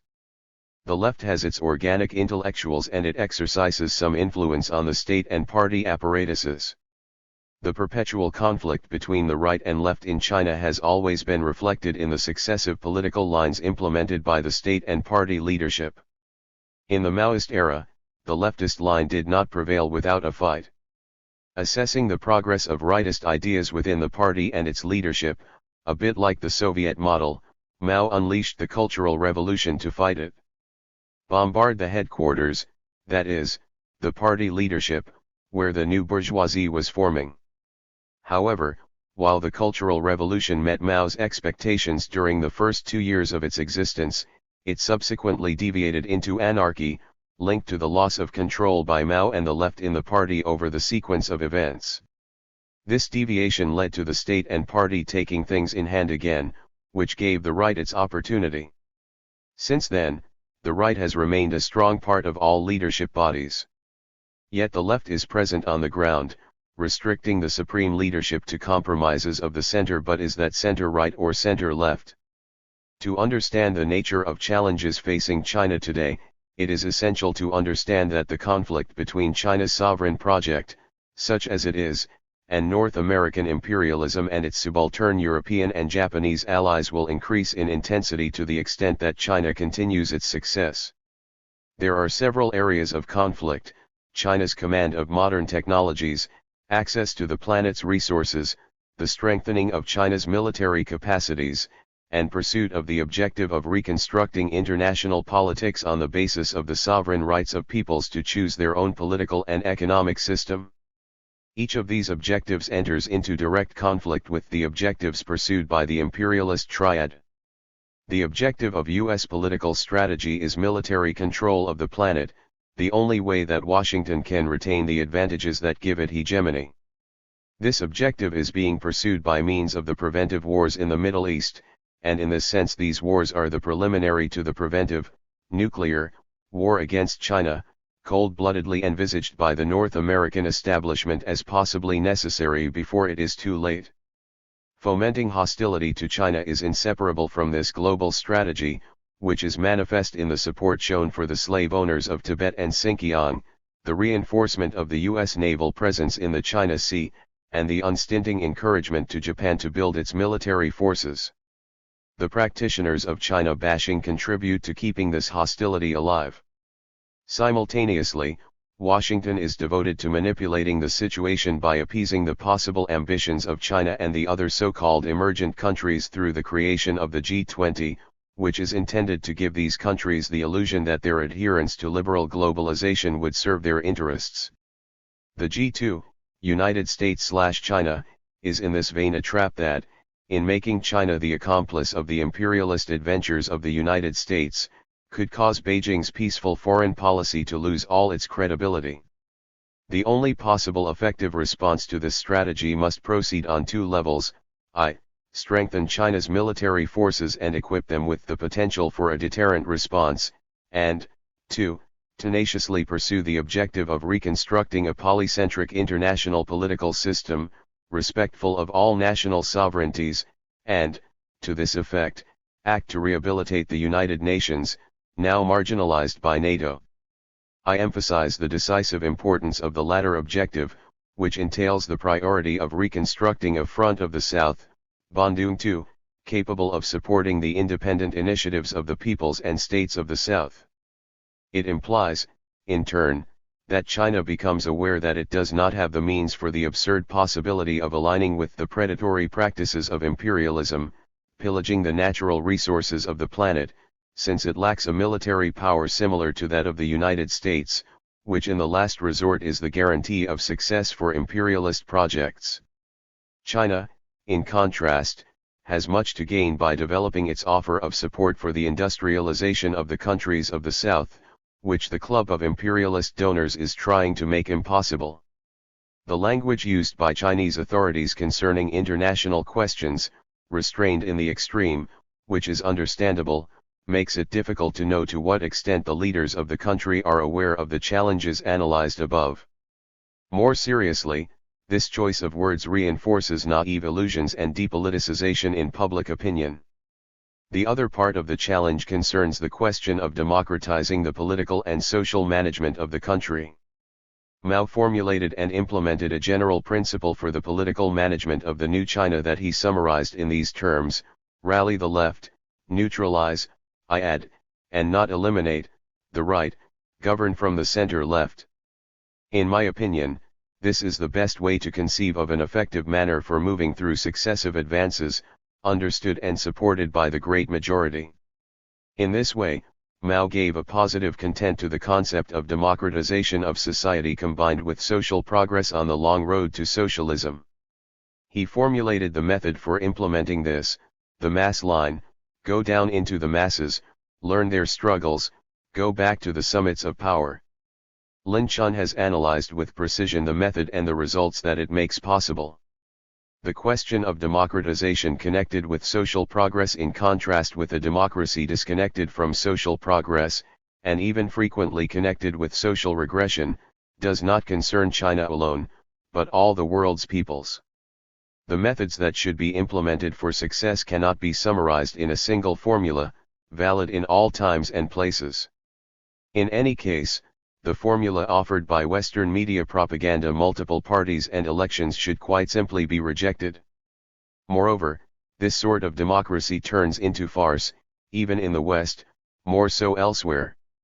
The mass line was the means for producing consensus on successive, constantly progressing, strategic objectives. This is in contrast with the consensus obtained in Western countries through media manipulation and the electoral farce, which is nothing more than alignment with the requirements of capital. Yet today, how should China begin to reconstruct the equivalent of a new mass line in new social conditions? It will not be easy, because the power of the leadership, which has moved mostly to the right in the Communist Party, bases the stability of its management on depoliticization and the naive illusions that go along with that. The very success of the development policies strengthens the spontaneous tendency to move in this direction. It is widely believed in China, in the middle classes, that the royal road to catching up with the way of life in the opulent countries is now open, free of obstacles. It is believed that the states of the Triad, United States, Europe, Japan, do not oppose that, US methods are even uncritically admired, etc. This is particularly true for the urban middle classes, which are rapidly expanding and whose conditions of life are incredibly improved.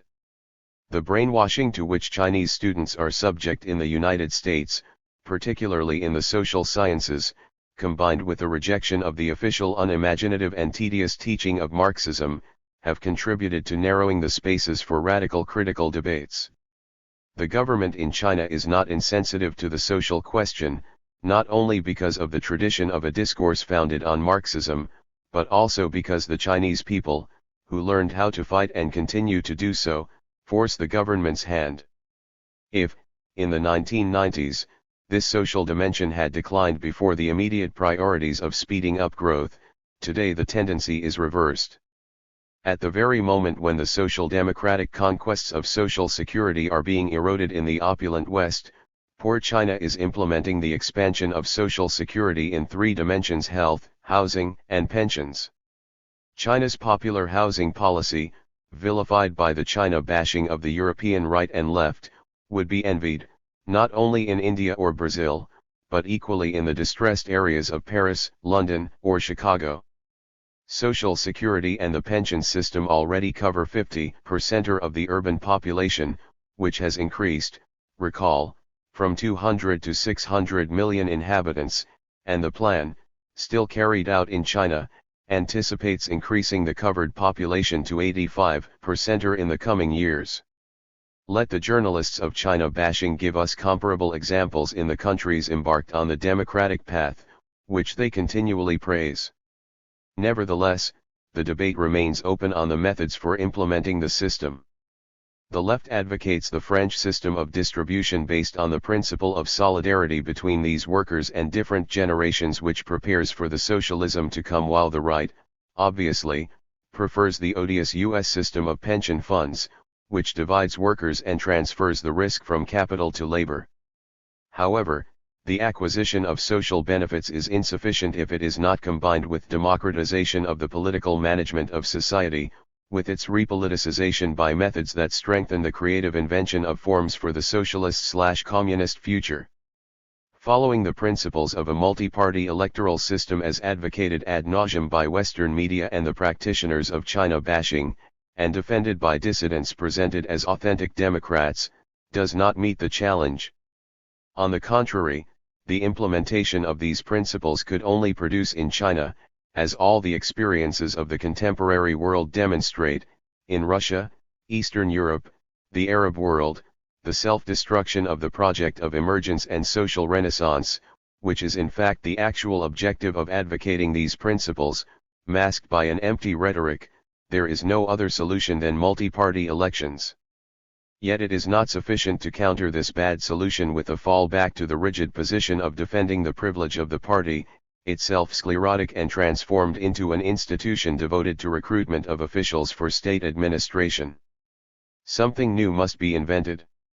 The objectives of repoliticization and creation of conditions favorable to the invention of new responses cannot be obtained through propaganda campaigns. They can only be promoted through social, political, and ideological struggles. That implies the preliminary recognition of the legitimacy of these struggles and legislation based on the collective rights of organization, expression, and proposing legislative initiatives. That implies, in turn, that the party itself is involved in these struggles, in other words, reinvents the Maoist formula of the mass line. Repoliticization makes no sense if it is not combined with procedures that encourage the gradual conquest of responsibility by workers in the management of their society at all levels: company, local, and national. A program of this sort does not exclude recognition of the rights of the individual person. On the contrary, it supposes their institutionalization. Its implementation would make it possible to reinvent new ways of using elections to choose leaders. March 1, 2013. The return of fascism in contemporary capitalism. It is not by chance that the very title of this contribution links the return of fascism on the political scene with the crisis of contemporary capitalism. Fascism is not synonymous with an authoritarian police regime that rejects the uncertainties of parliamentary electoral democracy. Fascism is a particular political response to the challenges with which the management of capitalist society may be confronted in specific circumstances. Unity and diversity of fascism. Political movements that can rightly be called fascist were in the forefront and exercised power in a number of European countries, particularly during the 1930s up to 1945. These included Italy's Benito Mussolini, Germany's Adolf Hitler, Spain's Francisco Franco, Portugal's Antonio de Oliveira Salazar, France's Philippe Pétain, Hungary's Miklos Horthy, Romania's Ion Antonescu, and Croatia's Ante Pavelic. The diversity of societies that were the victims of fascism, both major developed capitalist societies and minor dominated capitalist societies, some connected with a victorious war, others the product of defeat, should prevent us from lumping them all together. I shall thus specify the different effects that this diversity of structures and conjunctures produced in these societies. Yet, beyond this diversity, all these fascist regimes had two characteristics in common. 1. In the circumstances, they were all willing to manage the government and society in such a way as not to call the fundamental principles of capitalism into question, specifically private capitalist property, including that of modern monopoly capitalism. That is why I call these different forms of fascism particular ways of managing capitalism and not political forms that challenge the latter's legitimacy, even if capitalism or plutocracies were subject to long diatribes in the rhetoric of fascist speeches. The lie that hides the true nature of these speeches appears as soon as one examines the alternative proposed by these various forms of fascism, which are always silent concerning the main point: private capitalist property. It remains the case that the fascist choice is not the only response to the challenges confronting the political management of a capitalist society. It is only in certain conjunctures of violent and deep crisis that the fascist solution appears to be the best one for dominant capital, or sometimes even the only possible one. The analysis must, then, focus on these crises. 2. The fascist choice for managing a capitalist society in crisis is always based by definition even on the categorical rejection of democracy. Fascism always replaces the general principles on which the theories and practices of modern democracies are based: recognition of a diversity of opinions, recourse to electoral procedures to determine a majority, guarantee of the rights of the minority, etc., with the opposed values of submission to the requirements of collective discipline and the authority of the supreme leader and his main agents. This reversal of values is then always accompanied by a return of backward-looking ideas, which are able to provide an apparent legitimacy to the procedures of submission that are implemented. The proclamation of the supposed necessity of returning to the medieval past, of submitting to the state religion or to some supposed characteristic of the race or the ethnic nation make up the panoply of ideological discourses deployed by the fascist powers. The diverse forms of fascism found in modern European history share these two characteristics and fall into one of the following four categories. 1. The fascism of the major developed capitalist powers that aspired to become dominant hegemonic powers in the world, or at least in the regional, capitalist system. Nazism is the model of this type of fascism. Germany became a major industrial power beginning in the 1870s and a competitor of the hegemonic powers of the era, Great Britain and, secondarily, France, and of the country that aspired to become hegemonic, the United States. After the 1918 defeat, it had to deal with the consequences of its failure to achieve its hegemonic aspirations. Hitler clearly formulated his plan, to establish over Europe, including Russia and maybe beyond, the hegemonic domination of Germany, i.e., the capitalism of the monopolies that had supported the rise of Nazism. He was disposed to accept a compromise with his major opponents: Europe and Russia would be given to him, China to Japan, the rest of Asia and Africa to Great Britain, and the Americas to the United States. His error was in thinking that such a compromise was possible. Great Britain and the United States did not accept it, while Japan, in contrast, supported it. Japanese fascism belongs to the same category. Since 1895, modern capitalist Japan aspired to impose its domination over all of East Asia. Here the slide was made softly from the imperial form of managing a rising national capitalism based on apparently liberal institutions, an elected diet, but in fact completely controlled by the emperor and the aristocracy, transformed by modernization to a brutal form, managed directly by the military high command. Nazi Germany made an alliance with imperial/fascist Japan, while Great Britain and the United States, after Pearl Harbor, in 1941, clashed with Tokyo, as did the resistance in China, the deficiencies of the Kuomintang being compensated for by the support of the Maoist communists. 2. The fascism of second-rank capitalist powers.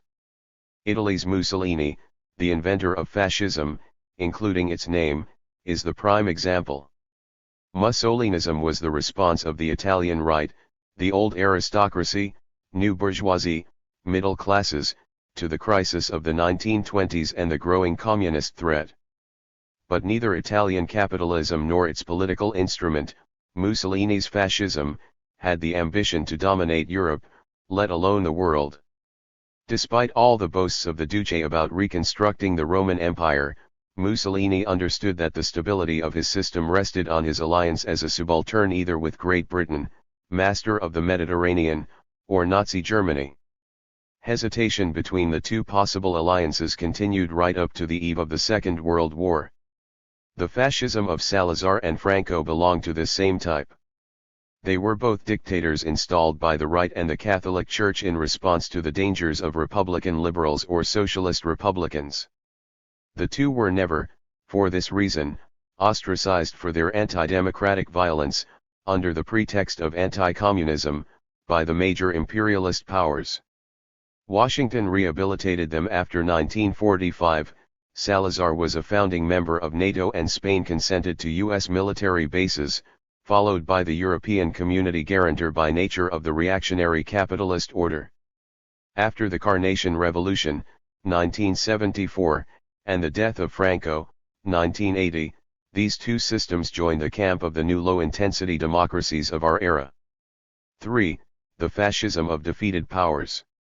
These include France's Vichy government, as well as Belgium's Léon Degrelle and the Flemish pseudo-government supported by the Nazis. In France, the upper class chose Hitler rather than the Popular Front, see Annie Lacroix's books on this subject.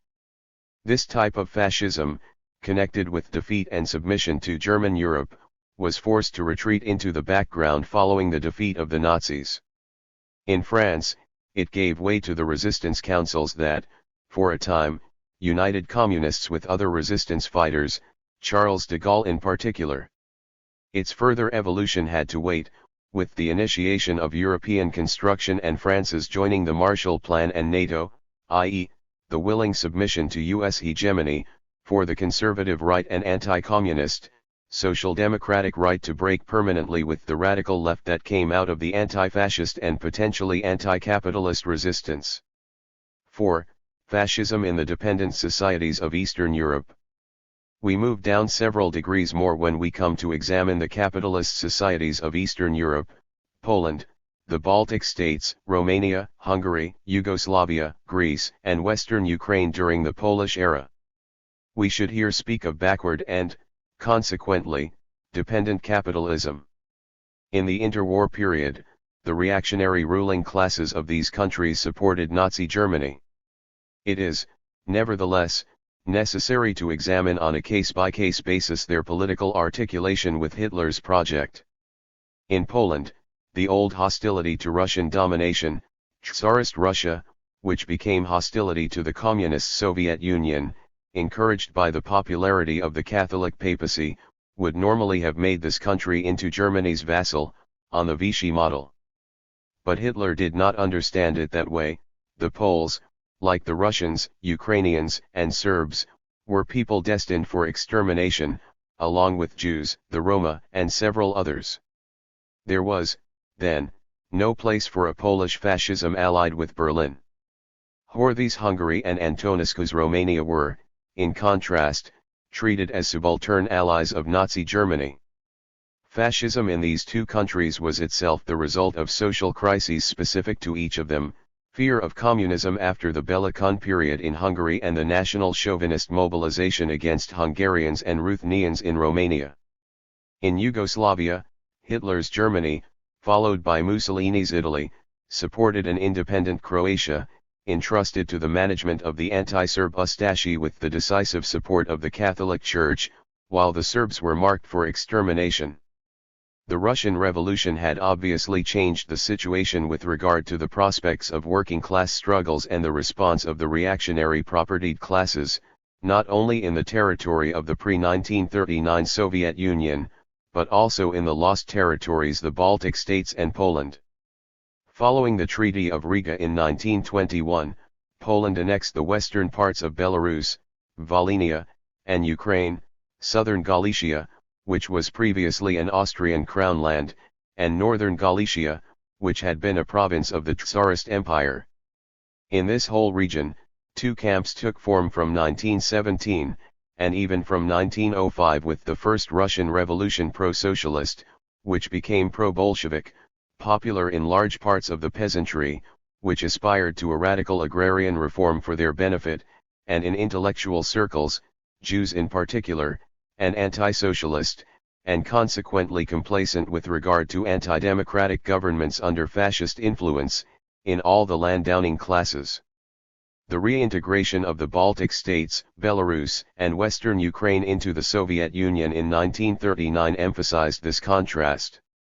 The political map of the conflicts between pro-fascists and anti-fascists in this part of Eastern Europe was blurred, on the one hand, by the conflict between Polish chauvinism, which persisted in its project of Polonizing the annexed Belarusian and Ukrainian regions by settler colonies, and the victimized peoples, and, on the other hand, by the conflict between the Ukrainian nationalists, who were both anti-Polish and anti-Russian, because of anti-communism, and Hitler's project, which envisaged no Ukrainian state as a subaltern ally, since its people were simply marked for extermination. I here refer the reader to Olha Ostriachuk's authoritative work Les Ukrainiens face à leur passé. 1 Ostriachuk's rigorous analysis of the contemporary history of this region, Austrian Galicia, Polish Ukraine, Little Russia, which became Soviet Ukraine, will provide the reader with an understanding of the issues at stake in the still ongoing conflicts as well as the place occupied by local fascism. The Western right's complacent view of past and present fascism. The right in European parliaments between the two world wars was always complacent about fascism and even about the more repugnant Nazism. Churchill himself, regardless of his extreme Britishness, never hid his sympathy for Mussolini.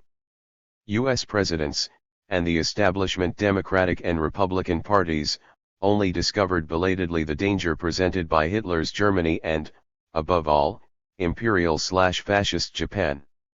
With all the cynicism characteristic of the U.S. establishment, Truman openly avowed what others thought quietly: allow the war to wear out its protagonists Germany, Soviet Russia, and the defeated Europeans, and intervene as late as possible to reap the benefits.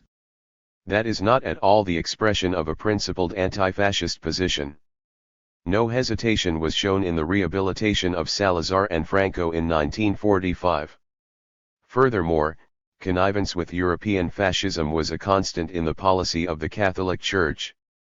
It would not strain credibility to describe Pius XII as a collaborator with Mussolini and Hitler.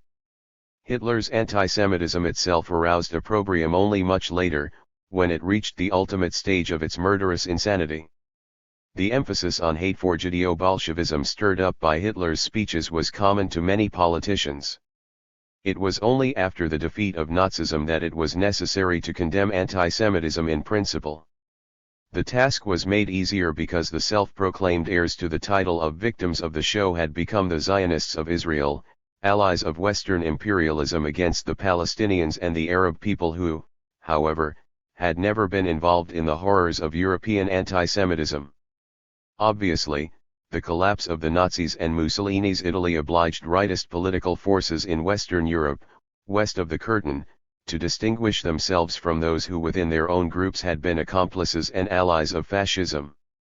Yet, fascist movements were only forced to retreat into the background and hide behind the scenes, without really disappearing.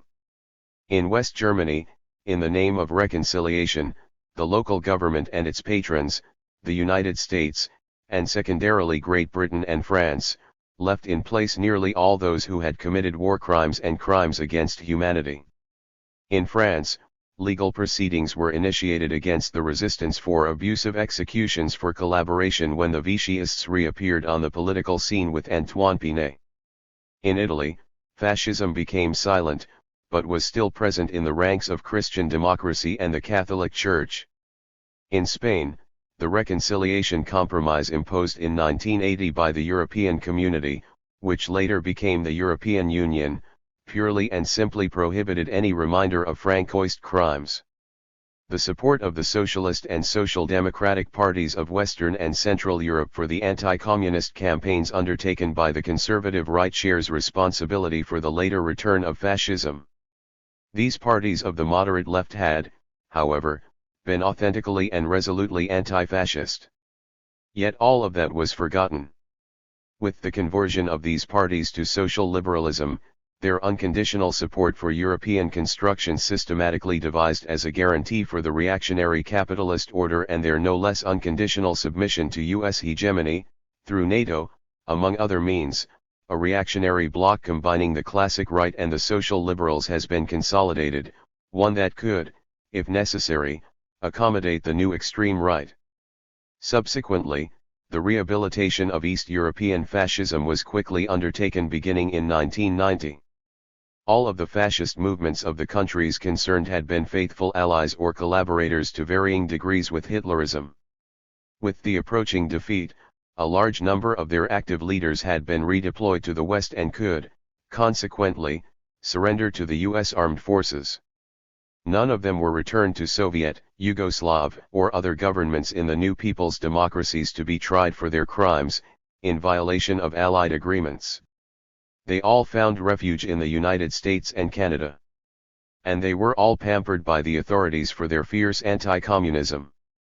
In Les Ukrainiens face à leur passé, Austriachuk provides everything necessary to establish irrefutably the collusion between the objectives of U.S. policy, and behind it of Europe, and those of the local fascists of Eastern Europe, specifically, Ukraine. For example, Professor Dmytro Dontsov, up to his death, in 1975, published all his works in Canada, which are not only violently anti-communist, the term Judeo-Bolshevism is customary with him, but also even fundamentally anti-democratic. The governments of the so-called democratic states of the West supported, and even financed and organized, the Orange Revolution, i.e., the fascist counter-revolution, in Ukraine. And all that is continuing. Earlier, in Yugoslavia, Canada had also paved the way for the Croatian USTAs. The clever way in which the moderate media, which cannot openly acknowledge that they support avowed fascists, hide their support for these fascists is simple: they substitute the term nationalist for fascist. Professor Dontsov is no longer a fascist, he is a Ukrainian nationalist, just like Marine Le Pen is no longer a fascist, but a nationalist, as Le Monde, for example, has written. Are these authentic fascists really nationalists, simply because they say so? That is doubtful. Nationalists today deserve this label only if they call into question the power of the actually dominant forces in the contemporary world, i.e., that of the monopolies of the United States and Europe. These so-called nationalists are friends of Washington, Brussels, and NATO. Their nationalism amounts to chauvinistic hatred of largely innocent neighboring people who were never responsible for their misfortunes. For Ukrainians, it is Russians, and not the Tsar; for Croatians, it is the Serbs; for the new extreme right in France, Austria, Switzerland, Greece, and elsewhere, it is immigrants. The danger represented by the collusion between major political forces in the United States, Republicans and Democrats, and Europe, the parliamentary right and the social liberals, on one side, and the fascists of the East, on the other, should not be underestimated. Hillary Clinton has set herself up as leading spokeswoman of this collusion and pushes war hysteria to the limit. Even more than George W. Bush, if that is possible, she calls for preventive war with a vengeance, and not only for repetition of the Cold War, against Russia with even more open intervention in Ukraine, Georgia, and Moldova, among other places against China, and against people in revolt in Asia, Africa, and Latin America. Unfortunately, this headlong flight of the United States in response to its decline could find sufficient support to allow Hillary Clinton to become the first woman president of the United States. Let's not forget what hides behind this false feminist. Undoubtedly, the fascist danger might still appear today to be no threat to the democratic order in the United States and Europe west of the Old Curtain. The collusion between the classic parliamentary right and the social liberals makes it unnecessary for dominant capital to resort to the services of an extreme right that follows in the wake of the historical fascist movements. But then what should we conclude about the electoral successes of the extreme right over the last decade?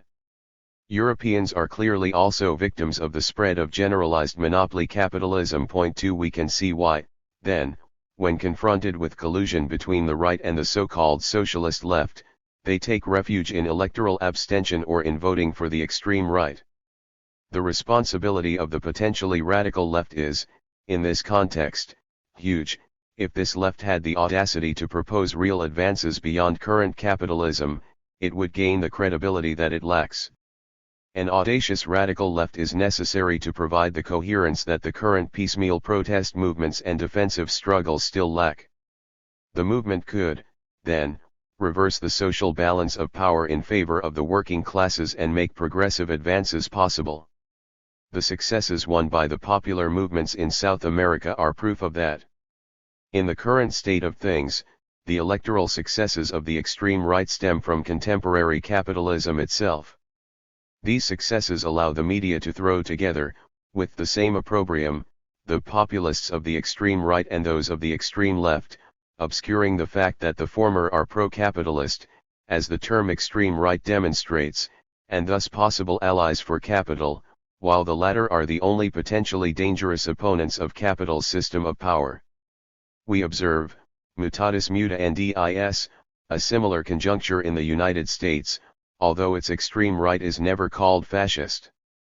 The McCarthyism of yesterday, just like the Tea Party fanatics and warmongers, example Hillary Clinton, of today, openly defend liberties understood as exclusively belonging to the owners and managers of monopoly capital against the government, suspected of acceding to the demands of the system's victims.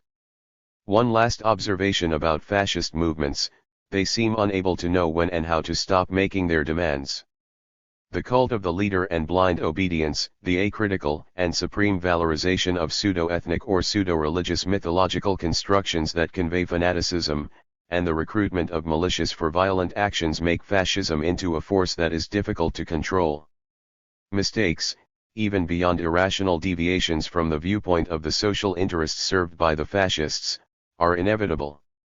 Hitler was a truly mentally ill person, yet he could force the big capitalists who had put him in power to follow him to the end of his madness and even gain the support of a very large portion of the population. Although that is only an extreme case, and Mussolini, Franco, Salazar, and Pétain were not mentally ill, a large number of their associates and henchmen did not hesitate to perpetrate criminal acts. Fascism in the contemporary South. The integration of Latin America into globalized capitalism in the 19th century was based on the exploitation of peasants reduced to the status of peons and their subjection to the savage practices of large landowners.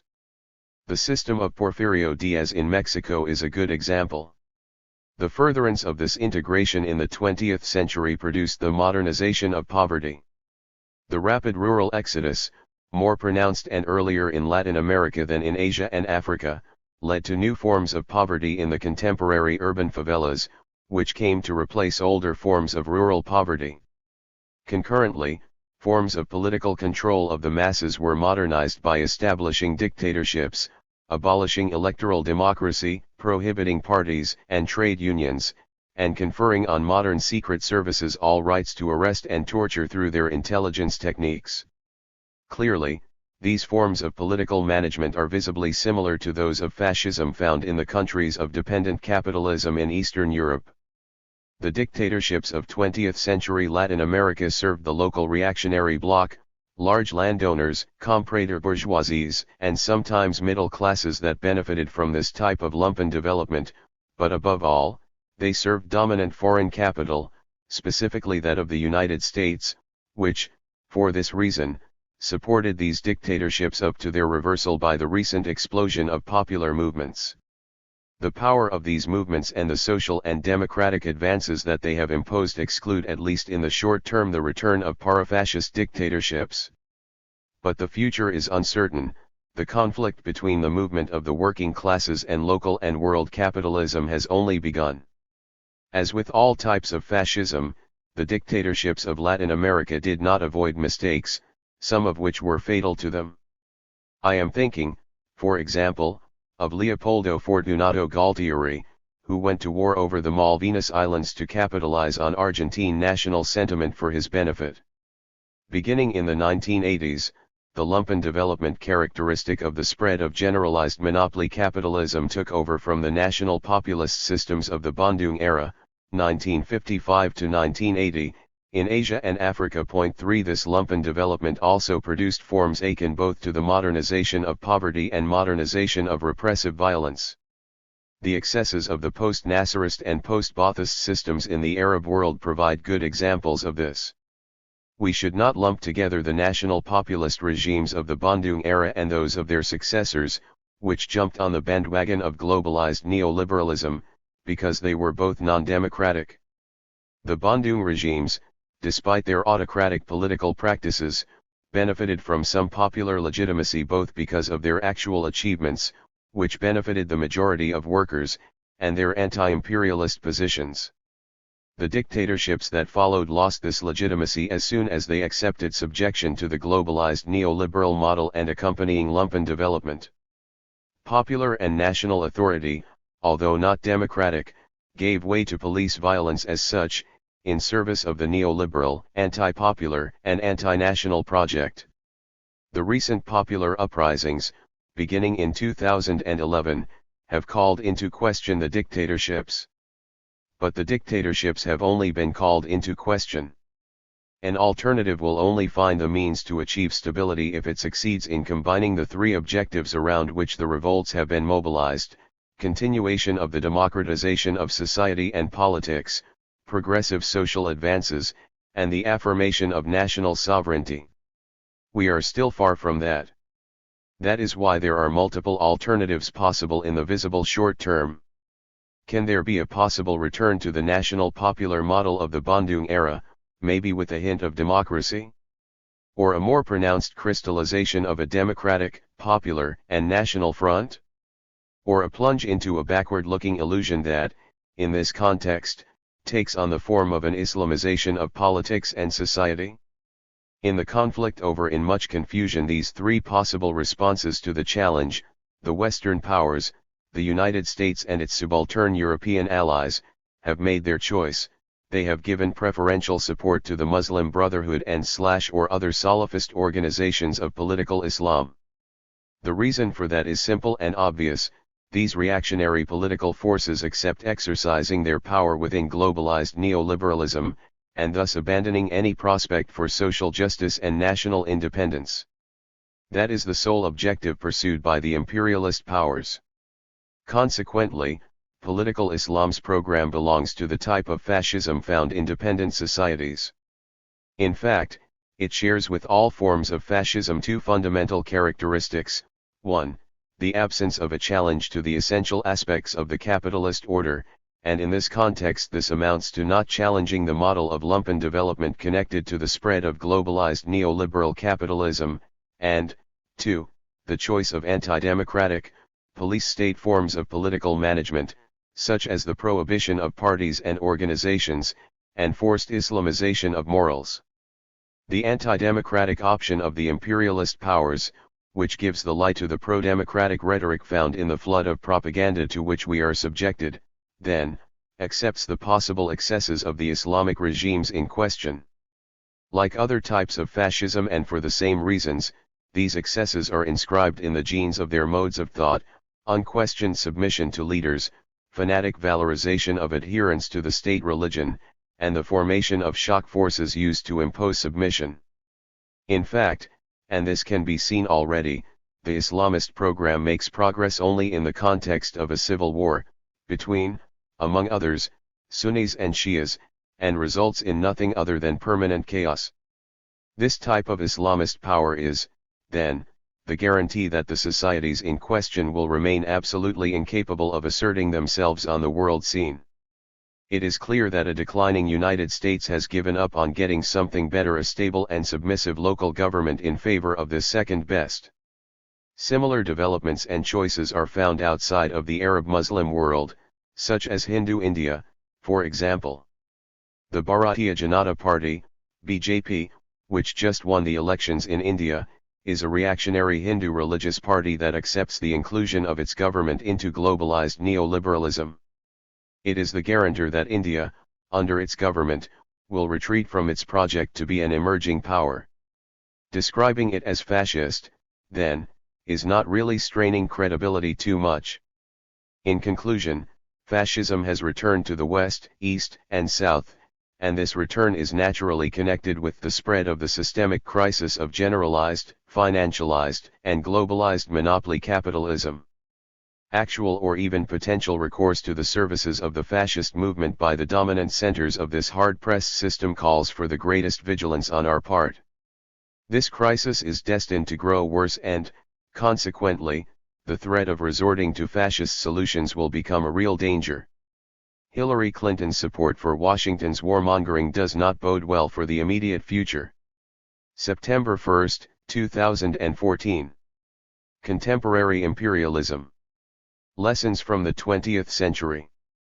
Lenin, Bukharin, Stalin, and Trotsky in Russia, as well as Mao, Zhou Enlai, and Deng Xiaoping in China, shaped the history of the two great revolutions of the 20th century. 1 As leaders of revolutionary communist parties and then later as leaders of revolutionary states, they were confronted with the problems faced by a triumphant revolution in countries of peripheral capitalism and forced to revise, I deliberately use this term, considered sacrilegious by many, the theses inherited from the historical Marxism of the Second International.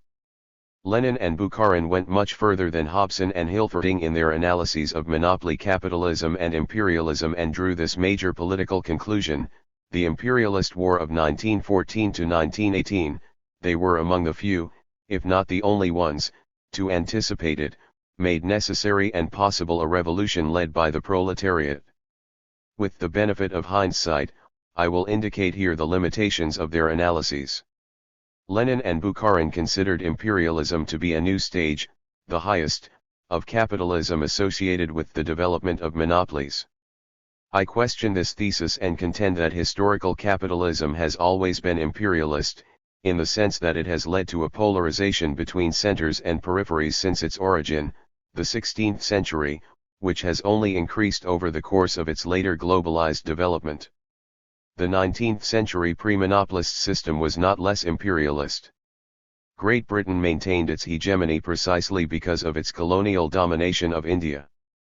Lenin and Bukharin thought that the revolution, begun in Russia, the weak link, would continue in the centers, Germany in particular.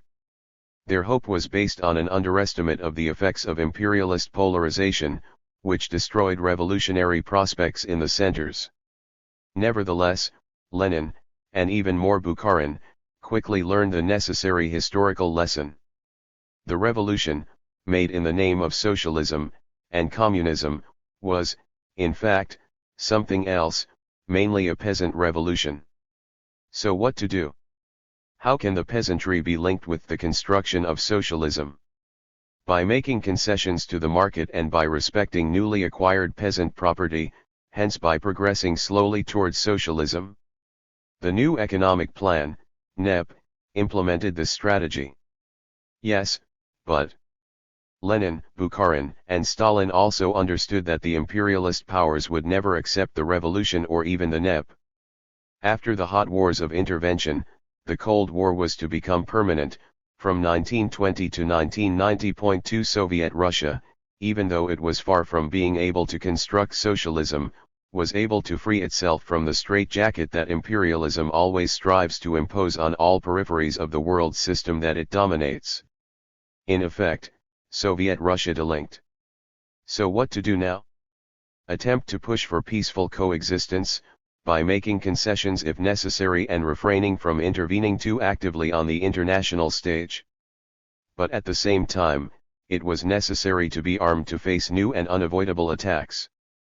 And that implied rapid industrialization, which, in turn, came into conflict with the interests of the peasantry and thus threatened to break the worker-peasant alliance, the foundation of the revolutionary state. It is possible, then, to understand the equivocations of Lenin, Bukharin, and Stalin. In theoretical terms, there were U-turns from one extreme to the other. Sometimes a determinist attitude inspired by the phased approach inherited from earlier Marxism, first the bourgeois democratic revolution, then the socialist one, predominated. Sometimes a voluntarist approach, political action would make it possible to leap over stages. Finally, from 1930 to 1933, Stalin chose rapid industrialization and armament, and this choice was not without some connection to the rise of fascism. Collectivization was the price of that choice. Here again we must beware of judging too quickly. All socialists of that period, and even more the capitalists, shared Koskai's analyses on this point and were persuaded that the future belonged to large-scale agriculture. 3 The break in the worker-peasant alliance that this choice implied lay behind the abandonment of revolutionary democracy and the autocratic turn. In my opinion, Trotsky would certainly not have done better. His attitude towards the rebellion of the Kronstadt sailors and his later equivocations demonstrate that he was no different than the other Bolshevik leaders in government. But, after 1927, living in exile and no longer having responsibility for managing the Soviet state, he could delight in endlessly repeating the sacred principles of socialism. He became like many academic Marxists who have the luxury of asserting their attachment to principles without having to be concerned about effectiveness in transforming reality. 4. The Chinese communists appeared later on the revolutionary stage. Mao was able to learn from Bolshevik equivocations. China was confronted with the same problems as Soviet Russia: revolution in a backward country, the necessity of including the peasantry in revolutionary transformation, and the hostility of the imperialist powers. But Mao was able to see more clearly than Lenin, Bukharin, and Stalin. Yes, the Chinese Revolution was anti-imperialist and peasant, anti-feudal. But it was not bourgeois democratic, it was popular democratic. The difference is important. The latter type of revolution requires maintaining the worker-peasant alliance over a long period. China was thus able to avoid the fatal error of forced collectivization and invent another way: make all agricultural land state property, give the peasantry equal access to use of this land, and renovate family agriculture. 5. The two revolutions had difficulty in achieving stability because they were forced to reconcile support for a socialist outlook and concessions to capitalism. Which of these two tendencies would prevail? These revolutions only achieved stability after their thermidor, to use Trotsky's term. But when was the thermidor in Russia? Was it in 1930, as Trotsky said? Or was it in the 1920s, with the NEP? Or was it the Ice Age of the Brezhnev period? And in China, did Mao choose thermidor beginning in 1950? Or do we have to wait until Deng Xiaoping to speak of the thermidor of 1980? It is not by chance that reference is made to lessons of the French Revolution. The three great revolutions of modern times, the French, Russian, and Chinese, are great precisely because they looked forward beyond the immediate requirements of the moment. With the rise of the Mountain, led by Robespierre, in the National Convention, the French Revolution was consolidated as both popular and bourgeois and, just like the Russian and Chinese revolutions which strove to go all the way to communism even if it were not on the agenda due to the necessity of averting defeat, retained the prospect of going much further later. Thermidor is not the restoration. The latter occurred in France, not with Napoleon, but only beginning in 1815. Still, it should be remembered that the Restoration could not completely do away with the gigantic social transformation caused by the Revolution. In Russia, the Restoration occurred even later in its revolutionary history, with Gorbachev and Yeltsin. It should be noted that this restoration remains fragile, as can be seen in the challenges Putin must still confront. In China, there has not been, or not yet, a restoration. 6. A new stage of monopoly capital. The contemporary world is still confronted with the same challenges encountered by the revolutions of the 20th century. The continued deepening of the center-periphery contrast, characteristic of the spread of globalized capitalism, still leads to the same major political consequence. Transformation of the world begins with anti-imperialist, national, popular, and potentially anti-capitalist revolutions, which are the only ones on the agenda for the foreseeable future. But this transformation will only be able to go beyond the first steps and proceed on the path to socialism later if and when the peoples of the centers, in turn, begin the struggle for communism, viewed as a higher stage of universal human civilization. The systemic crisis of capitalism in the centers gives a chance for this possibility to be translated into reality. In the meantime, there is a twofold challenge confronting the peoples and states of the South. 1. The lumpen development that contemporary capitalism forces on all peripheries of the system has nothing to offer three-quarters of humanity. In particular, it leads to the rapid destruction of peasant societies in Asia and Africa, and consequently the response given to the peasant question will largely govern the nature of future changes. 7. 2. The aggressive geostrategy of the imperialist powers, which is opposed to any attempt by the peoples and states of the periphery to get out of the impasse, forces the peoples concerned to defeat the military control of the world by the United States and its subaltern European and Japanese allies. The first long systemic crisis of capitalism got underway in the 1870s. The version of historic capitalism's extension over the long span that I have put forward suggests a succession of three epochs, 10 centuries of incubation from the year 1000 in China to the 18th century revolutions in England and France, a short century of triumphal flourishing, the 19th century, probably a long decline comprising in itself the first long crisis, 1875 to 1945, and then the second, begun in 1975 and still ongoing. In each of those two long crises, capital responds to the challenge by the same triple formula: concentration of capital's control, deepening of uneven globalization, financialization of the system's management. 8. Two major thinkers, Hobson and Hilferding, immediately grasped the enormous importance of capitalism's transformation into monopoly capitalism. But it was Lenin and Bukharin who drew the political conclusion from this transformation, a transformation that initiated the decline of capitalism and thus moved the socialist revolution onto the agenda. 9. The primary formation of monopoly capitalism thus goes back to the end of the 19th century, but in the United States it really established itself as a system only from the 1920s, to conquer next the Western Europe and Japan of the 30 glorious years following the Second World War. The concept of surplus, put forth by Baron and Sweezy in the 1950 to 1960 decade, allows a grasp of what is essential in the transformation of capitalism. Convinced at the moment of its publication by that work of enrichment to the Marxist critique of capitalism, I undertook as soon as the 1970s its reformulation, which required, in my opinion, the transformation of the first, 1920 to 1970, monopoly capitalism into generalized monopoly capitalism, analyzed as a qualitatively new phase of the system. In the previous forms of competition among firms producing the same use value, numerous then, and independent of each other, decisions were made by the capitalist owners of those firms on the basis of a recognized market price which imposed itself as an external datum. Baron and Sweezy observed that the new monopolies act differently. They set their prices simultaneously with the nature and volume of their outputs. So it is an end to fair and open competition, which remains, quite contrary to reality, at the heart of conventional economics rhetoric. The abolition of competition, the radical transformation of that term's meaning, of its functioning and of its results, detaches the price system from its basis, the system of values, and in that very way hides from sight the referential framework which used to define capitalism's rationality. Although values used to constitute to a great extent autonomous realities, they become, in monopoly capitalism, the object of actual fabrications produced systematically through aggressive and particularized sales strategies, advertising, brands, etc.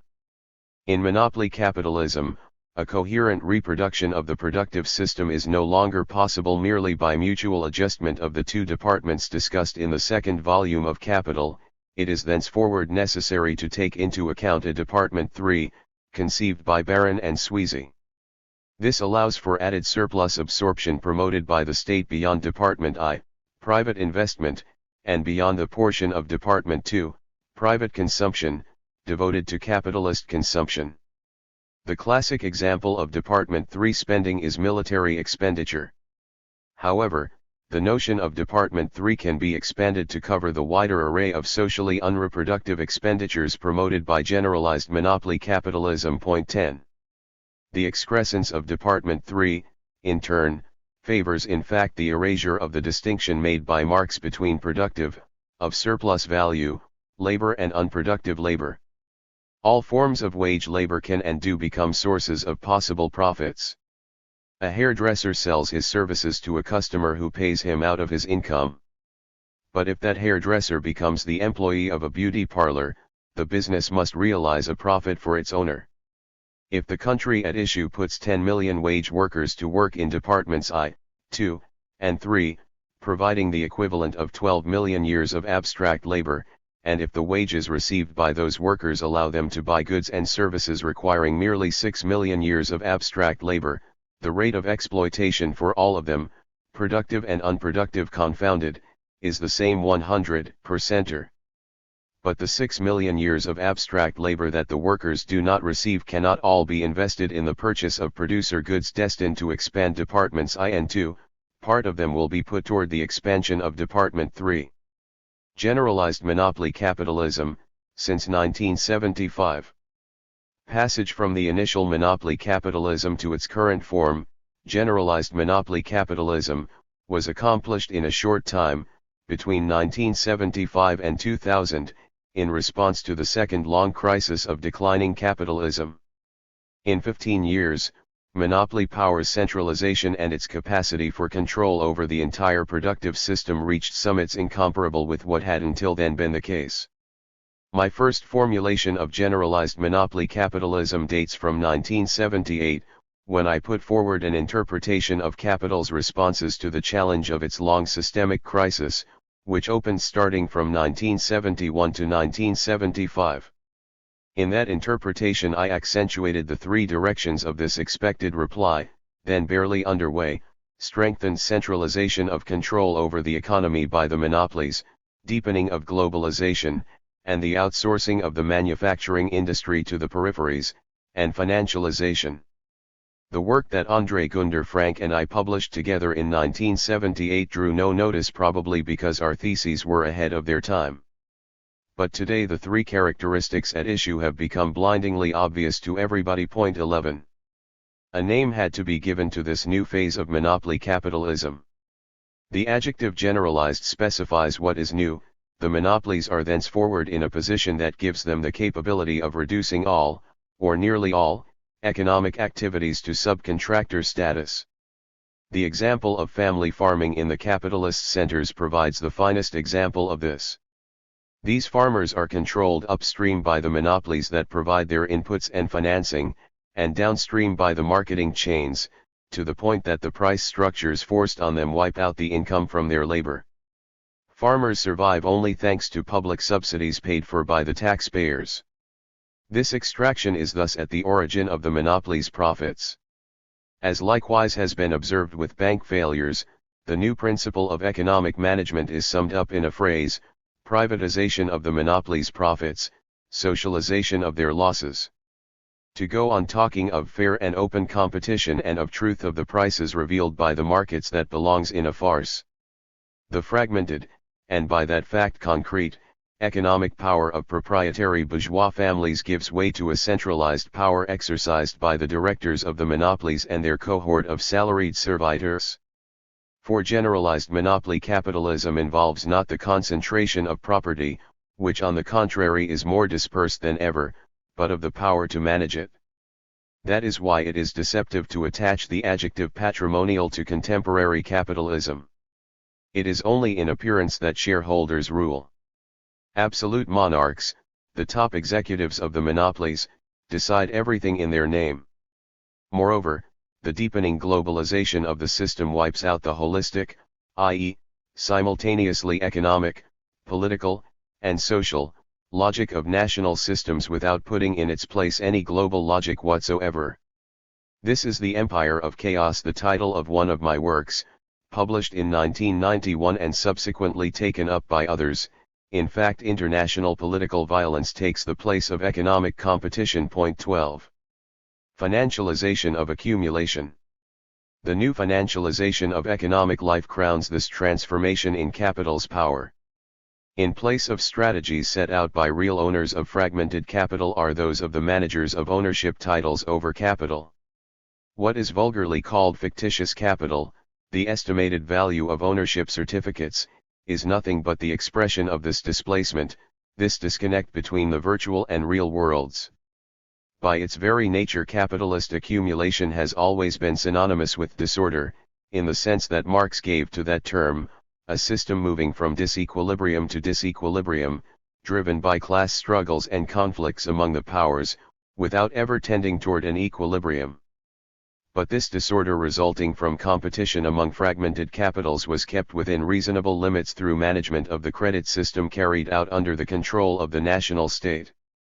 With contemporary financialized and globalized capitalism, those frontiers disappear, the violence of the movements from disequilibrium to disequilibrium is reinforced. The successor of disorder is chaos. Domination by the capital of the generalized monopolies is exercised on the world scale through global integration of the monetary and financial market, based henceforward on the principle of flexible exchange rates, and giving up national controls over the flow of capital. Nevertheless, this domination is called into question, to varying degrees, by state policies of the emerging countries. The conflict between these latter policies and the strategic objectives of the triad's collective imperialism becomes by that fact one of the central axes for possibly putting generalized monopoly capitalism once more on trial. Point 13. The decline of democracy. In the system's centers, generalized monopoly capitalism has brought with it generalization of the wage form. Upper managers are thenceforward employees who do not participate in the formation of surplus value, of which they have become consumers. At the other social pole, the generalized proletarianization that the wage form suggests is accompanied by multiplication in forms of segmentation of the labor force. In other words, the proletariat, in its forms as known in the past, disappears at the very moment when proletarianization becomes generalized. In the peripheries, the effects of domination by generalized monopoly capital are no less visible. Above an already diverse social structure made up of local ruling classes and the subordinate classes and status groups, there is placed a dominant superclass emerging in the wake of globalization. This superclass is sometimes that of neo-comprador insiders, sometimes that of the governing political class, or class-state party, or a mixture of the two. Far from being synonyms, market and democracy are, on the contrary, antonyms. In the centers a new political consensus culture, only seeming, perhaps, but nevertheless active, synonymous with depolitization, has taken the place of the former political culture based on the right-left confrontation that used to give significance to bourgeois democracy and the contradictory inscription of class struggles within its framework. In the peripheries, the monopoly of power captured by the dominant local superclass likewise involves the negation of democracy. The rise of political Islam provides an example of such a regression. The aggressive geostrategy of contemporary imperialism. The collective imperialism of the triad, the state in contemporary capitalism. In the 1970s, Sweezy, Magdoff and I had already advanced this thesis, formulated by Andre Gunder Frank and me in a work published in 1978. We said that monopoly capitalism was entering a new age, characterized by the gradual but rapid dismantling of national production systems. The production of a growing number of market goods can no longer be defined by the label "Made in France," or the Soviet Union or the United States, but becomes "made in the world," because its manufacture is now broken into segments, located here and there throughout the whole world. Recognizing this fact, now a commonplace, does not imply that there is only one explanation of the major cause for the transformation in question. For my part, I explain it by the leap forward in the degree of centralization in the control of capital by the monopolies, which I have described as the move from the capitalism of monopolies to the capitalism of generalized monopolies. The information revolution, among other factors, provides the means that make possible the management of this globally dispersed production system. But for me, these means are only implemented in response to a new objective need created by the leap forward in the centralized control of capital. The emergence of this globalized production system eliminates coherent national development policies, diverse and unequally effective, but it does not substitute a new coherence, which would be that of the globalized system. The reason for that is the absence of a globalized bourgeoisie and globalized state, which I will examine later. Consequently, the globalized production system is incoherent by nature. Another important consequence of this qualitative transformation of contemporary capitalism is the emergence of the collective imperialism of the triad, which takes the place of the historical national imperialisms of the United States, Great Britain, Japan, Germany, France, and a few others. Collective imperialism finds its raison d'être in the awareness by the bourgeoisies in the triad nations of the necessity for their joint management of the world and particularly of the subjected, and yet to be subjected, societies of the peripheries. Some draw two correlates from the thesis of the emergence of a globalized production system, the emergence of a globalized bourgeoisie and the emergence of a globalized state, both of which would find their objective foundation in this new production system. My interpretation of the current changes and crises leads me to reject these two correlates. There is no globalized bourgeoisie, or dominant class, in the process of being formed, either on the world scale or in the countries of the imperialist triad. I am led to emphasize the fact that the centralization of control over the capital of the monopolies takes place within the nation-states of the triad, United States, each member of the European Union, Japan, much more than it does in the relations between the partners of the triad, or even between members of the European Union. The bourgeoisies, or oligopolistic groups, are in competition within nations, and the national state manages this competition, in part at least, and between nations. Thus the German oligopolies, and the German state, took on the leadership of European affairs, not for the equal benefit of everyone, but first of all for their own benefit. At the level of the triad, it is obviously the bourgeoisie of the United States that leads the alliance, once again with an unequal distribution of the benefits. The idea that the objective cause the emergence of the globalized production system entails ipso facto the emergence of a globalized dominant class is based on the underlying hypothesis that the system must be coherent. In reality, it is possible for it not to be coherent. In fact, it is not coherent and hence this chaotic system is not viable. In the peripheries, the globalization of the production system occurs in conjunction with the replacement of the hegemonic blocks of earlier eras by a new hegemonic bloc dominated by the new comprador bourgeoisies, which are not constitutive elements of a globalized bourgeoisie, but only subaltern allies of the bourgeoisies of the dominant triad. Just like there is no globalized bourgeoisie in the process of formation, there is also no globalized state on the horizon. The major reason for this is that the current globalized system does not attenuate, but actually accentuates conflict, already visible or potential, between the societies of the triad and those of the rest of the world. I do indeed mean conflict between societies and, consequently, potentially conflict between states. The advantage derived from the triad's dominant position, imperialist rent, allows the hegemonic bloc formed around the generalized monopolies to benefit from a legitimacy that is expressed, in turn, by the convergence of all major electoral parties, right and left, and their equal commitment to neoliberal economic policies and continual intervention in the affairs of the peripheries. On the other hand, the neo-comprador bourgeoisies of the peripheries are neither legitimate nor credible in the eyes of their own people, because the policies they serve do not make it possible to catch up, and most often lead to the impasse of lumpen development. Instability of the current governments is thus the rule in this context. Just as there is no globalized bourgeoisie even at the level of the Triad or that of the European Union, there is also no globalized state at these levels. Instead, there is only an alliance of states.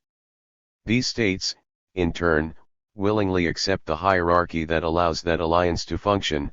General leadership is taken on by Washington, and leadership in Europe by Berlin. The national state remains in place to serve globalization as it is. There is an idea circulating in postmodernist currents that contemporary capitalism no longer needs the state to manage the world economy, and thus that the state system is in the process of withering away to the benefit of the emergence of civil society. I will not go back over the arguments that I have developed elsewhere against this naive thesis, one moreover that is propagated by the dominant governments and the media clergy in their service. There is no capitalism without the state. Capitalist globalization could not be pursued without the interventions of the United States Armed Forces and the management of the dollar. Clearly, the armed forces and money are instruments of the state, not of the market. But since there is no world state, the United States intends to fulfill this function. The societies of the Triad consider this function to be legitimate, other societies do not. But what does that matter? The self-proclaimed international community, i.e., the G7 plus Saudi Arabia, which has surely become a democratic republic, does not recognize the legitimacy of the opinion of 85% of the world's population.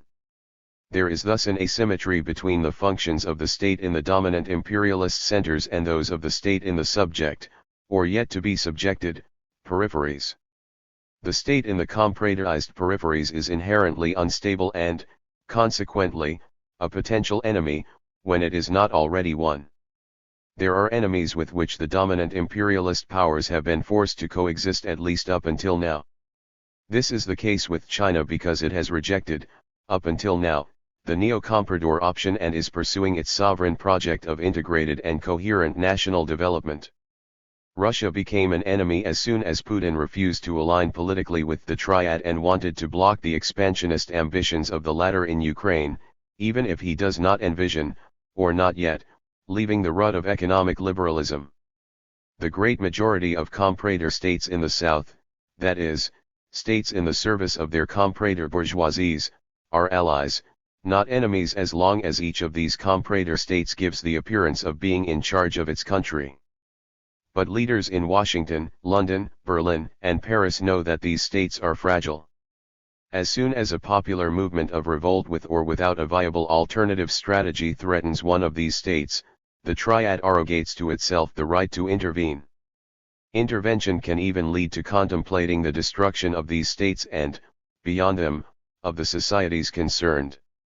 This strategy is currently at work in Iraq, Syria, and elsewhere.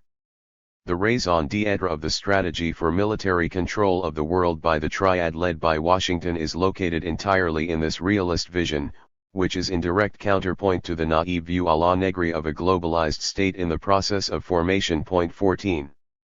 Responses of the peoples and states of the South. The ongoing offensive of the United States/Europe/Japan collective imperialism against all the peoples of the South walks on two legs: the economic leg, globalized neoliberalism forced as the exclusive possible economic policy, and the political leg, continuous interventions including preemptive wars against those who reject imperialist interventions. In response, some countries of the South, such as the BRICS, at best walk on only one leg. They reject the geopolitics of imperialism but accept economic neoliberalism. They remain, for that reason, vulnerable, as the current case of Russia shows. 15. Yes, they have to understand that trade is war, as Yush Tandon wrote. 16. All countries of the world outside the triad are enemies or potential enemies, except those who accept complete submission to its economic and political strategy. In that frame, Russia is an enemy. 17 Whatever might be our assessment of what the Soviet Union was, the triad fought it simply because it was an attempt to develop independently of dominant capitalism/imperialism. After the breakdown of the Soviet system, some people, in Russia in particular, thought that the West would not antagonize a capitalist Russia just as Germany and Japan had lost the war but won the peace. They forgot that the Western powers supported the reconstruction of the former fascist countries precisely to face the challenge of the independent policies of the Soviet Union. Now, this challenge having disappeared, the target of the triad is complete submission, to destroy the capacity of Russia to resist. The current development of the Ukraine tragedy illustrates the reality of the strategic target of the triad. The triad organized in Kiev what ought to be called a Euro/Nazi putsch. The rhetoric of the Western medias, claiming that the policies of the triad aim at promoting democracy, is simply a lie. Eastern Europe has been integrated in the European Union not as equal partners, but as semi-colonies of major Western and Central European capitalist/imperialist powers. The relation between West and East in the European system is in some degree similar to that which rules the relations between the United States and Latin America. Therefore, the policy of Russia to resist the project of colonization of Ukraine must be supported. But this positive Russian international policy is bound to fail if it is not supported by the Russian people. And this support cannot be won on the exclusive basis of nationalism. The support can be won only if the internal economic and social policy pursued promotes the interests of the majority of the working people. A people-oriented policy implies therefore moving away, as much as possible, from the liberal recipe and the electoral masquerade associated with it, which claims to give legitimacy to regressive social policies. I would suggest setting up in its place a brand of new state capitalism with a social dimension. I say social, not socialist. That system would open the road to eventual advances toward a socialization of the management of the economy and therefore authentic new advances toward an invention of democracy responding to the challenges of a modern economy. Russian state power remaining within the strict limits of the neoliberal recipe annihilates the chances of success of an independent foreign policy and the chances of Russia becoming a really emerging country acting as an important international actor. Neoliberalism can produce for Russia only a tragic economic and social regression, a pattern of lumpen development, and a growing subordinate status in the global imperialist order. Russia would provide the triad with oil, gas, and some other natural resources. Its industries would be reduced to the status of subcontracting for the benefit of Western financial monopolies. In such a position, which is not very far from that of Russia today in the global system, attempts to act independently in the international area will remain extremely fragile, threatened by sanctions which will strengthen the disastrous alignment of the ruling economic oligarchy to the demands of dominant monopolies of the triad. The current outflow of Russian capital associated with the Ukraine crisis illustrates the danger. Re-establishing state control over the movements of capital is the only effective response to that danger. Outside of China, which is implementing a national project of modern industrial development in connection with the renovation of family agriculture, the other so-called emergent countries of the South, the BRICS, still walk only on one leg. They are opposed to the depredations of militarized globalization, but remain imprisoned in the straitjacket of neoliberalism. 18. July 1, 2015. Reading Capital, Reading Historical Capitalisms. Marx's Capital presents a rigorous scientific analysis of the capitalist mode of production and capitalist society, and how they differ from earlier forms. Volume 1 delves into the heart of the problem. It directly clarifies the meaning of the generalization of commodity exchanges between private property owners, and this characteristic is unique to the modern world of capitalism, even if commodity exchanges had existed earlier, specifically the emergence and dominance of value and abstract social labor. From that foundation, Marx leads us to understand how the proletarian sale of his or her labor power to the man with money ensures the production of surplus value that the capitalist expropriates, and which, in turn, is the condition for the accumulation of capital. The dominance of value governs not only the reproduction of the economic system of capitalism, it governs every aspect of modern social and political life. The concept of alienation points to the ideological mechanism through which the overall unity of social reproduction is expressed. Volume 2 demonstrates why and how capital accumulation functions, more specifically, why and how accumulation successfully integrates the exploitation of labor in its reproduction and overcomes the effects of the social contradiction that it represents. The suitable division of social labor between production of the means of production and production of consumption goods ensures the overall balance of supply and demand for goods and services produced exclusively within the context of the capitalist system of social relations. For my part, I have argued more specifically that, 1.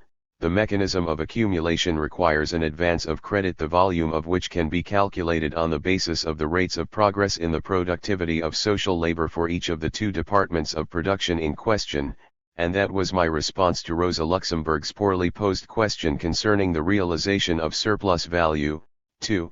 The realization of a dynamic balance of growth requires the real wage, the value of labor power, itself to increase at a rate that can be calculated on the basis of growth in productivity, and, 3, consequently, the model presented in Volume 2 does not allow us to say anything about the tendency of the rate of profit to fall, Law of Worldwide Value, Chapter 1. Taken together, Volumes 1 and 2 of Capital do not provide specific information on the history of the emergence of the capitalism that they analyze. As Marx himself says, his aim is to offer an analysis of the essence of capitalism, its ideal average. He does not consider, then, the relations between the space controlled by this capitalist mode, the only space analyzed in these two volumes, and other spaces of social production, prior to or even contemporary with the existence of concrete historical capitalism in England or elsewhere.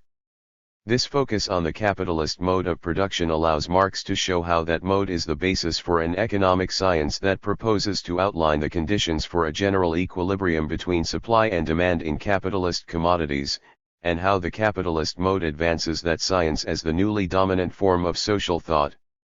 Commodity alienation is the secret of this triumph. It reverses the relations between the economic instance, which becomes dominant, and the political and ideological instances, which consequently lose the characteristic dominance they had in earlier societies. This is the meaning of my reading of the subtitle of Capital, Critique of Political Economy, a reading that reveals the status of economic science in modern social thought. Volume 3 of Capital is different. Here Marx moves from the analysis of capitalism in its fundamental aspects, its ideal average, to that of the historical reality of capitalism. He does so only partially by dealing with three sets of questions. The first set concerns ground rent, that is, the right of landowners to a fraction of the surplus value produced by the capitalist exploitation of labor. We are here plunged into the heart of the question concerning the history of the emergence of historical capitalism. Capitalism did not fall from the sky onto a virgin earth. It was forged through its conflict with the feudal society of the Ancien regime in England, France, and a few other places in Europe. Traces of this conflict can be found in the capitalist formations, as distinct from the capitalist mode of production, that existed in Marx's era. The second set concerns questions about the functioning of money, commodity money, the general equivalent of exchange and credit, of which commodity money is the support. The distinction between interest on money, and its rate, and profit on capital emerges from this analysis.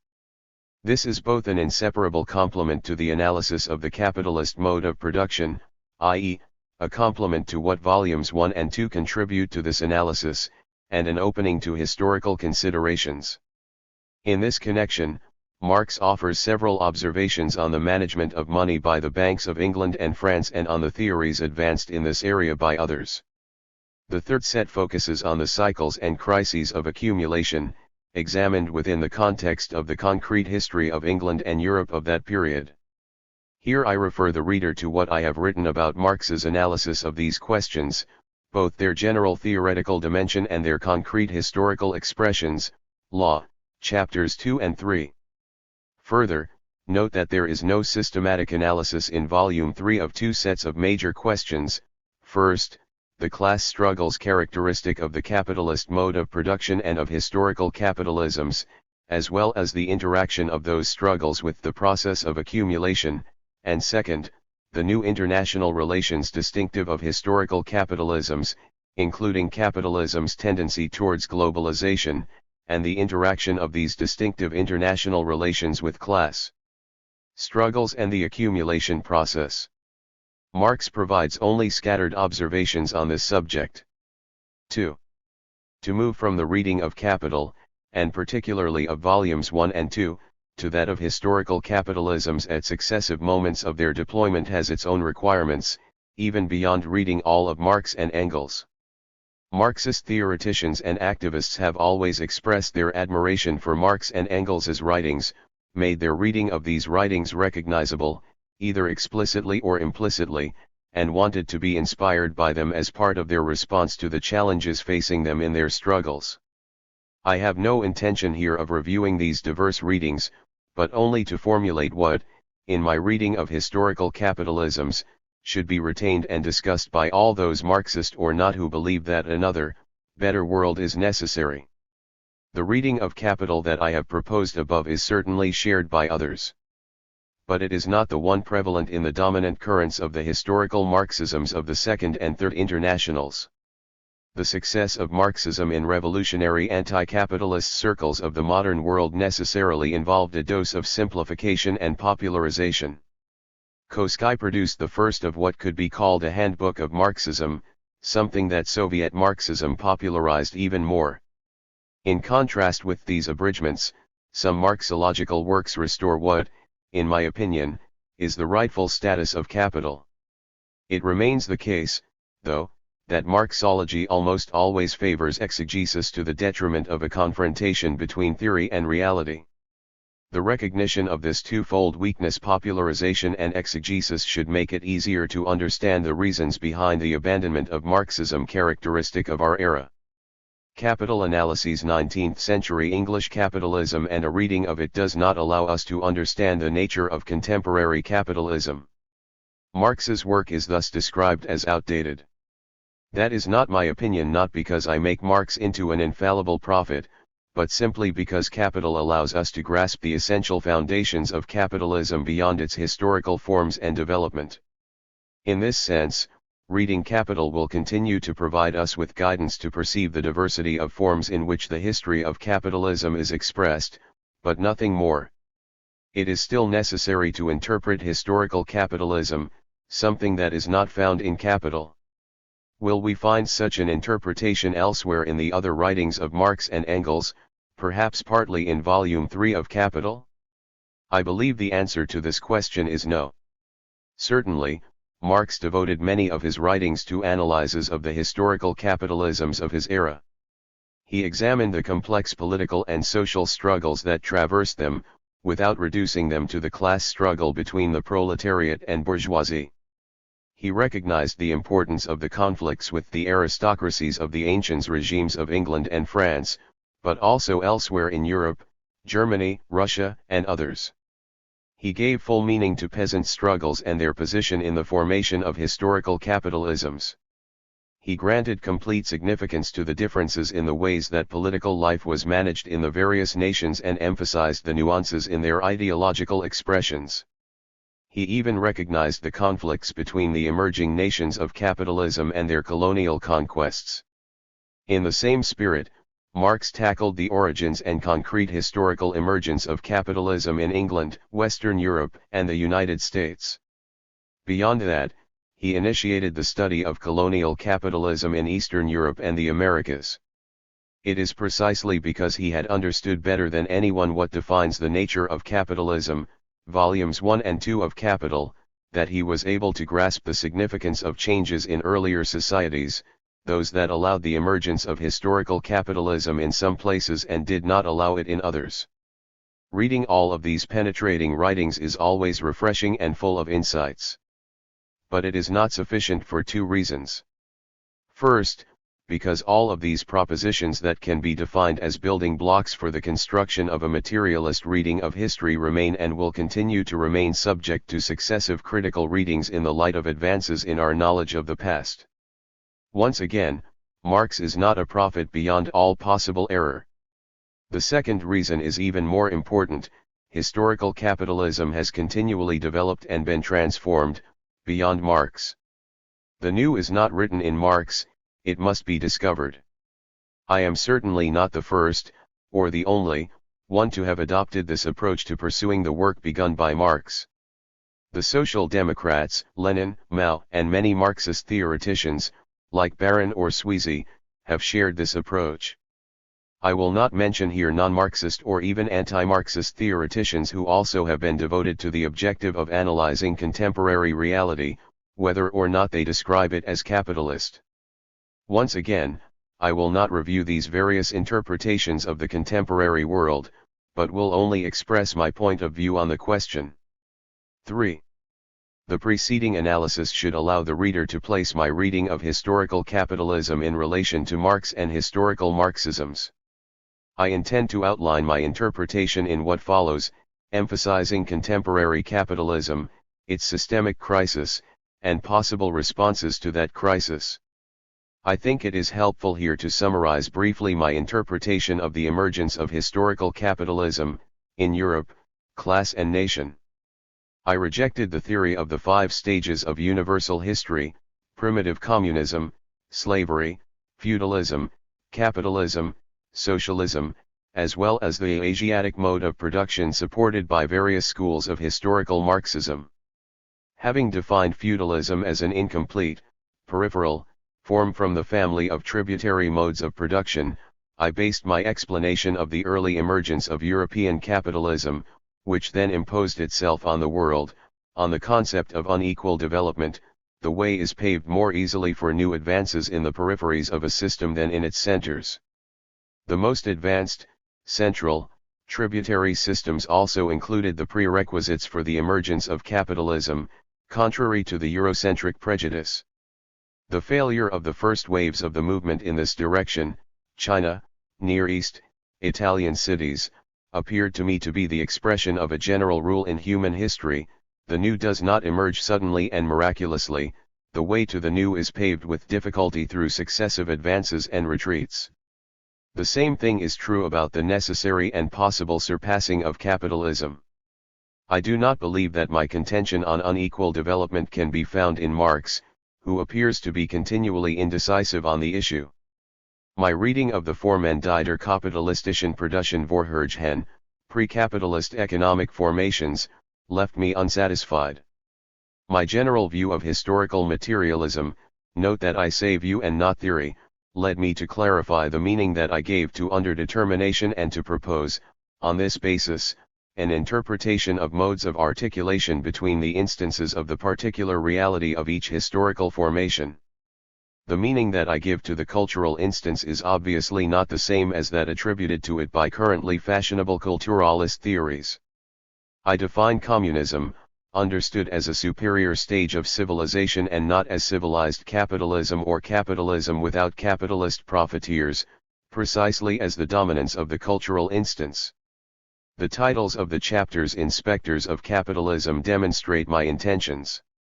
Here I can only refer the reader to these analyses: Spectres of Capitalism, chapters 3, 4, 5. The globalized expansion of capitalism has always been polarizing at each stage of its development, in the sense that it has continually constructed the opposition between dominant imperialist centers and dominated peripheries. Primitive accumulation is continual. The dominant social thinking, which acts as an apologist for capitalism, is forced to ignore this reality so that it can promise to the peoples of the peripheries an impossible catching up in and by means of capitalism. The currently fashionable thinking today has fostered the strong resurgence of this fatal illusion.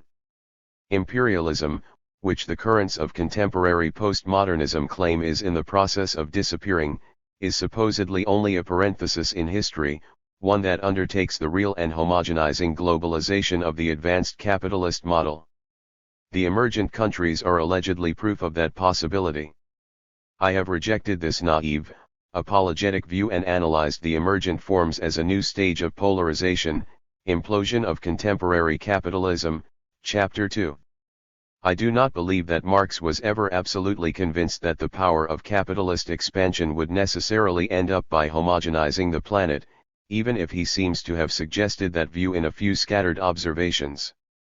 On other occasions, he did not hesitate to denounce the impasse constructed by colonialism, outlining the possibility of socialism's emergence from the peripheries of the globalized modern system, as shown by some of his writings on Russia.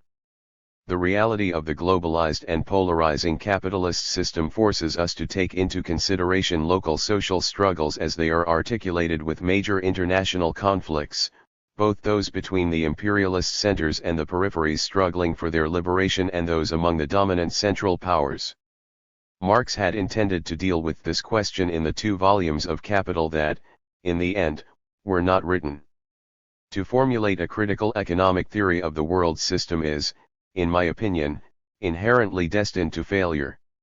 This is why I have argued that, at some point, Marx would have given up this project. 3 Essays on Marx's Value Theory, Part I. Certainly, the economic science of globalized capitalism that is offered to us is nothing more than an apology for imperialist practices. Yet another merely economic theory of the world system is just as impossible. Here we must place ourselves within the broader field of historical materialism. In this way, we can articulate classes, nations, and states in a whole that makes sense and allows us to understand how the modern world system functions through all its economic, political, and ideological dimensions. What I just said about the major conflict of our time, beginning in the 20th century, is equally valid for the conflicts between the dominant central nations in the 19th and 20th centuries. Since historical capitalism was formed on the basis of the emergence of central nations, the United Kingdom, France, Germany, the United States, and a few others, the conflict among these nations cannot be reduced to their competition in a market in the process of globalizing by economic means. Marx also proposed to deal systematically with the class struggle in a volume of Capital that he did not write. His scattered writings on this major subject do not fill the void. In Volume 2 of Capital, Marx demonstrates that the process of accumulation in a society reduced to the capitalist mode of production requires an increase in wages parallel to the increase in the productivity of social labor. Otherwise, general equilibrium is impossible. There would be an excess in the production of capital goods and consumption goods in relation to insufficient demand. Capitalism carries within itself this fatal contradiction: the dominant position of the bourgeoisie and the competition between capitalist companies makes it impossible for wages to increase at the necessary rate. Capitalism cannot, then, ever overcome this permanent crisis.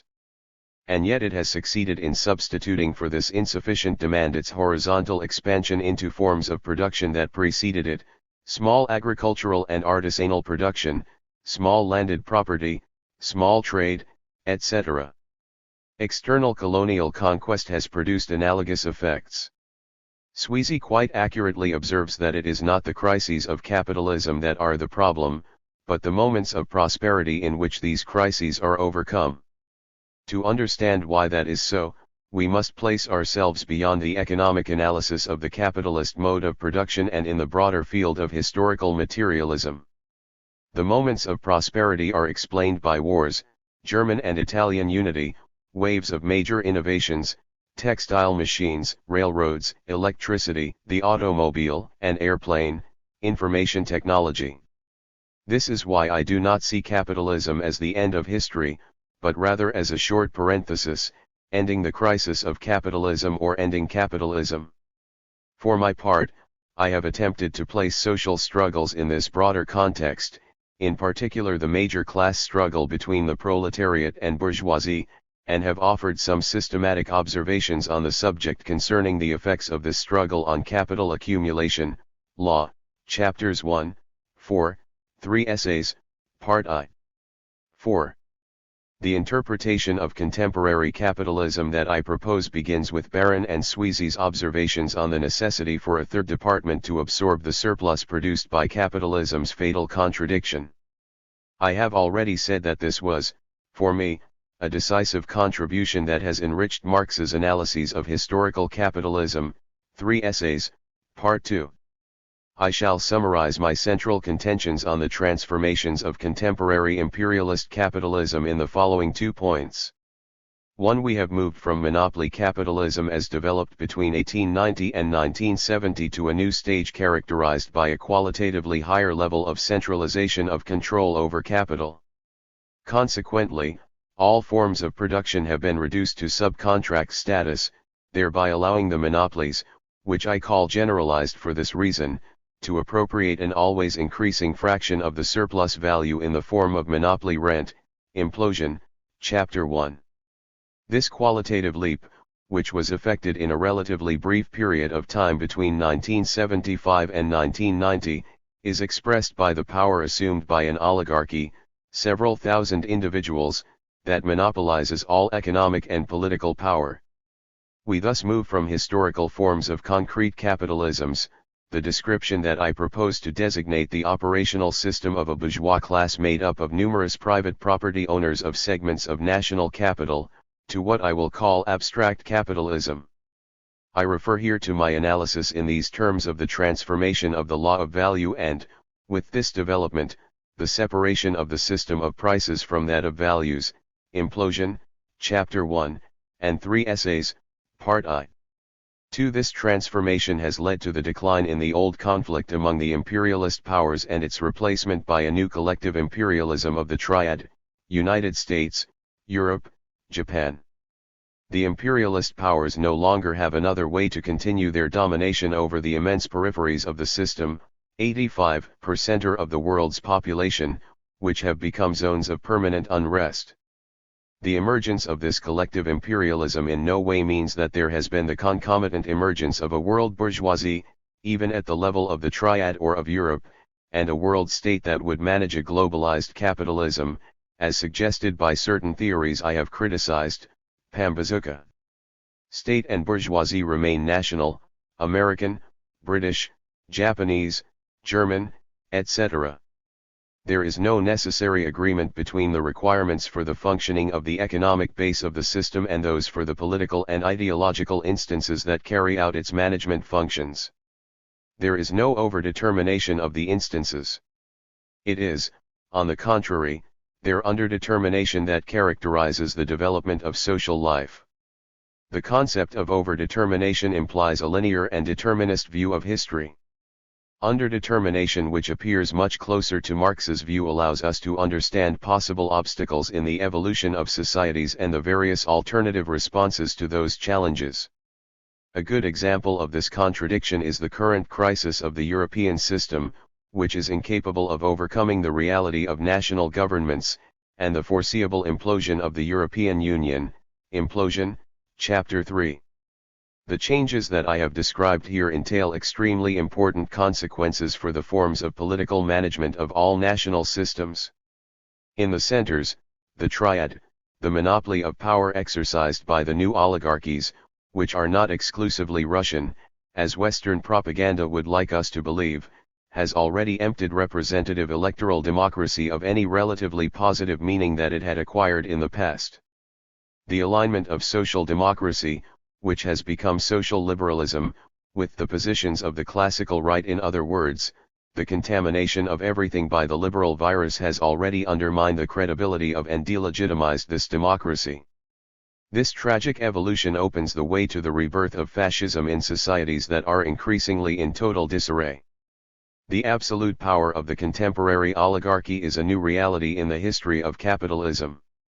Its dictatorship has in effect even abolished the very existence of both right and left political parties, condemned trade unions to powerlessness, and enslaved a media reduced to nothing more than a clergy dedicated to serving the oligarchy exclusively. Unfortunately, This dictatorship is quite effective, at least up to now. In these conditions, the grandiloquent discourse on the emergence of civil society is laughable. The civil society in question is tolerated, even encouraged, quite simply because it leaves people helpless and powerless. Implosion, Chapter 1. In the peripheries, in general, the government is hardly more than the tool of local servants of domination by the imperialist monopolies of the triad. This new subaltern oligarchy, which has replaced the earlier national historical blocks, does not have sufficient legitimacy on which to base its power and can resort only to the permanent exercise of violence. This general observation, however, does not accurately describe the situation in several emergent countries, China in particular, and in countries still resisting imperialist domination, Cuba, Vietnam, some Latin American countries. It is clear that collective imperialism does not tolerate any refusal to submit completely to the requirements of the form of globalization it has constructed. The ambition of any government that wants to assert itself on the world stage as a national capitalism, I am not talking about socialist projects that want to go beyond capitalism, and become an active participant in fashioning the world system, encounters the firm determination of the triad to deny it this right, as we can see in the fierce hostility towards Russia.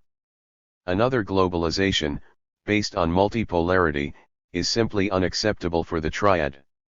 Consequently, the powers of the triad are involved in a permanent war against the rest of the world because no nation can indefinitely tolerate the unconditional submission demanded. The current system of liberal globalization is not viable.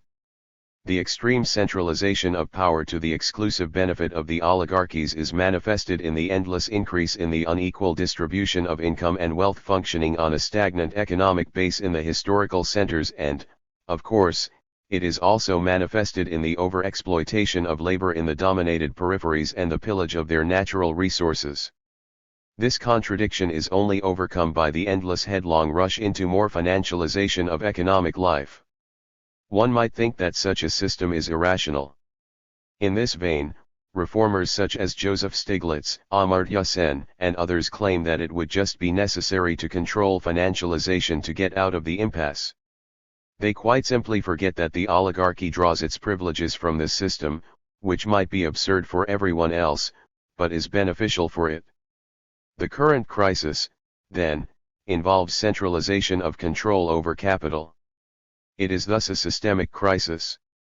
In ordinary crises, characterized by a U-shaped curve, the same economic logic that produces the recession functions, in turn, to foster the recovery after a relatively short interval of a few years during which adjustments are made through the devalorization of capital and the liquidation of uncompetitive companies. By contrast, in a systemic crisis, characterized by an L-shaped curve, the possible recovery would require major structural transformations. In the present context, this would be precisely decentralization of economic control both at the national level in the centers and at the level of the world system. Faced with the determined opposition of the oligarchy, an effective reform necessarily implies the formulation of a radical project, one that opens the way to a challenge to capitalism itself. Implosion, Chapter 4. Since there is nothing to indicate that such a radicalization is on the agenda, the systemic crisis, which began in the 1970s, is far from having reached its end. The modern world experienced its first systemic crisis beginning exactly 1 century before the second. Capital responded to that by a leap forward in the concentration of capital, the first monopolies at the end of the 19th century, the deepening of colonial globalization, and financialization managed by the city of that era, exactly as it has done to deal with the current systemic crisis, and with results just as unconvincing. Ending the crisis. Introduction. The Belle Époque, for capital, of illusions, 1900 to 1914, was quite short.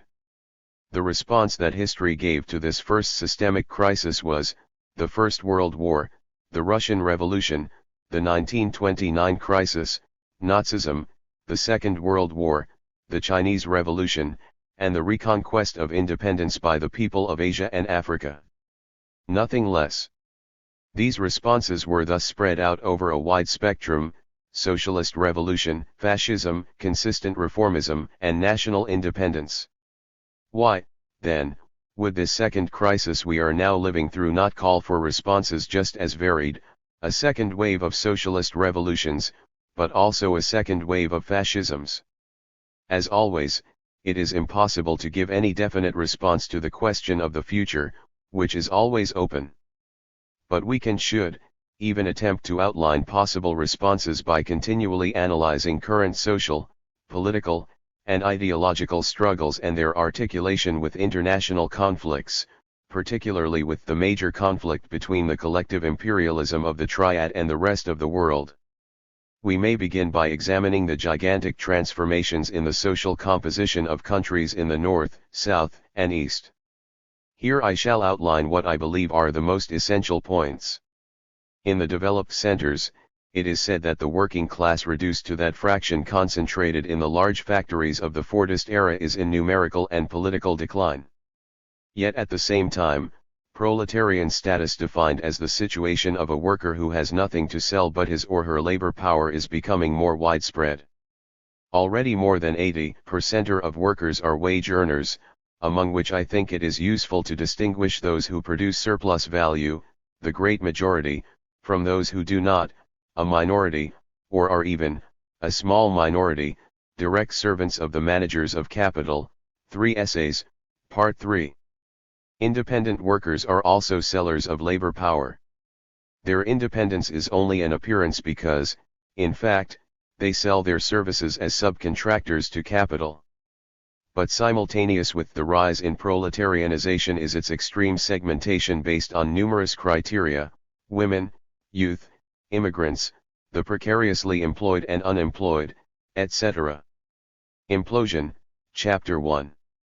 The immediate consequence of this segmentation, systematically implemented by current policies, is that the proletarianized population encounters great difficulties in its struggles to move from defending its gains to the formulation of radical reforms, which is complicated by their disinvolvement in discredited political parties.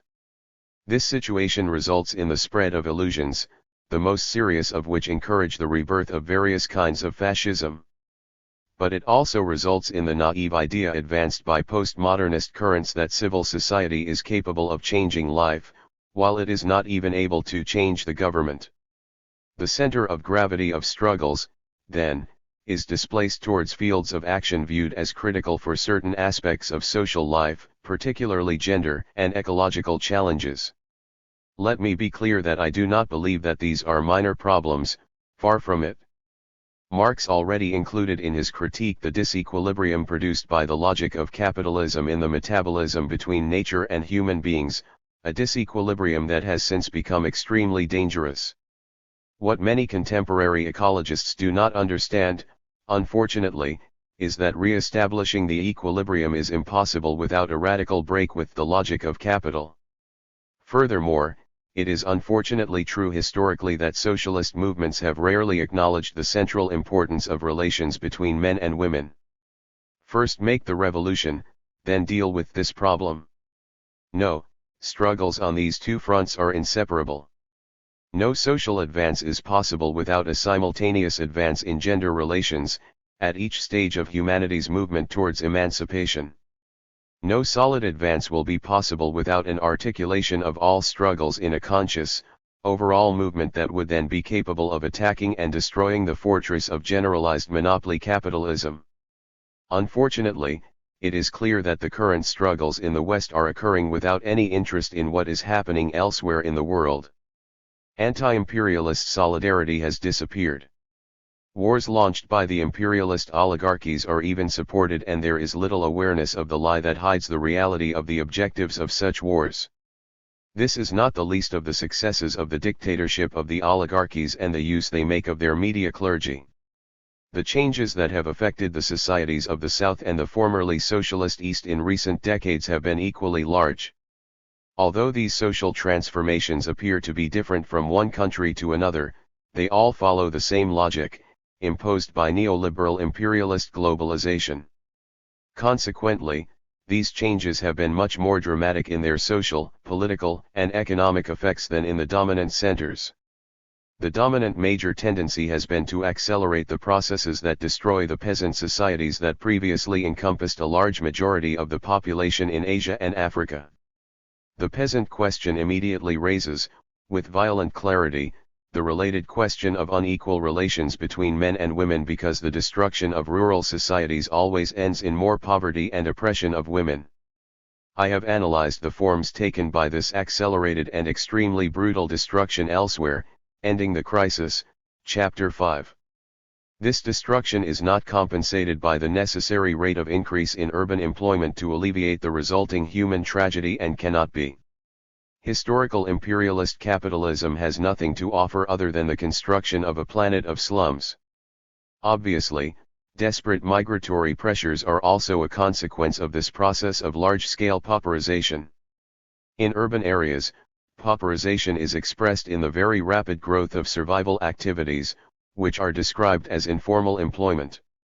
The systematic policies of planned exclusion that are implemented make possible the overexploitation of subcontract labor to the benefit of monopoly capital. Concomitant with these tragic developments that affect the vast majority of the people in these countries, 60 to 80% of the population, the process of liberal globalization encourages the rapid growth of new middle classes composed of the minority that is integrated into the system of production. This minority, most often of negligible numbers 50 years ago, today sometimes encompasses around a fifth of the population in these countries. This minority is clearly aware that it is the sole beneficiary of the system. The indiscriminate praise lavished by pro-imperialist propaganda instruments, World Bank and others, on the rise of this new middle class quite simply ignores that its price is nothing less than the pauperization of the majority. This specific form of proletarianization or pauperization creates a political situation that is difficult to manage. The dictatorship of local oligarchies subjected to the commands of the imperialist triad has, consequently, become the only way to manage this permanent crisis. The political personnel who had carried out responsibility for the national popular governments in the earlier stage, the era of Bandung and non-alignment, between 1960 and 1980, often subsequently aligned themselves with the new globalization in the hope of remaining in power and of being tolerated by the masters of the triad, as we can see with the U-turn by Nasser's successors in Egypt, Hafez al-Assad in Syria, and Boumediene in Algeria, or the changes in the ANC in South Africa, in the Brazilian PT, and others. But the power of the local oligarchies, even when they are supported by the middle classes that benefit from the system, remain illegitimate in the eyes of the pauperized majority, as demonstrated by the explosion of unrest in the Arab world and elsewhere. Yet these movements have not yet succeeded in going beyond the stage of angry outbursts. The viscous character of the class structure produced by the model of lumpen development in question certainly explains the structural weaknesses of the revolts. Thus the way is easily open to the short-term triumph of backward-looking false alternatives, based on religion or ethnicity. V.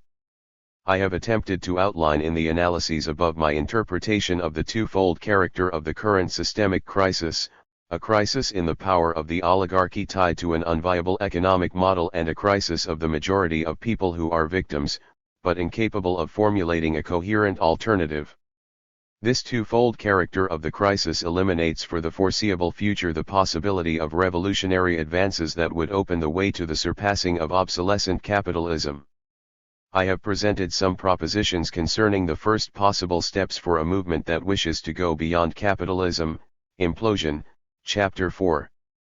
Some time ago, I was struck by the analogy between our situation and that of the fall of the Western Roman Empire.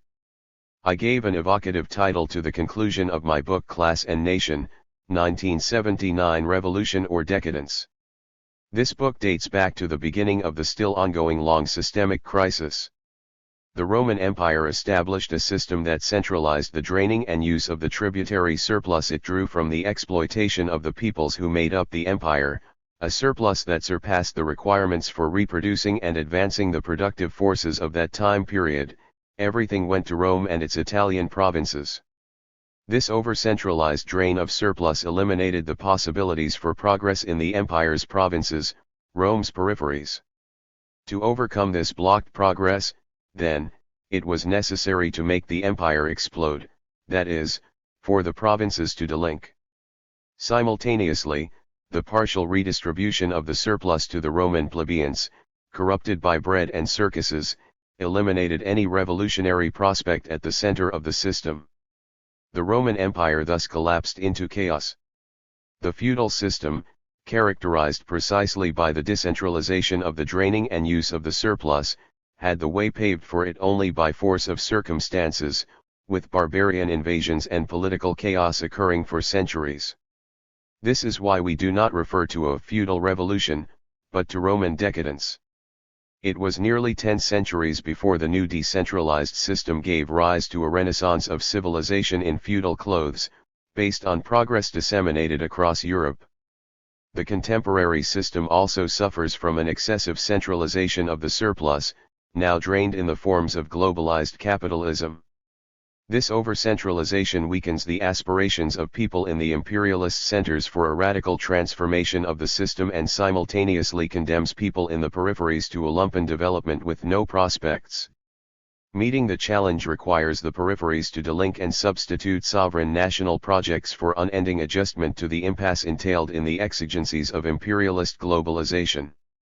The analogy inspired me to work out two possible forms of transition from one system to a higher stage of civilization. The higher form, which could be called revolutionary, is produced when, faced with a mode of production that has exhausted its historical potential, the societies in question consciously and intentionally construct a possible and effective alternative. To varying degrees, the bourgeois revolutions and the first wave of socialist revolutions may be viewed in this way and thus merit their description as revolutions. But history obliges us to take the other form of transition into account, which occurs without the active and conscious intervention of social actors. The passage to European feudalism provides a good example.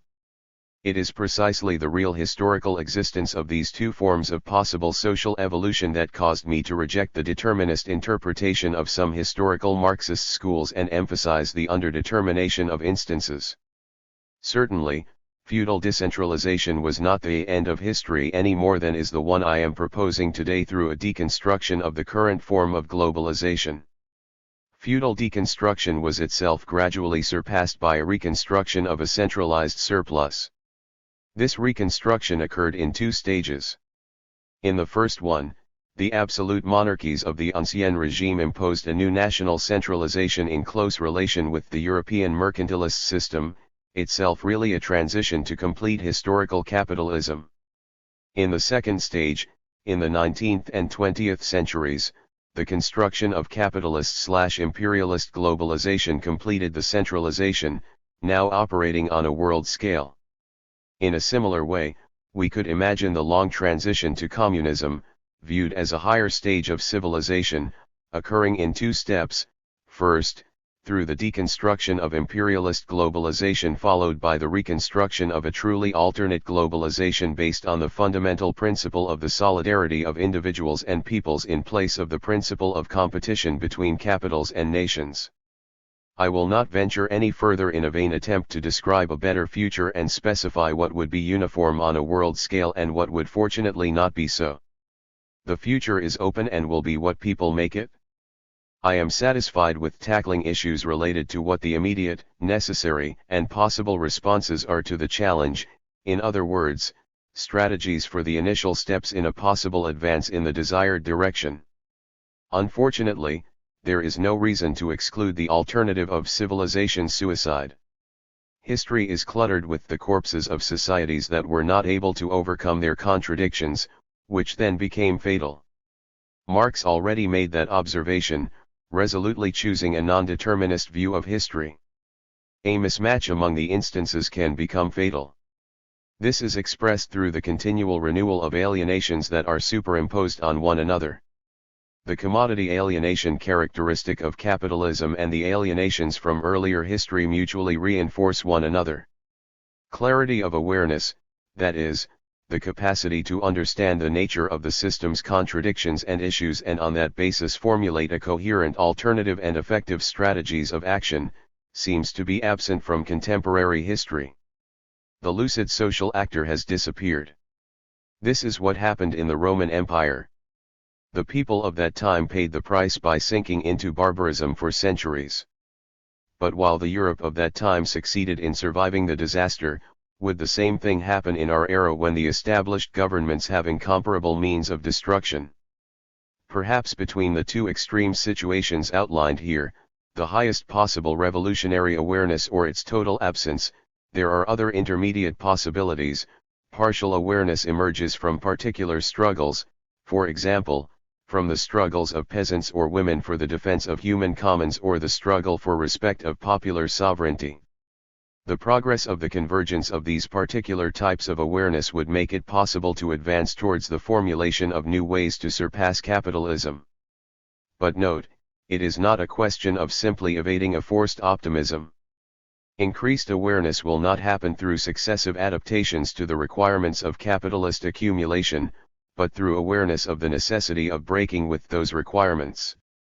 The most enlightened segments of the movement should not isolate themselves by brandishing their disdain for others. Rather, they should involve themselves in all struggles in order to help the others to advance their understanding. Postscript. The attentive reader will have quickly seen that this article owes much to the line of thinking to which Paul Baran, Paul Sweezy, and Harry Magdoff made decisive contributions. The text mentions them only in passing, but always in connection with points of prime importance. As I have noted elsewhere, I have closely read and reread Capital 4 times during my life.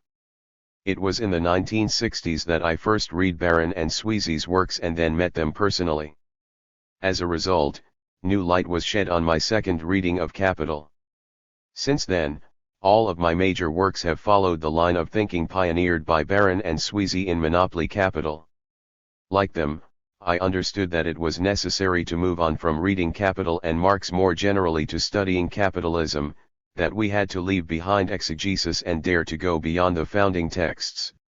Here I would like to note some salient points concerning our community of thought. Examination of an abstract model of pure capitalism demonstrates that the system is not viable. Expanded reproduction of capital requires a growth in real wages commensurate with the increase in productivity. The subjection of workers to the diktat of capital does not allow for that. That is why Sweezy was right to say, as I recall, that it is not crises that are the problem requiring an explanation, but the existence of periods of prosperity. The discovery of the reality of the surplus and its conceptualization are essential for anyone who wants to interpret reality in its historical development, i.e., to interpret capitalism. Yet this way of interpreting the history of capitalism's development is still a minority position within the variety of historical Marxisms. The interpretation of historical capitalism can only be that of globalized capitalism and not that of its different, national, segments examined in isolation. In the debate on the origins of capitalism, Sweezy had already clearly adopted this position, also a minority view in the schools of historical Marxism. The propositions that I have made to conceptualize a law of globalized value attempt to specify the conditions for absorption of the surplus on the global scale. In this view, imperialist rent is a decisive aspect of the monopoly rent operational in the law of globalized value. I refer to this briefly in the preceding analysis and in more detail in some of my other analyses published in Monthly Review. July 1, 2016. Revolution from North to South. The North-South conflict between centers and peripheries is a central factor throughout the entire history of capitalist development. Historical capitalism merges with the history of the world's conquest by Europeans and their descendants, who were victorious from 1492 to 1914. This success provided the foundation for its own legitimacy. With the presumption of superiority, the European system became synonymous with modernity and progress. Eurocentrism flourished in these circumstances and the peoples of the imperialist centers were persuaded of their preferential right to the world's wealth. We have been witness to a fundamental transformation in this phase of history.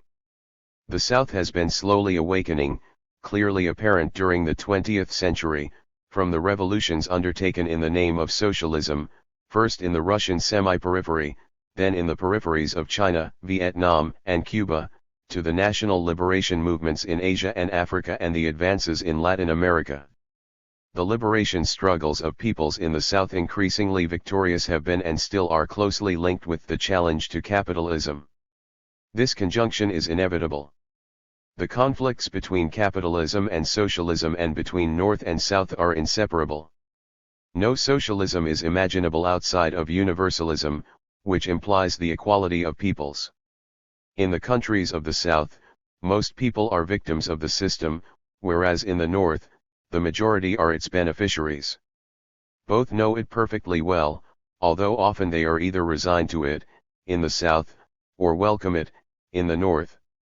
It is not by accident, then, that radical transformation of the system is not on the agenda in the North, whereas the South is still the zone of storms, of continual revolts, some of which are potentially revolutionary.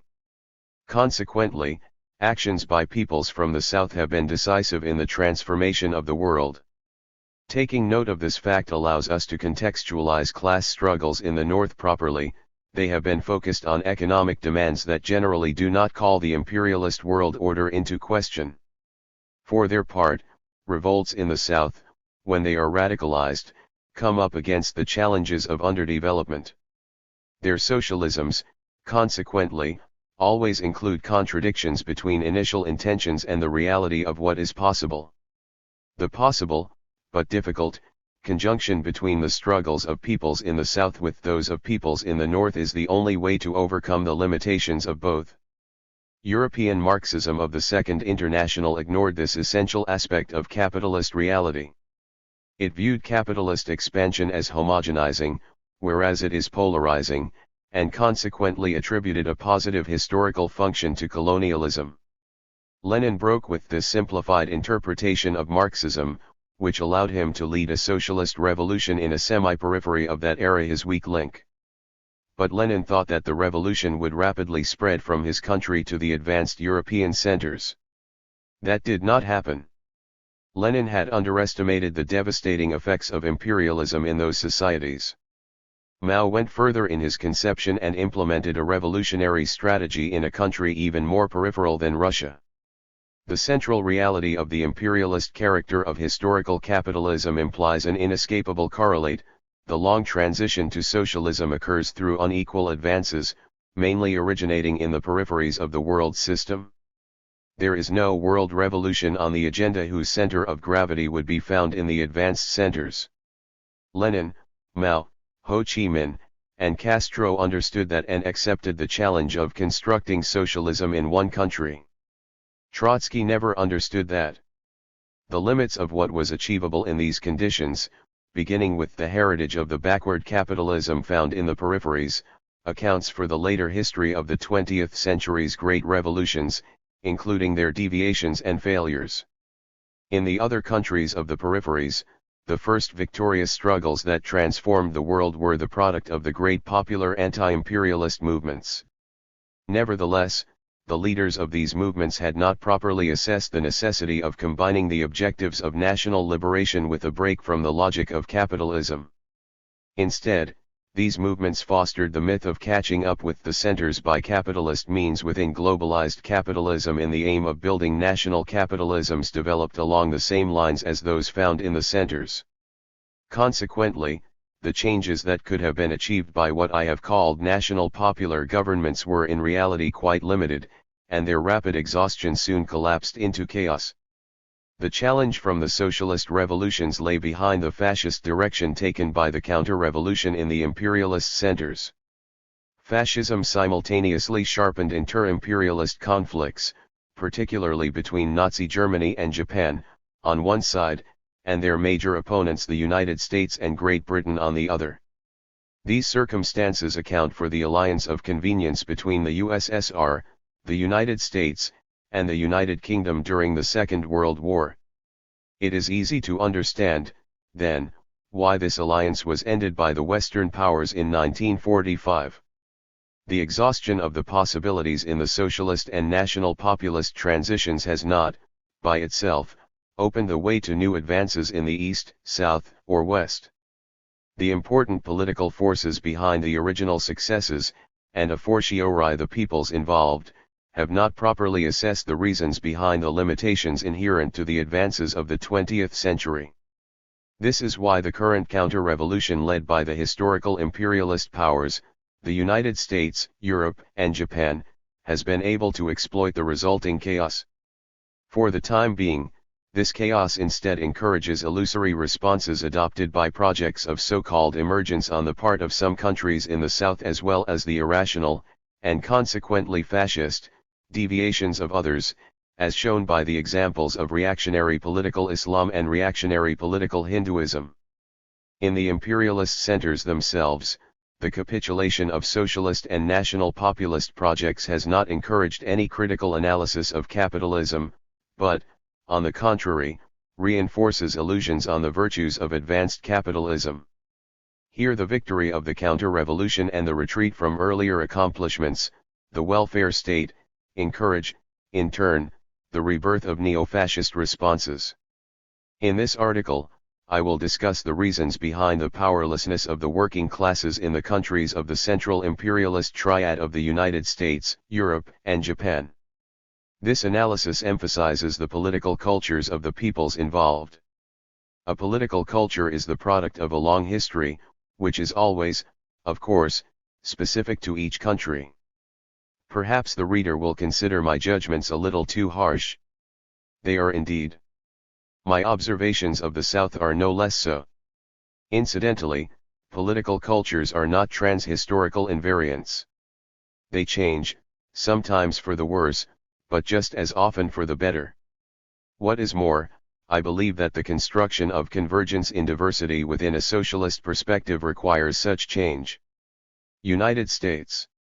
The political culture of the United States is not the same as the one that took form in France beginning with the Enlightenment and, above all, the Revolution. The heritage of those two signal events has, to various extents, marked the history of a large part of the European continent. U.S. political culture has quite different characteristics. The particular form of Protestantism established in New England served to legitimize the new U.S. society and its conquest of the continent in terms drawn from the Bible.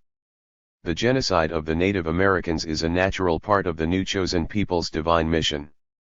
Subsequently, the United States extended to the entire world the project of realizing the work that God had ordered it to accomplish. The people of the United States live as the chosen people. Of course, the American ideology is not the cause of U.S. imperialist expansion. The latter follows the logic of capital accumulation and serves the interests of capital, which are quite material. But this ideology is perfectly suited to this process. It confuses the issue. The American Revolution was only a war of independence without social import. In their revolt against the English monarchy, the American colonists in no way wanted to transform economic and social relations, but simply no longer wanted to share the profits from those relations with the ruling class of the mother country.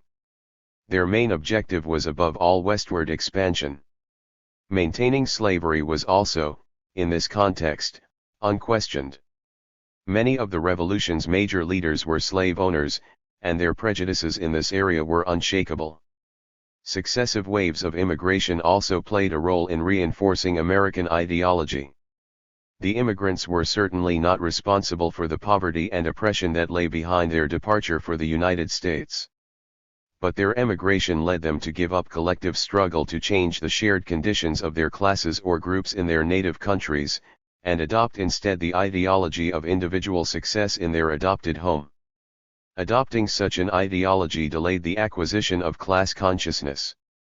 Once it began to mature, this developing consciousness had to face a new wave of immigrants, resulting in renewed failure to achieve the requisite political consciousness. Simultaneously, this immigration encouraged the communitarianization of U.S. society. Individual success does not exclude inclusion in a community of origin, without which individual isolation might become insupportable. The reinforcement of this dimension of identity which the U.S. system reclaims and encourages is done to the detriment of class consciousness and the forming of citizens. Communitarian ideologies cannot be a substitute for the absence of a socialist ideology in the working class. This is true even of the most radical of them, that of the black community.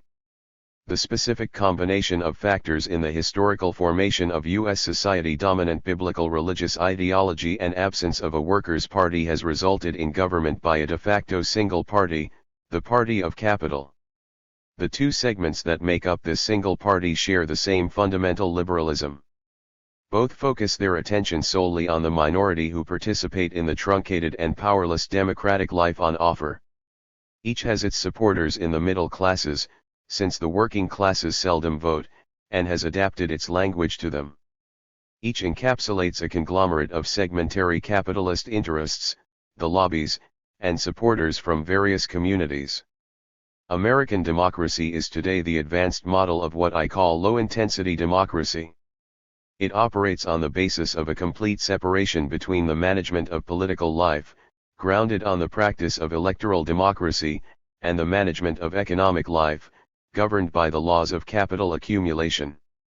Moreover, this separation is not questioned in any substantial way, but is, rather, part of what is called the general consensus.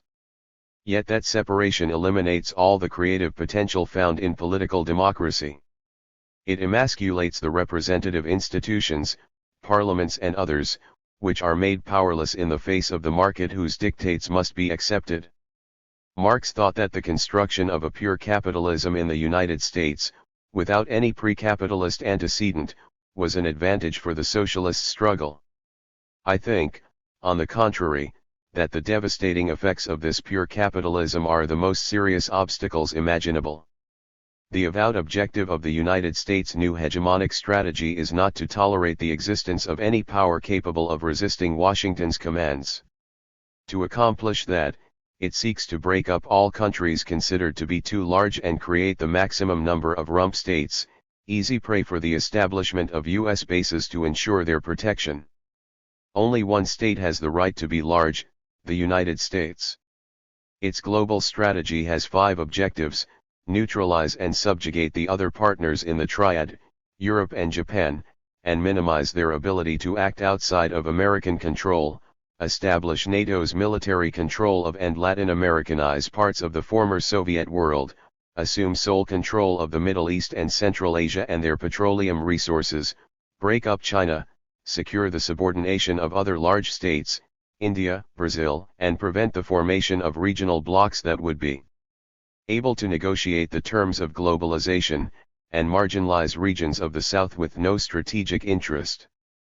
The hegemonic ambitions of the United States are ultimately based more on the outsized importance of its military power than on the advantages of its economic system.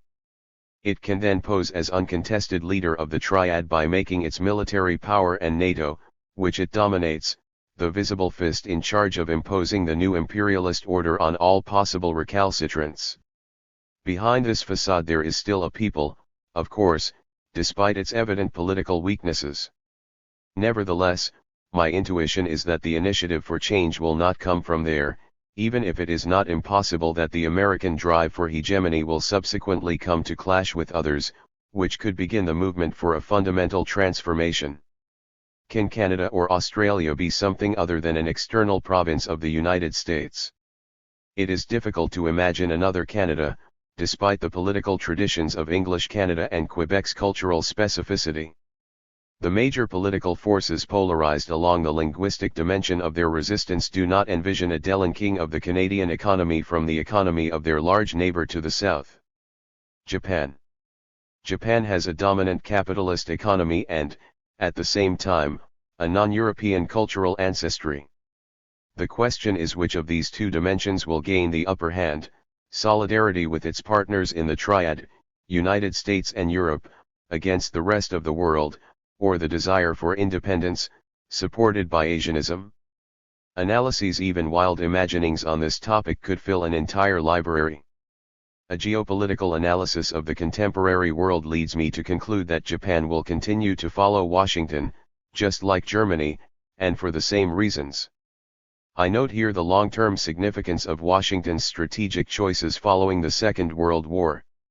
The United States had then chosen not to destroy its two enemies, the only ones to have threatened the inexorable growth of the United States toward world hegemony, but, rather, to assist their reconstruction and push them to become faithful allies. The obvious reason is that, at the time, there was a real communist threat. But even today, Beijing remains an enemy, as can be seen in the conflict over islands in the South China Sea. Are there any indications of a popular and national reaction? Certainly, the slowing down of the economic miracle and the ossification of the single ruling party have barely breached the facade of conformism. But behind this is hidden, perhaps, an inferiority complex toward China, which frequently reappears.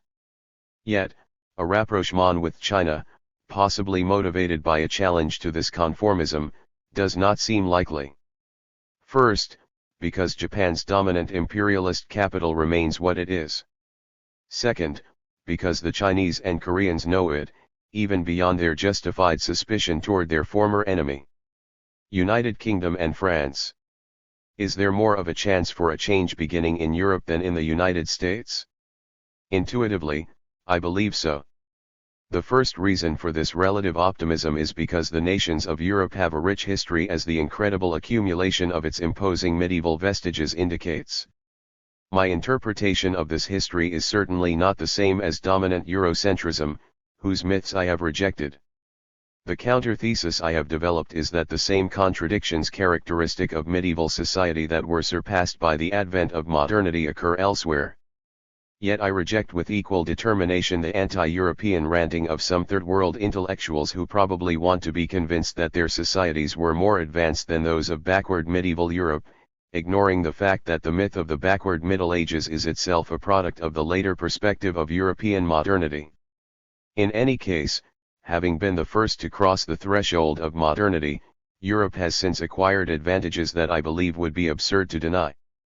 Of course, Europe is diverse, despite a certain homogenization underway and a European discourse. England and France are the pioneers of modernity. This blunt assertion does not mean that modernity did not have earlier roots, particularly in Italian cities and later in the Netherlands. England went through a very tumultuous period of its history during the birth of new capitalist, or more precisely, mercantilist, relations. It was transformed from medieval Merry England into somber Puritan England, executed its king, and proclaimed a republic in the 17th century. Then everything was calm. It invented modern democracy, albeit with restrictions, in the 18th century, and then in the 19th experienced an open-ended accumulation of capital during the Industrial Revolution without major upheavals. Certainly, this did not happen without class conflict, which culminated in the Chartist movement in the middle of the 19th century.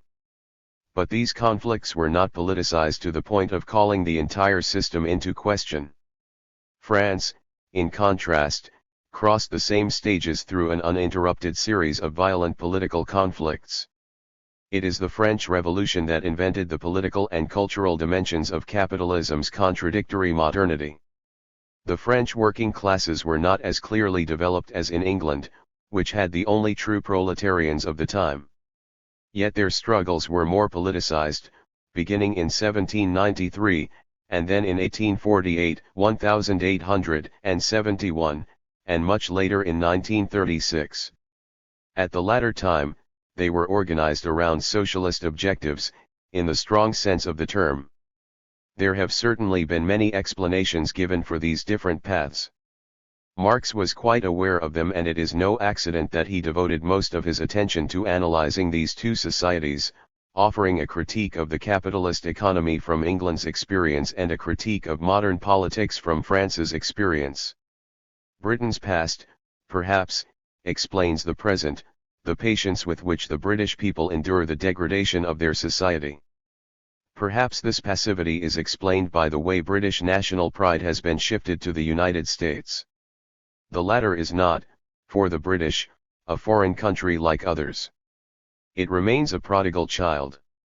Since 1945, England has chosen to align itself unconditionally with Washington. The extraordinary world domination of the English language helps the English people live this decline without, perhaps, even feeling it to the fullest extent. The English relieve their past glory by proxy through the United States. The United Kingdom remains a key power for Europe's future. Although Brexit heralds the inevitable breakdown of the absurd European construction, the political currents that lie behind its victory in the referendum do not question either liberalism's reactionary social order or alignment with the United States. Moreover, in the system of globalized liberalism, the city, Wall Street's privileged partner, remains in a strong position, and financial capital on the continent cannot do without its services. Nevertheless, history has no more reached its end in Great Britain than elsewhere. But my feeling is that this country will be able to rejoin the path of change once it cuts the umbilical cord attaching it to the United States. Today, no sign of such a break is visible. Germany. Germany and Japan are the two reliable lieutenants of the United States, forming the real triad, the G3: United States, Germany, and Japan, rather than North America, Europe, Japan.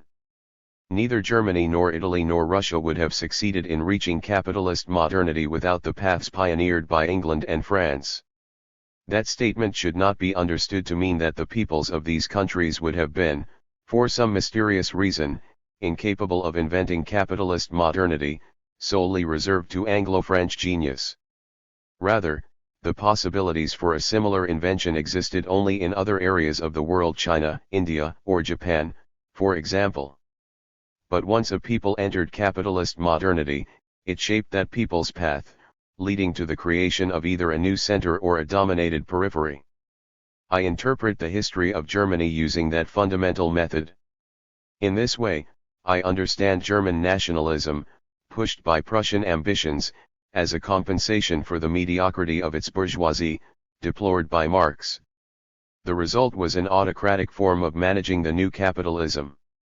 Yet, despite its ethnicist tone, this nationalism, in contrast with the universalist ideologies found in England and, above all, in France, and later Russia, did not succeed in uniting all Germans, hence the eternal problem of the Austrian Anschluss, still unresolved today.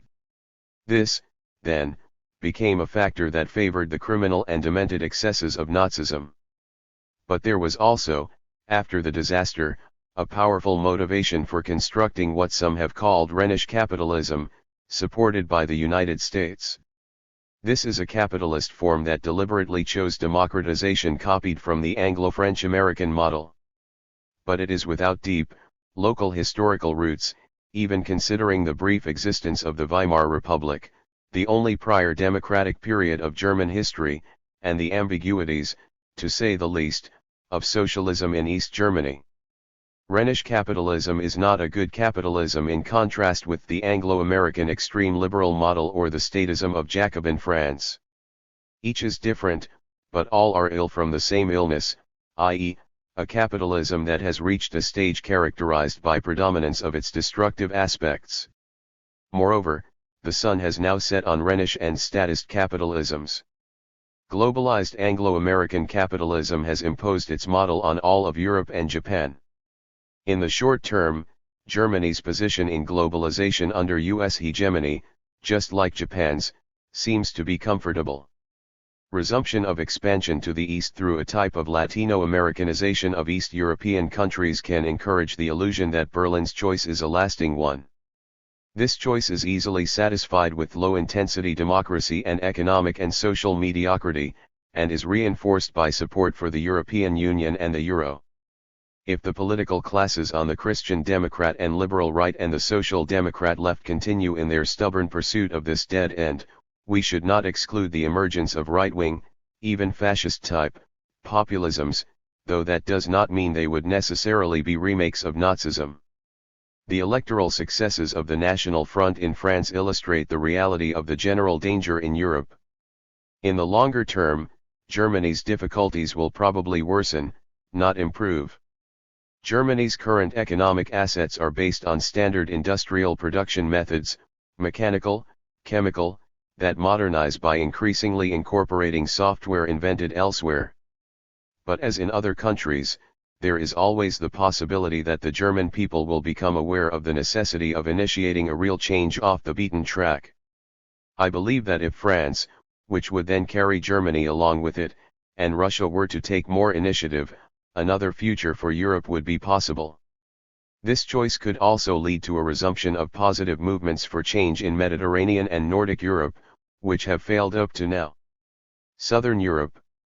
Italy was momentarily thrust into the center of critical analysis and action during the long 1968 of the 1970s.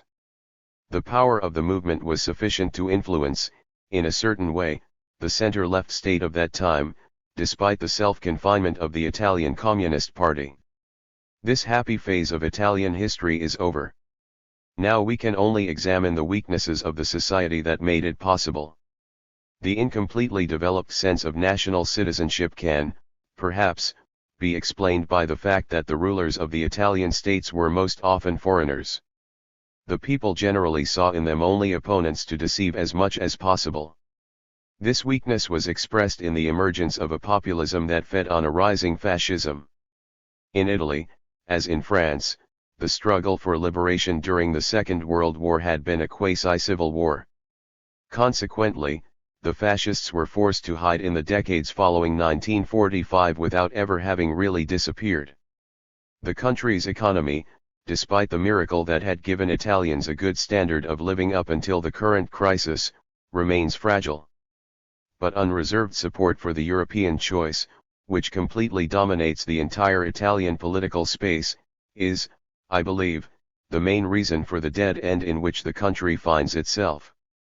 The same unthinking support for the European project has strongly contributed to the failure of the popular movements that put an end to fascism in Spain, Portugal, and Greece to realize their radical potential.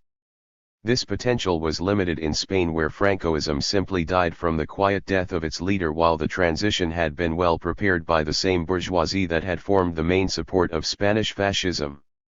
The three components of the workers' and popular movement, socialist, communist, and anarchist, had been eradicated by a dictatorship that continued its bloody repression until the late 1970s, supported by the United States in exchange for anti-communism and the concession of bases to the U.S. military.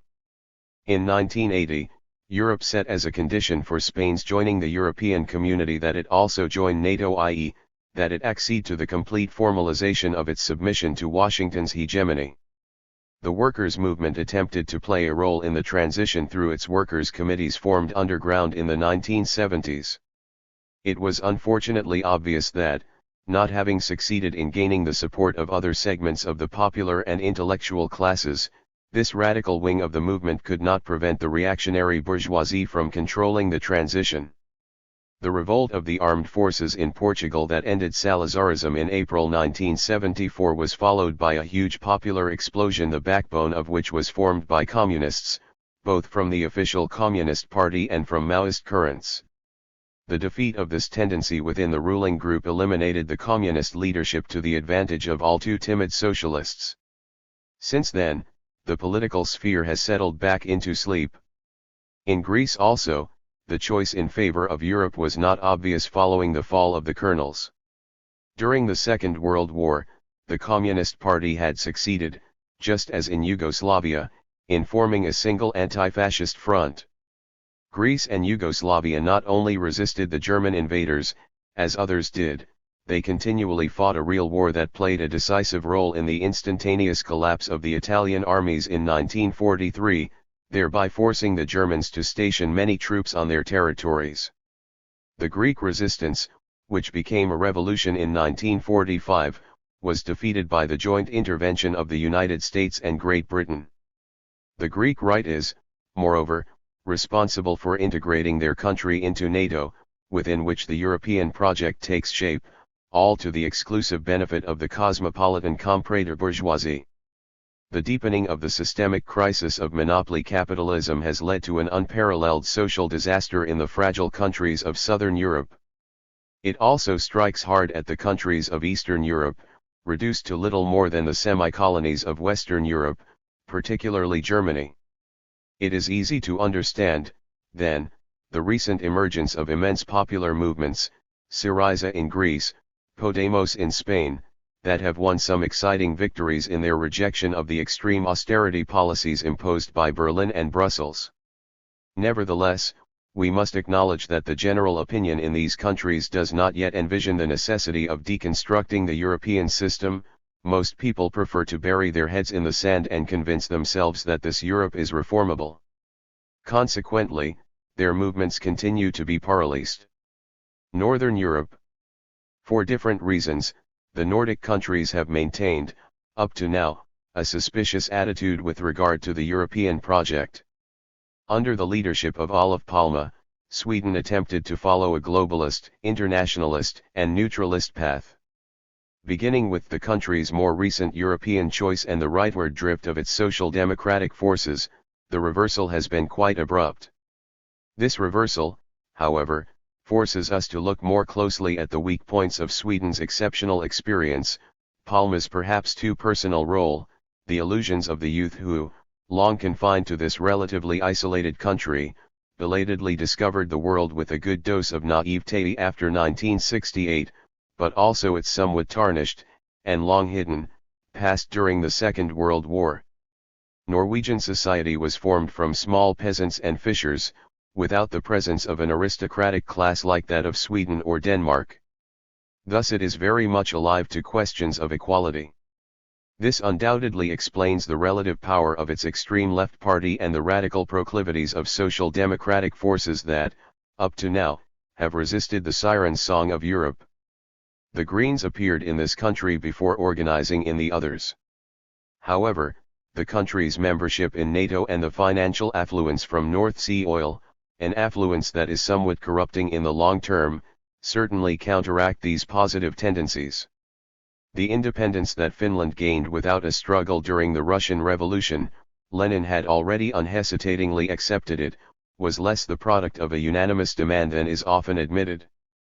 The Grand Duchy already benefited from a large degree of autonomy in the Russian Empire, which was considered quite satisfactory by opinion at the time. Its ruling classes served the Tsar with as much sincerity as those of the Baltic countries. The working classes were not oblivious to the program of the Russian Revolution. That is why independence did not settle the country's problems, which were dealt with only at the end of the Civil War, a conflict barely won by the reactionary forces, with the support of Imperial Germany, and later the Allies. These forces later drifted toward fascism and became allies of the fascist powers during the Second World War. What is called Finlandization, which NATO propaganda presented as unacceptable, was in fact only a neutralism, certainly imposed originally by the peace treaty, that could have formed one of the bases for a better European reconstruction than that of the Atlanticist alliance. Will European pressures, which have triumphed in the monetary area, with Finland's participation in the euro, succeed in eating away at this interesting historical heritage? Can one expect anything from Denmark with an economy that is too dependent on Germany's? This dependence is experienced neurotically, as can be seen in the ambiguous and confused series of votes on the question of the euro. Yet I do not think that all too typical social democratic forces can offer a challenge to the current course. The Red-Green alliance is, consequently, rather isolated. It is well known that the Netherlands was the site of the original bourgeois revolution in the 17th century, before England and France. But the modest size of the United Provinces prevented this country from achieving what its competitor students were able to do. Although the cultural heritage of this history is not lost, today the economic and financial system of the Netherlands functions within the Mark/Euro environment. What future for Europe? In the 1970s and 1980s, I thought that the formation of a north-south neutralist axis in Europe, made up of Sweden, Finland, Austria, Yugoslavia, and Greece, was possible, with positive effects on the countries of both Western and Eastern Europe. It could have encouraged the former to rethink their Atlanticist alignment and might have found a favorable echo in France. Unfortunately, de Gaulle was no longer there and the Gaullists had completely forgotten the general's reservations about NATO.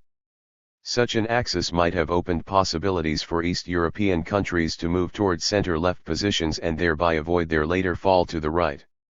This project might have initiated the construction of an authentic other Europe, truly social and thus open to the formulation of a socialism for the 21st century that respected its national components, which would be independent from the United States, and facilitate reform worthy of the name in Soviet bloc countries. This construction was possible, concomitant with the Europe of Brussels, at that time consisting only of a still limited economic community. I was even able to present these ideas to the leadership of the left in the countries concerned and had the impression that the idea did not displease them. But there was no follow-up. The European lefts have not properly assessed the stakes and have supported the development of the European project led by Brussels. This has been a reactionary project from the beginning, devised by Monnet, whose fiercely anti-democratic opinions are well known, as shown in J.P. Chevènement's book La Faute de Monsieur Monnet.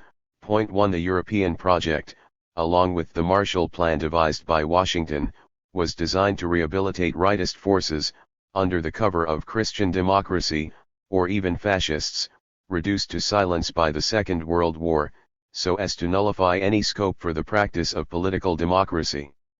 The communist parties understood that. But at the time, the alternative of a Soviet Europe was already no longer credible. Their later unconditional adherence to the project was no better, even though it was disguised as Euro-communism.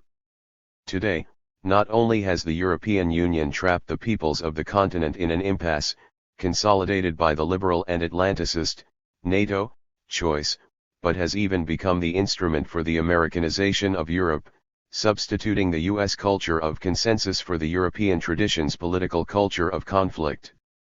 The ultimate adherence of Europe to Atlanticism is not unthinkable, based on awareness of the advantages from exploiting the planet for the benefit of the Triad's collective imperialism. The conflict with the United States turns around sharing the booty, hardly more. If ever the project were carried out against everyone, then the European institutions would become the main obstacle to the progress of Europe's peoples.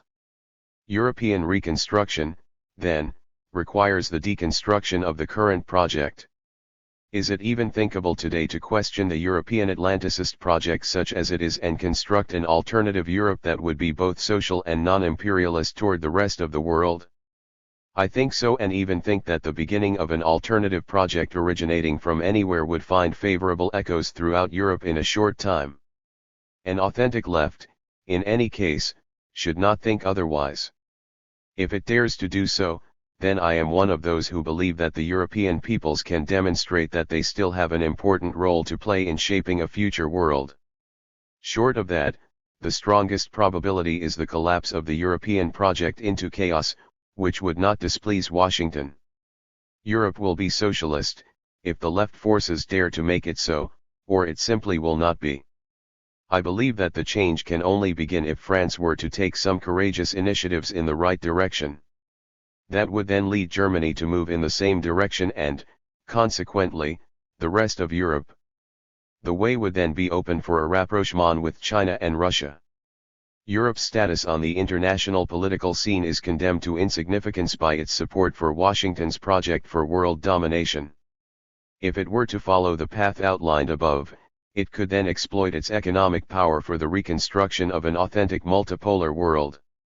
Failing that, the West will remain American, Europe will remain German, the North-South conflict will continue to be central, and any possible advances will largely be confined to the peripheries of the global system, in other words, a remake of the 20th century.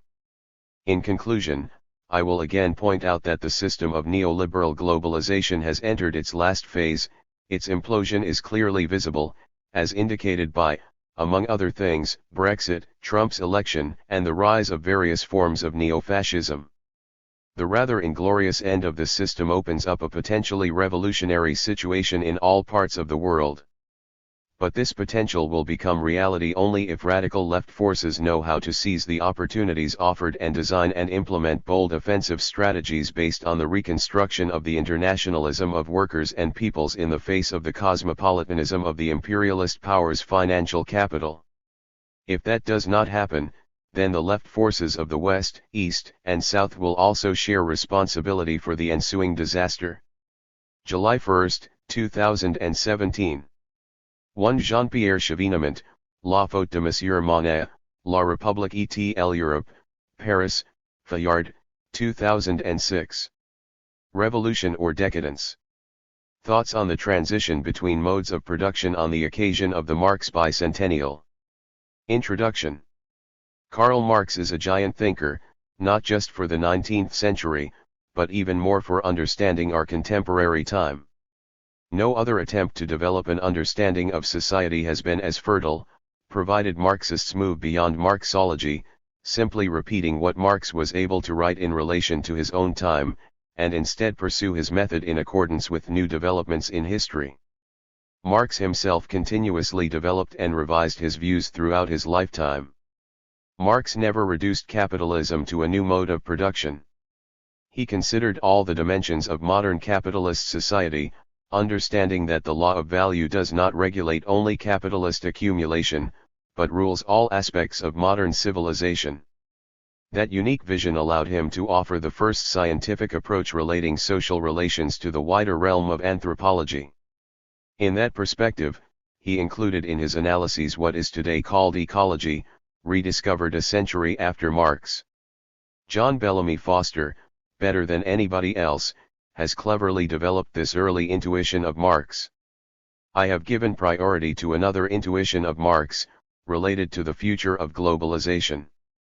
From my PhD thesis in 1957 to my latest book, I have devoted my efforts to unequal development resulting from a globalized formulation of the law of accumulation. I derived from it an explanation for the revolutions in the name of socialism starting from the peripheries of the global system. The contribution of Paul Baran and Paul Sweezy, introducing the concept of surplus, has been decisive in my attempt. I also share another intuition of Marx expressed clearly as early as 1848 and further reformulated until his last writings, according to which capitalism represents only a short bracket in history, its historical function being to have created in a short time, a century, the conditions calling for moving beyond to communism, understood as a higher stage of civilization. Marx states in the Manifesto, 1848, that class struggle always results either in a revolutionary reconstitution of society at large, or in the common ruin of the contending classes. That sentence has been at the forefront of my thinking for a long time. For that reason I offer my reflections on revolution or decadence, the concluding chapter of my forthcoming book for the bicentenary of the birth of Marx. The workers' and socialist movement has sustained itself on a vision of a series of revolutions beginning in the advanced capitalist countries. From the criticisms which Marx and Friedrich Engels made of the programs of German social democracy to the conclusions derived by Bolshevism from the experience of the Russian Revolution, the workers' and socialist movement has never conceived of the transition to socialism on the world scale in any other way. However, over the past 75 years the transformation of the world has taken other paths. The perspective of revolution has disappeared from the horizons of the advanced West, while socialist revolutions have been limited to the periphery of the system. These have inaugurated developments of sufficient ambiguity for some people to see them only as a stage in the expansion of capitalism to the world scale. An analysis of the system in terms of unequal development attempts to give a different answer.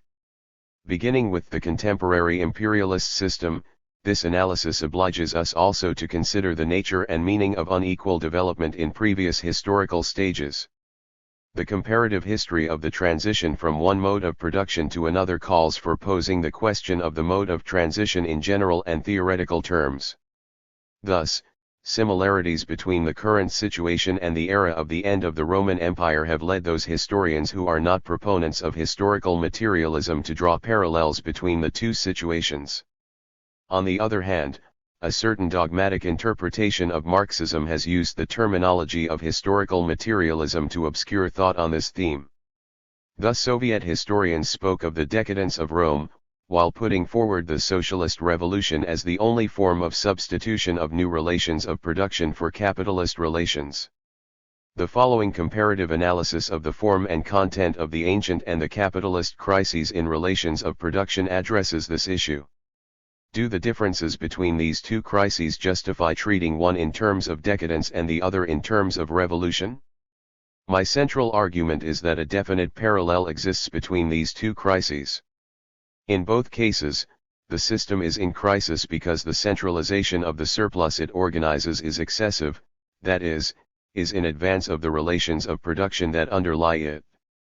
Thus the development of the productive forces in the periphery of the system necessitates the breakup of the system and the substitution of a decentralized system for collecting and utilizing the surplus.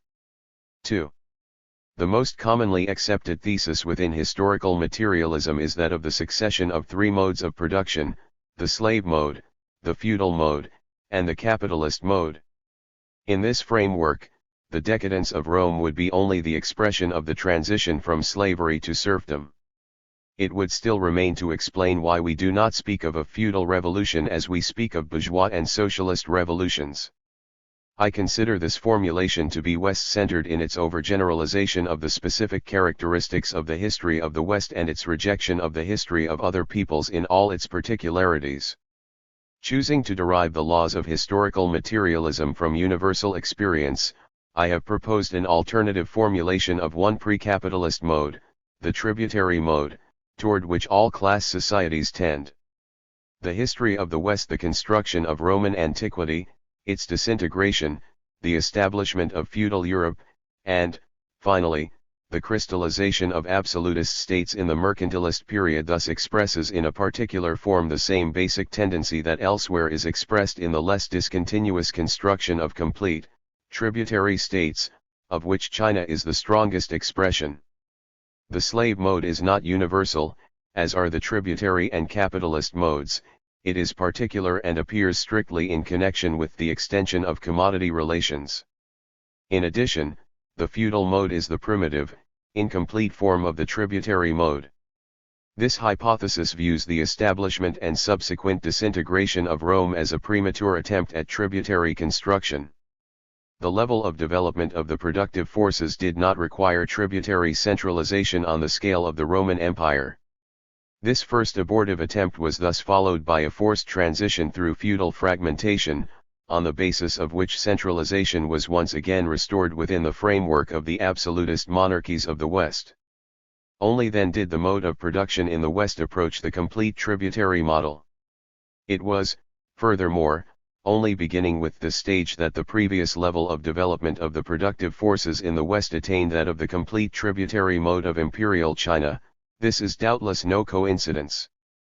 The backwardness of the West, expressed by the abortion of Rome and by feudal fragmentation, certainly gave it its historic advantage. Indeed, the combination of specific elements of the ancient tributary mode and of barbarian communal modes characterized feudalism and gave the West its flexibility.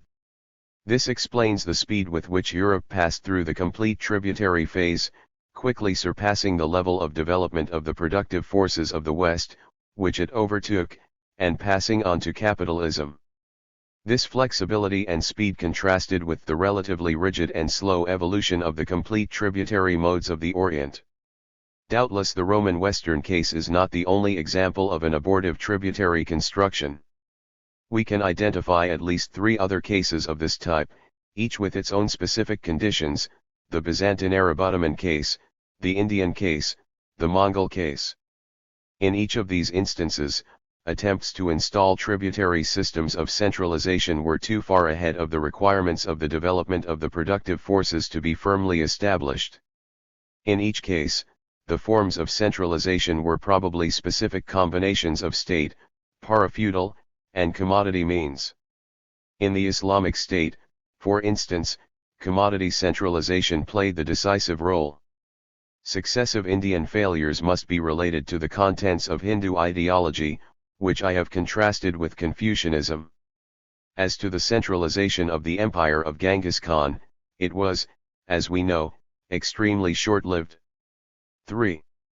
The contemporary imperialist system is also a system of centralization of the surplus on the world scale. This centralization operates on the basis of the fundamental laws of the capitalist mode and in the conditions of its domination over the pre-capitalist modes of the subject periphery. I have formulated the law of the accumulation of capital on the world scale as a form of expression of the law of value operating on this scale. The imperialist system for the centralization of value is characterized by the acceleration of accumulation and by the development of the productive forces in the center of the system, while in the periphery these latter are held back and deformed. Development and underdevelopment are two sides of the same coin.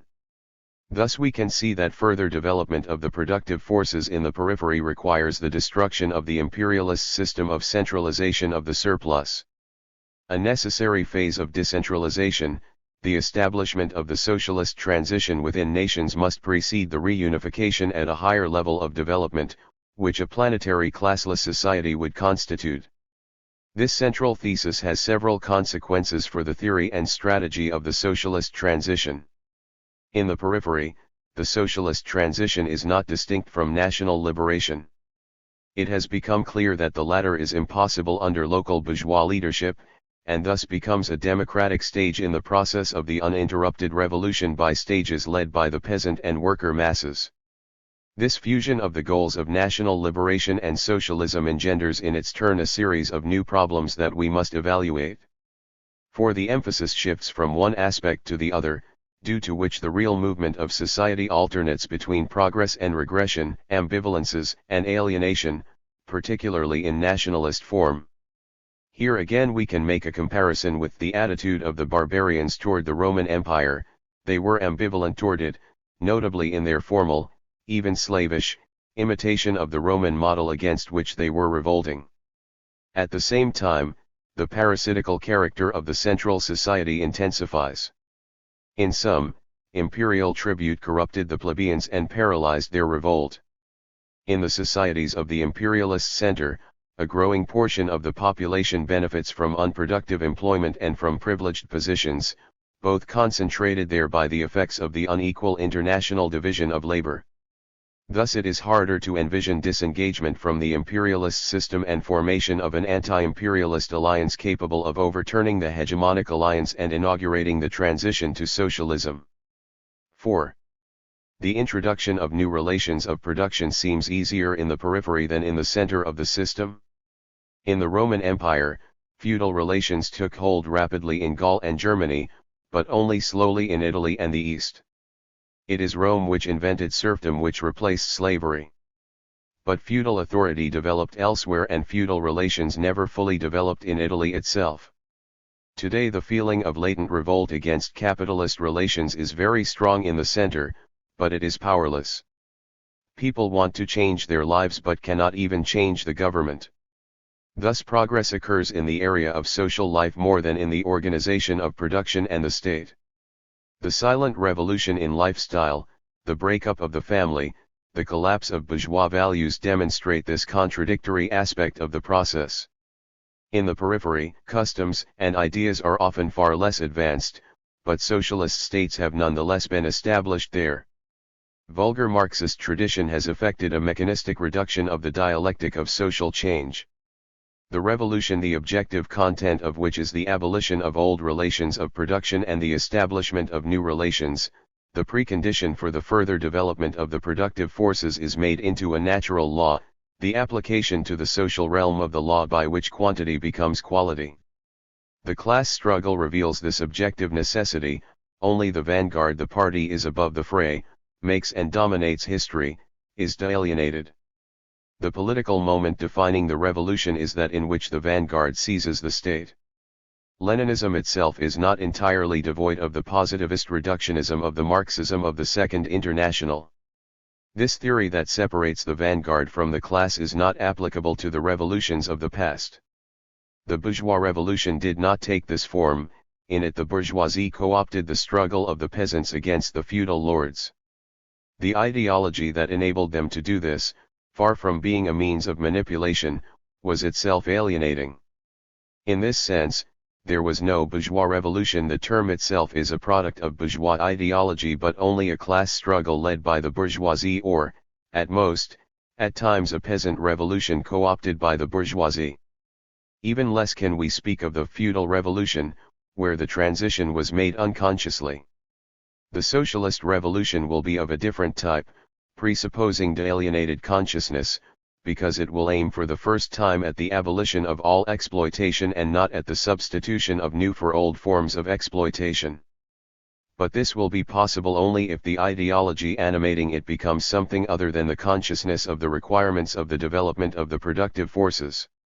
There is nothing to say, in fact, that the statist mode of production, as a new form of relations of exploitation, is not a possible response to the requirements of this development. v. Only people make their own history. Neither animals nor inanimate objects control their own evolution, they are subject to it. The concept of praxis is proper to society, as an expression of the synthesis of determinism and human intervention. The dialectic relation of infrastructure and superstructure is also proper to society and has no equivalent in nature. This relation is not unilateral. The superstructure is not the reflection of the needs of the infrastructure. If it were, society would always be alienated, and I cannot see how it could become liberated. This is why I propose to distinguish between two qualitatively different types of transition from one mode to another. When the transition is made unconsciously or by an alienated consciousness, that is, when the ideology animating classes does not allow them to master the process of change, the latter appears to be operating like a natural change, the ideology being part of nature. For this type of transition we can apply the expression model of decadence. In contrast, if and only if the ideology expresses the total and real dimension of the desired change, can we speak of revolution. Is the socialist revolution in which our era is engaged of the decadent or the revolutionary type? Doubtless we cannot as yet answer this question definitively. In certain aspects, the transformation of the modern world incontestably has a revolutionary character as defined above. The Paris Commune and the revolutions in Russia and China, and particularly the Cultural Revolution, have been moments of intense alienated social consciousness. But are we not engaged in another type of transition? The difficulties that make the disengagement of the imperialist countries nearly inconceivable today, and the negative impact of this on the peripheral countries following the socialist road, leading to possible capitalist restoration, evolutions toward a statist mode, regression, nationalist alienation, etc., call into question the old Bolshevik model. Some people are resigned to this and believe that our time is not one of socialist transition but of worldwide expansion of capitalism which, starting from this little corner of Europe, is just beginning to extend to the south and the east. At the end of this transfer, the imperialist phase will appear to have been not the last, the highest stage of capitalism, but a transitional phase toward universal capitalism. And even if one continues to believe that the Leninist theory of imperialism is true and that national liberation is a part of the socialist and not of the bourgeois revolution, would not exceptions, that is, the appearance of new capitalist centers, be possible? This theory emphasizes the restorations or the evolutions toward a statist mode in the Eastern countries. It characterizes as objective processes of capitalist expansion what were only pseudo-socialist revolutions. Here Marxism appears as an alienating ideology masking the true character of these developments. Those who hold this opinion believe that we must wait until the level of development of the productive forces at the center is capable of spreading to the entire world before the question of the abolition of classes can really be put on the agenda. Europeans should thus allow the creation of a supranational Europe so that the state superstructure can be adjusted to the productive forces. It will doubtless be necessary to await the establishment of a planetary state corresponding to the level of the productive forces on the world scale, before the objective conditions for superseding it will obtain. Others, myself among them, see things differently. The uninterrupted revolution by stages is still on the agenda for the periphery. Restorations in the course of the socialist transition are not irrevocable.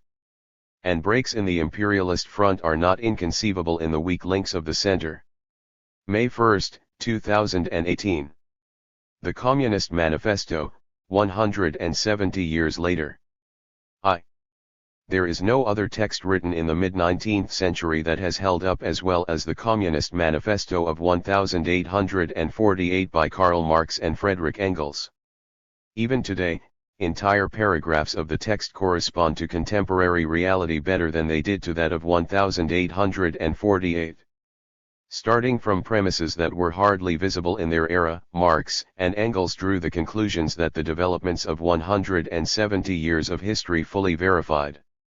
Were Marx and Engels inspired prophets, magicians able to gaze into a crystal ball, exceptional beings with respect to their intuition?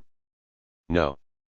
They simply understood better than anybody else, in their time and ours, the essence of that which defines and characterizes capitalism. Marx devoted his entire life to deepening this analysis through the twofold examination of the new economy, beginning with the example of England, and the new politics, starting from the example of France. 1. Marx's Capital presents a rigorous scientific analysis of the capitalist mode of production and capitalist society, and how they differ from earlier forms. Volume 1 delves into the heart of the problem. It directly clarifies the meaning of the generalization of commodity exchanges between private property owners, a phenomenon that in its centrality is unique to the modern world of capitalism, though commodity exchanges existed earlier, specifically the emergence and dominance of value and abstract social labor. From that foundation, Marx leads us to understand how the proletarian sale of his or her labor power to the man with money ensures the production of surplus value that the capitalist expropriates, and which, in turn, is the condition for the accumulation of capital. The dominance of value governs not only the reproduction of the economic system of capitalism, but also every aspect of modern social and political life. The concept of commodity alienation points to the ideological mechanism through which the overall unity of social reproduction is expressed. These intellectual and political instruments, validated by the development of Marxism, demonstrated their worth in correctly predicting the general historical evolution of capitalist reality. No attempt to think about this reality outside of Marxism or often against it has led to comparable results. Marx's criticisms of the limitations of bourgeois thought, and in particular of its economic science, which he rightly described as vulgar, is masterful. Since it is incapable of understanding what capitalism is in its essential reality, this alienated thought is also unable to imagine where capitalist societies are going. Will the future be forged by socialist revolutions that will put an end to the domination of capital? Or will capitalism succeed in prolonging its days, thus opening the way to the decadence of society? Bourgeois thought ignores this question, posed by the manifesto. Indeed, we read in the manifesto that there is a fight that each time ended either in a revolutionary reconstitution of society at large, or in the common ruin of the contending classes. 2. This sentence has attracted my attention for a long time. Starting from it, I have progressively come to formulate a reading of the movement of history focused on the concept of unequal development and the possible different processes for its transformation, originating most probably from its peripheries rather than its centers. I also made some attempts to clarify each of the two models of response to the challenge, the revolutionary way and the way of decadence. 3. Choosing to derive the laws of historical materialism from the universal experience, I have proposed an alternative formulation of one unique pre-capitalist mode, that is, the tributary mode, toward which all class societies tend. The history of the West, the construction of Roman antiquity, its disintegration, the establishment of feudal Europe, and, finally, the crystallization of absolutist states of the mercantilist era thus expresses, in a particular form, the same basic tendency presented elsewhere toward the less discontinuous construction of complete, tributary states, of which China is the strongest example. The slave mode is not universal in our reading of history, as are the tributary and capitalist modes. It is particular and appears strictly in connection to the extension of commodity relations. Furthermore, the feudal mode is the primitive, incomplete form of the tributary mode. This hypothesis views the establishment and subsequent disintegration of Rome as a premature attempt at tributary construction. The level of development of the productive forces did not require tributary centralization on the scale of the Roman Empire. This first unavailing attempt was thus followed by a forced transition through feudal fragmentation, on the basis of which centralization was once again restored within the framework of the absolutist monarchies of the West. Only then did the mode of production in the West approach the complete tributary model. It was, furthermore, only beginning with this stage that the level of development of the productive forces in the West attained that of the complete tributary mode of imperial China. This is doubtless no coincidence. The backwardness of the West, expressed by the abortion of Rome and by feudal fragmentation, certainly gave it its historic advantage. Indeed, the combination of specific elements of the ancient tributary mode and of barbarian communal modes characterized feudalism and gave the West its flexibility. This explains the speed with which Europe experienced the complete tributary phase, quickly surpassing the level of development of the productive forces of the East, which it overtook, and passed on to capitalism. This flexibility and speed contrasted with the relatively rigid and slow evolution of the complete tributary modes of the Orient. Doubtless the Roman Western case is not the only example of an abortive tributary construction. We can identify at least 3 other cases of this type, each with its own specific conditions: the Byzantine Arab Ottoman case, the Indian case, and the Mongol case. In each of these instances, attempts to install tributary systems of centralization were too far ahead of the requirements of the development of the productive forces to be firmly established. In each case, the forms of centralization were probably specific combinations of state, parafeudal, and commodity means. In the Islamic State, for instance, commodity centralization played the decisive role. Successive Indian failures must be related to the contents of Hindu ideology, which I have contrasted with Confucianism. As to the centralization of the empire of Genghis Khan, it was, as we know, extremely short-lived. The contemporary imperialist system is also a system of centralization of surplus on the world scale. This centralization operated on the basis of the fundamental laws of the capitalist mode and the conditions of its domination over the pre-capitalist modes of the subject periphery. I have formulated the law of the accumulation of capital on the world scale as an expression of the law of value operating on this scale. The imperialist system for the centralization of value is characterized by the acceleration of accumulation and by the development of the productive forces in the center of the system, while in the periphery they are held back and deformed. Development and underdevelopment are 2 sides of the same coin. Only people make their own history. Neither animals nor inanimate objects control their own evolution, they are subject to it. The concept of praxis is proper to society, as an expression of the synthesis of determinism and human intervention. The dialectic relation of infrastructure and superstructure is also proper to society and has no equivalent in nature. This relation is not unilateral. The superstructure is not the reflection of the needs of the infrastructure. If this was the case, society would always be alienated and it would not be possible to see how it could succeed in liberating itself. This is the reason why we propose to differentiate 2 qualitatively different types of transition from one mode of production to another. If this transition develops in unconsciousness, or with alienated consciousness, that is, if the ideology that influences classes does not allow them to control the process of change, this process appears as if it operates analogously to natural change, with ideology becoming part of this nature. For this type of transition we reserve the expression model of decadence.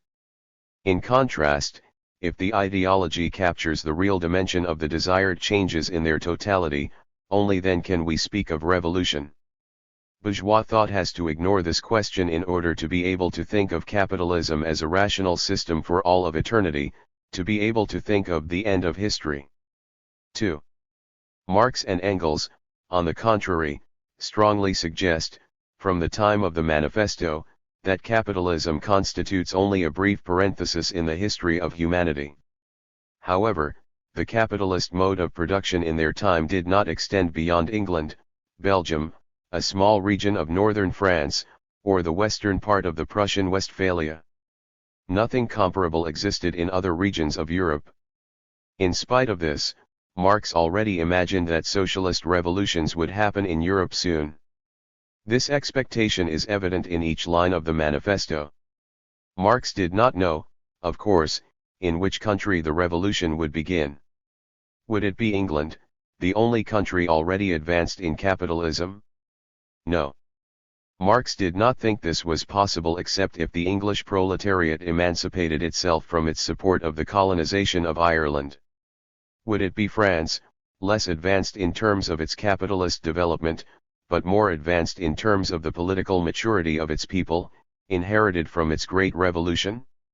Maybe, and the Paris Commune of 1871 confirmed his intuition. For the same reason, Engels expected much from backward Germany. The proletarian revolution and the bourgeois revolution could here collide together. In the manifesto, they note this connection.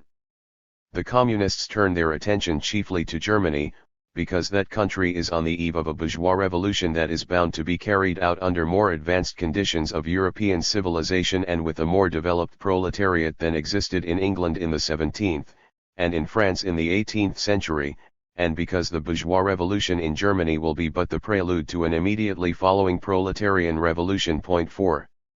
This did not happen. The unification under the world historic crook, Bismarck, of reactionary Prussia, and the cowardice and political mediocrity of the German bourgeoisie permitted nationalism to triumph and marginalized popular revolt. Toward the end of his life, Marx turned his glance in the direction of Russia, which he expected could engage in a revolutionary path, as his correspondence with Varazé Sulich testifies. Marx thus did have the intuition that the revolutionary transformation could begin from the periphery of the system, the weak links, in the later language of Lenin. Marx, however, did not draw in his time all the conclusions that imposed themselves in this respect. It was necessary to wait for history to advance into the 20th century in order to see, with V.I. Lenin and Mao Zedong, the communists becoming able to imagine a new strategy, qualified as the construction of socialism in one country.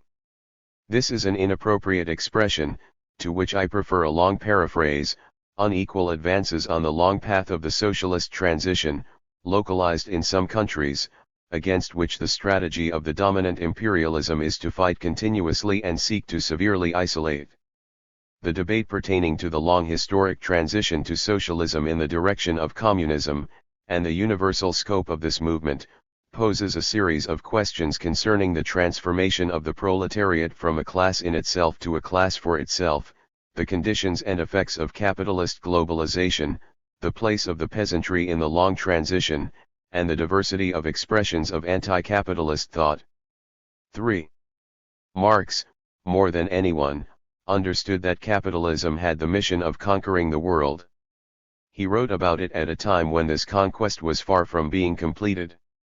He considered this mission from its origins, the discovery of the Americas, which inaugurated the transition of the 3 centuries of mercantilism to the final full-fledged form of capitalism. As he wrote in the manifesto, modern industry has established the world market, for which the discovery of America paved the way. The bourgeoisie has through its exploitation of the world market given a cosmopolitan character to production and consumption in every country. 5. Marx welcomed this globalization, the new phenomenon in the history of humanity. Numerous passages in the manifesto testify to this. For example, the bourgeoisie, wherever it has got the upper hand, has put an end to all feudal, patriarchal, idyllic relations. 6. As well as, the bourgeoisie has subjected the country to the rule of the towns, and has thus rescued a considerable part of the population from the idiocy, isolation of rural life. Just as it has made the country dependent on the towns, so it has made barbarian and semi-barbarian countries dependent on the civilized ones, nations of peasants on nations of bourgeois, the East on the West. 7. The words are clear. Marx was never past-oriented, regretting the good old days. He always expressed a modern point of view, to the point of appearing as a Eurocentrist. He went a long way in this direction. Yet was not the barbarization of urban labor as stultifying for the proletarians. Marx did not ignore the urban poverty that had accompanied capitalist expansion. Did the Marx of the manifesto measure correctly the political consequences of the destruction of the peasantry in Europe itself and, even more, in the colonized countries? I return to these questions in direct relation to the unequal character of the worldwide deployment of capitalism. Marx and Engels, in the manifesto, still do not know that the worldwide deployment of capitalism is not the homogenizing one that they imagine, that is, giving to the conquered East its chance to get out of the deadlock in which its history has closed it and to become, in accordance with the image of the Western countries, civilized nations or industrialized countries. A few texts of Marx present the colonization of India in a consoling light. But Marx later changed his mind. These allusions, rather than constituting a systematically elaborated argumentation, witness the destructive effects of the colonial conquest. Marx gradually becomes aware of what I call unequal development, in other words, the systematic construction of the contrast between the dominant centers and dominated peripheries, and, with it, the impossibility of catching up within the framework of capitalist globalization, imperialistic by its nature, with the tools of capitalism. In that respect, if it were possible to catch up within capitalist globalization, no political, social, or ideological force would be able to oppose this successfully. With respect to the question of the opening of China, in the manifesto Marx says that the cheap prices of its commodities are the heavy artillery with which it batters down all Chinese walls, with which it forces the barbarians' intensely obstinate hatred of foreigners to capitulate. We know that this was not how this opening operated, it was the cannons of the British Navy that opened China. Chinese products were often more competitive than Western ones. We know also that it was not more advanced English industry that permitted the successful domination of India. Again, Indian textiles were of better quality than English ones. On the contrary, it was the domination of India, and the organized destruction of Indian industries, that gave Great Britain its hegemonic position in the capitalist system of the 19th century. However, an older Marx learned how to abandon the Eurocentrism of his youth. Marx knew how to change his views, in the light of the evolution of the world. In 1848, Marx and Engels therefore imagined the strong possibility of one or more socialist revolutions in the Europe of their time, confirming that capitalism represents only a short parenthesis in history. The facts soon proved them right. The Paris Commune of 1871 was the first socialist revolution. However, it was also the last revolution accomplished in a developed capitalist country. With the establishment of the Second International, Engels did not lose hope in new revolutionary advances, in Germany in particular. History proved him wrong.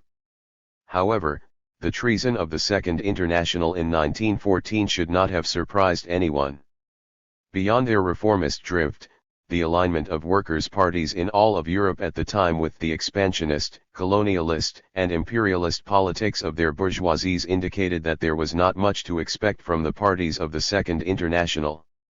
The front line for the transformation of the world moved toward the east, to Russia in 1917 and then to China. Certainly Marx did not predict this, but his later texts allow us to suppose that he probably would not have been surprised by the Russian Revolution. With respect to China, Marx thought that it was a bourgeois revolution that was on the agenda. In January 1850 Marx wrote, "When our European reactionaries finally arrive at the Great Wall of China, who knows if they will not find written thereon the legend, République Chinoise, Liberté, Égalité, Fraternité 9 the Kuomintang of the 1911 revolution, of Sun Yat-sen, also imagined this, like Marx, proclaiming the bourgeois Republic of China." However, Sun did not succeed in either defeating the forces of the old regime whose warlords regained the territory, or in pushing away the dominance of the imperialist forces, especially Japan. The drift of the Kuomintang of Chiang Kai-shek confirmed Lenin's and Mao's arguments that there is no more room for an authentic bourgeois revolution, our era is the one of the socialist revolution. Just as the Russian February Revolution of 1917 did not have a future since it was not able to triumph over the old regime, calling therefore for the October Revolution, the Chinese Revolution of 1911 called for the revolution of the Maoist communists, who were the only ones capable of answering to the expectations of liberation, simultaneously national and social. It was thus Russia, the weak link of the system, that initiated the Second Socialist Revolution after the Paris Commune. Yet the Russian October Revolution was not supported, but fought by the European workers' movement. Rosa Luxemburg used harsh expressions for the drift of the European workers' movements in this respect. She spoke of their failure, betrayal, and the unripeness of the German proletariat for the fulfillment of its historic tasks. 10. I have approached this withdrawal of the working class in the developed West, in which they abandoned their revolutionary traditions, by emphasizing the devastating effects of the imperialist expansion of capitalism and the benefits that the imperial societies as a whole, and not only their bourgeoisies, drew from their dominant positions. I have therefore considered it necessary to dedicate an entire chapter in my reading of the universal importance of the October Revolution to the analysis of the development that led the European working classes to renounce their historic tasks, to use the terms of Luxemburg. I refer the reader to Chapter 4 of my book October 1917 Revolution. 4. Revolutionary advances on the long road of the socialist or communist transition will therefore no doubt originate exclusively in the societies of the periphery of the world system, precisely in the countries in which an avant-garde would understand that it is not possible to catch up by integrating into capitalist globalization, and that for this reason something else should be done, that is, to go ahead within a transition of a socialist nature. Lenin and Mao expressed this conviction, proclaiming that our time is no longer the epoch of bourgeois revolutions but instead, from then on, the epoch of socialist revolutions.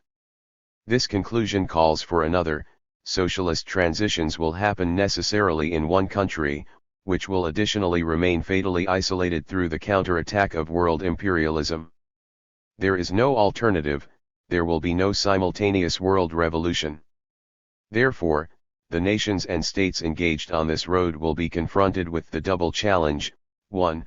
Resist the permanent war, hot or cold, conducted by the imperialist forces, and 2. Associate successfully with the peasant majority in advancing on the new road to socialism. Neither the Manifesto nor Marx and Engels subsequently were in a position to say something on these questions. It is the responsibility of living Marxism to do so instead. These reflections lead me to assess the views that Marx and Engels developed in the Manifesto concerning peasants. Marx situates himself within his time, which was still the time of bourgeois unfinished revolutions in Europe itself. In this context, the Manifesto reads: at this stage, therefore, the proletarians do not fight their enemies, but the enemies of their enemies, the remnants of absolute monarchy, the landowners. Every victory so obtained is a victory for the bourgeoisie. 11. But the bourgeois revolution gave the land to the peasants, as shown particularly in the exemplary case of France. Therefore, the peasantry in its great majority becomes the ally of the bourgeoisie within the camp of the defenders of the sacred character of private property and becomes the adversary of the proletariat. However, the transfer of the center of gravity of the socialist transformation of the world, emigrating from dominant imperialist centers to dominated peripheries, radically modifies the peasant question.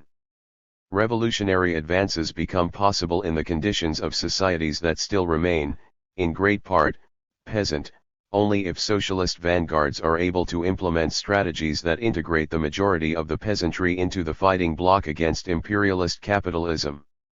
V.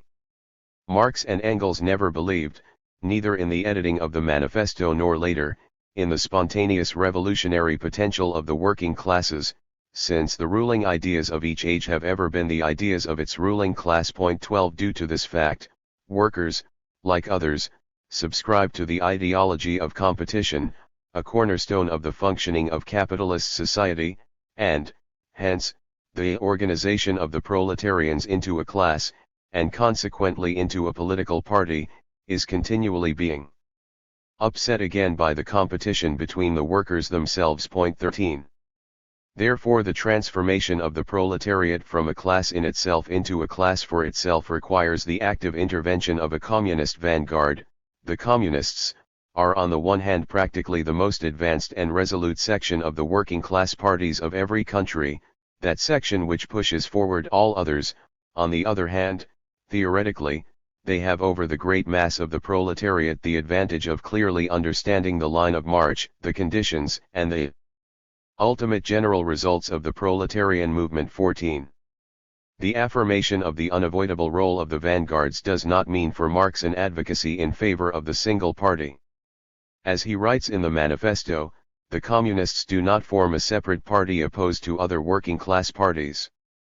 They do not set up any sectarian principles of their own, by which to shape and mold the proletarian movement. 15. And later, in his conception of what should be a proletarian international, Marx considered it necessary to integrate into it all the parties and currents of thought and action that benefit from a real popular and worker audience. The first international included in its membership the French Blanquists, the German Lazolians, English trade unionists, Proudhon, anarchists, Bakunin. Marx certainly did not spare his criticisms, often harsh, of many of his partners. And one might say that probably the violence of these conflictual debates is at the root of the brief life of this international. Let it be as it may. This organization nevertheless was the first school for the education of the future cadres engaged in the fight against capitalism.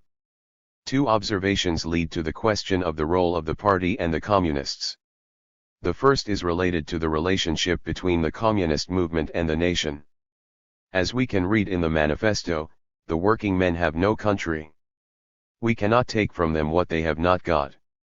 Since the proletariat must first of all acquire political supremacy, must rise to be the leading class of the nation, must constitute itself the nation, it is, so far, itself national, though not in the bourgeois sense of the word. 16 And, though not in substance, yet in form, the struggle of the proletariat with the bourgeoisie is at first a national struggle. 17.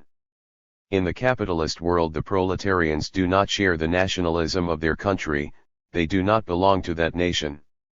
The reason is that in the bourgeois world the only function of nationalism is to give legitimacy, on the one hand, to the exploitation of workers of the given country and, on the other hand, to the fight of the bourgeoisie against its foreign competitors and its fulfillment of its imperialistic ambitions. However, with the triumph of eventual socialist revolution, all would change. The foregoing relates to the first long stages of the socialist transition in the societies of the peripheries. It also expresses respect for the necessary diversity of the roads taken. Additionally, the concept of the final objective of communism strengthens the importance of this national diversity of the proletarian nations. The manifesto already formulated the idea that communism is built on diversity of individuals, collectives, and nations. Solidarity does not exclude but implies the free development of all. Communism is the antithesis of capitalism, which, in spite of its praise of individualism, produces in fact, through competition, clones formatted by the domination of capital. In this connection I shall quote what I recently wrote in October 1917 Revolution. The support or the rejection of national sovereignty gives rise to severe misunderstandings as long as the class content of the strategy in the frame of which it operates is not identified. The dominant social bloc in capitalist societies always conceives national sovereignty as an instrument to promote its class interests, i.e., the capitalist exploitation of home labor and simultaneously the consolidation of its position in the global system. Today, in the context of the globalized liberal system dominated by the financialized monopolies of the Triad, USA, Europe, Japan, national sovereignty is the instrument which permits ruling classes to maintain their competitive positions within the system. The government of the USA offers the clearest example of that constant practice. Sovereignty is conceived as the exclusive preserve of U.S. monopoly capital, and to that effect the U.S. national law is given priority above international law. That was also the practice of the European imperialist powers in the past, and it continues to be the practice of the major European states within the European Union. 18. Keeping that in mind, one understands why the national discourse in praise of the virtues of sovereignty, hiding the class interests in the service of which it operates, has always been unacceptable for all those who defend the laboring classes. Yet we should not reduce the defense of sovereignty to that modality of bourgeois nationalism. The defense of sovereignty is no less decisive for the protection of the popular alternative on the long road to socialism. It even constitutes an inescapable condition for advances in that direction. The reason is that the global order, as well as its sub-global European order, will never be transformed from above through the collective decisions of the ruling classes. Progress in that respect is always the result of the unequal advance of struggles from one country to another. The transformation of the global system, or the subsystem of the European Union, is the product of those changes operating within the framework of the various states, which, in their turn, modify the international balance of forces between them. The nation-state remains the only framework for the deployment of the decisive struggles that ultimately transform the world. The peoples of the peripheries of the system, which is polarizing by nature, have a long experience of positive, progressive nationalism, which is anti-imperialist, and rejects the global order imposed by the centers, and therefore is potentially anti-capitalist. I say only potentially because this nationalism may also inspire the illusion of a possible building of a national capitalist order that is able to catch up with the national capitalisms ruling the centers. In other words, nationalism in the peripheries is progressive only on the condition that it remains anti-imperialist, conflicting with the global liberal order. Any other nationalism, which in this case is only a facade, that accepts the global liberal order is the instrument of local ruling classes aiming to participate in the exploitation of their peoples and eventually of other weaker partners, operating therefore as sub-imperialist powers. The confusion between these two antonymic concepts of national sovereignty, and therefore the rejection of any nationalism, annihilates the possibility of moving out of the global liberal order. Unfortunately, the left in Europe and elsewhere often falls prey to such confusion. The second point concerns the segmentation of the working classes. In spite of the simplification of the society connected with the advancement of capitalism, evoked in the manifesto, our epoch, the epoch of the bourgeoisie, possesses, however, this distinctive feature: it has simplified the class antagonisms. Society as a whole is more and more splitting up into two great hostile camps, into two great classes directly facing each other, bourgeoisie and proletariat. 19. This double movement of the generalization of the proletarian position and simultaneously the segmentation of the world of workers is today considerably more visible than it was in 1848, when it was barely appearing. We have witnessed during the prolonged 20th century, up to our days, a generalization without precedent of the proletarian condition. Today, in the capitalist centers, almost the totality of the population is reduced to the status of employees selling their labor power. And, in the peripheries, the peasants are integrated more than ever before into commercial nets that have annihilated their status as independent producers, making them dominated subcontractors, reduced in fact to the status of sellers of their labor power. This movement is associated with the pauperization processes. The individual becomes a pauper, and pauperism develops more rapidly than population and wealth. 20 This pauperization thesis, retaken and amplified in Capital, was the object of sarcastic critiques by the vulgar economists. And still, at the level of the world capitalist system, the only level that gives the full scope to the analysis of the reality, this pauperization is considerably more visible and real than Marx imagined. Yet, parallel to this, capitalist forces have succeeded in weakening the danger that generalized proletarianization represents by implementing systematic strategies aimed at segmenting the working classes on all levels, nationally and internationally. 6. The third section of the manifesto, entitled Socialist and Communist Literature, could appear to a contemporary reader to belong truly to the past. Marx and Engels offer us here commentaries concerning historical subjects and their intellectual production that belong to their time. Long forgotten, these questions seem today to be the concern exclusively of archivists. However, I am struck by the persistent analogies with more recent, in fact contemporary, movements and discourses. Marx denounces reformists of all forms, who had understood nothing of the logics of capitalist deployment. Have these disappeared from the scene? Marx denounced the lies of those who condemn the wrongdoings of capitalism, but nevertheless, in political practice, they join in all coercive measures against the working class. 21 Are the fascists of the 20th century and of today, or the allegedly religious movements, the Muslim Brothers, the fanatics of Hinduism and Buddhism, any different?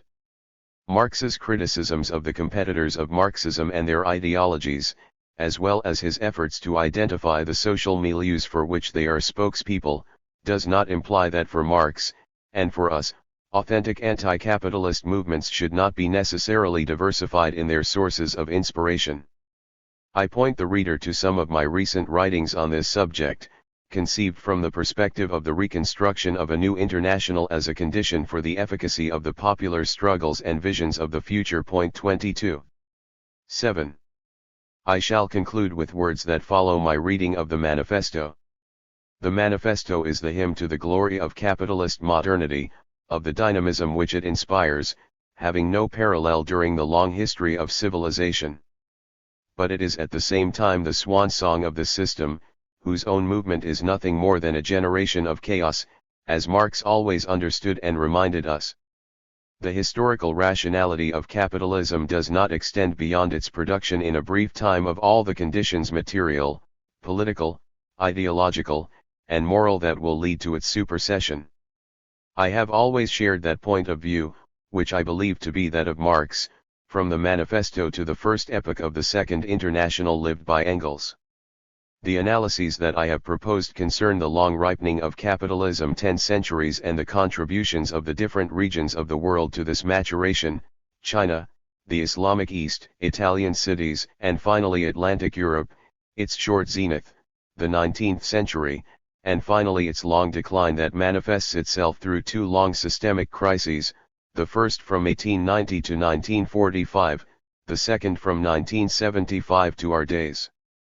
These analyses have the objective of deepening that which was in Marx only an intuition. 23 This vision of the place of capitalism in history was abandoned by the reformist currents within Marxism of the Second International and then developed outside of Marxism. It was replaced by a vision according to which capitalism will have accomplished its task only when it will have succeeded in homogenizing the planet according to the model of its developed centers. Against this persistent vision of the globalized development of capitalism, which is simply unrealistic since capitalism is in its nature polarizing, we put forward the vision of the transformation of the world through revolutionary processes breaking with the submission to the deadly vicissitudes of the decadence of civilization. October 1, 2018.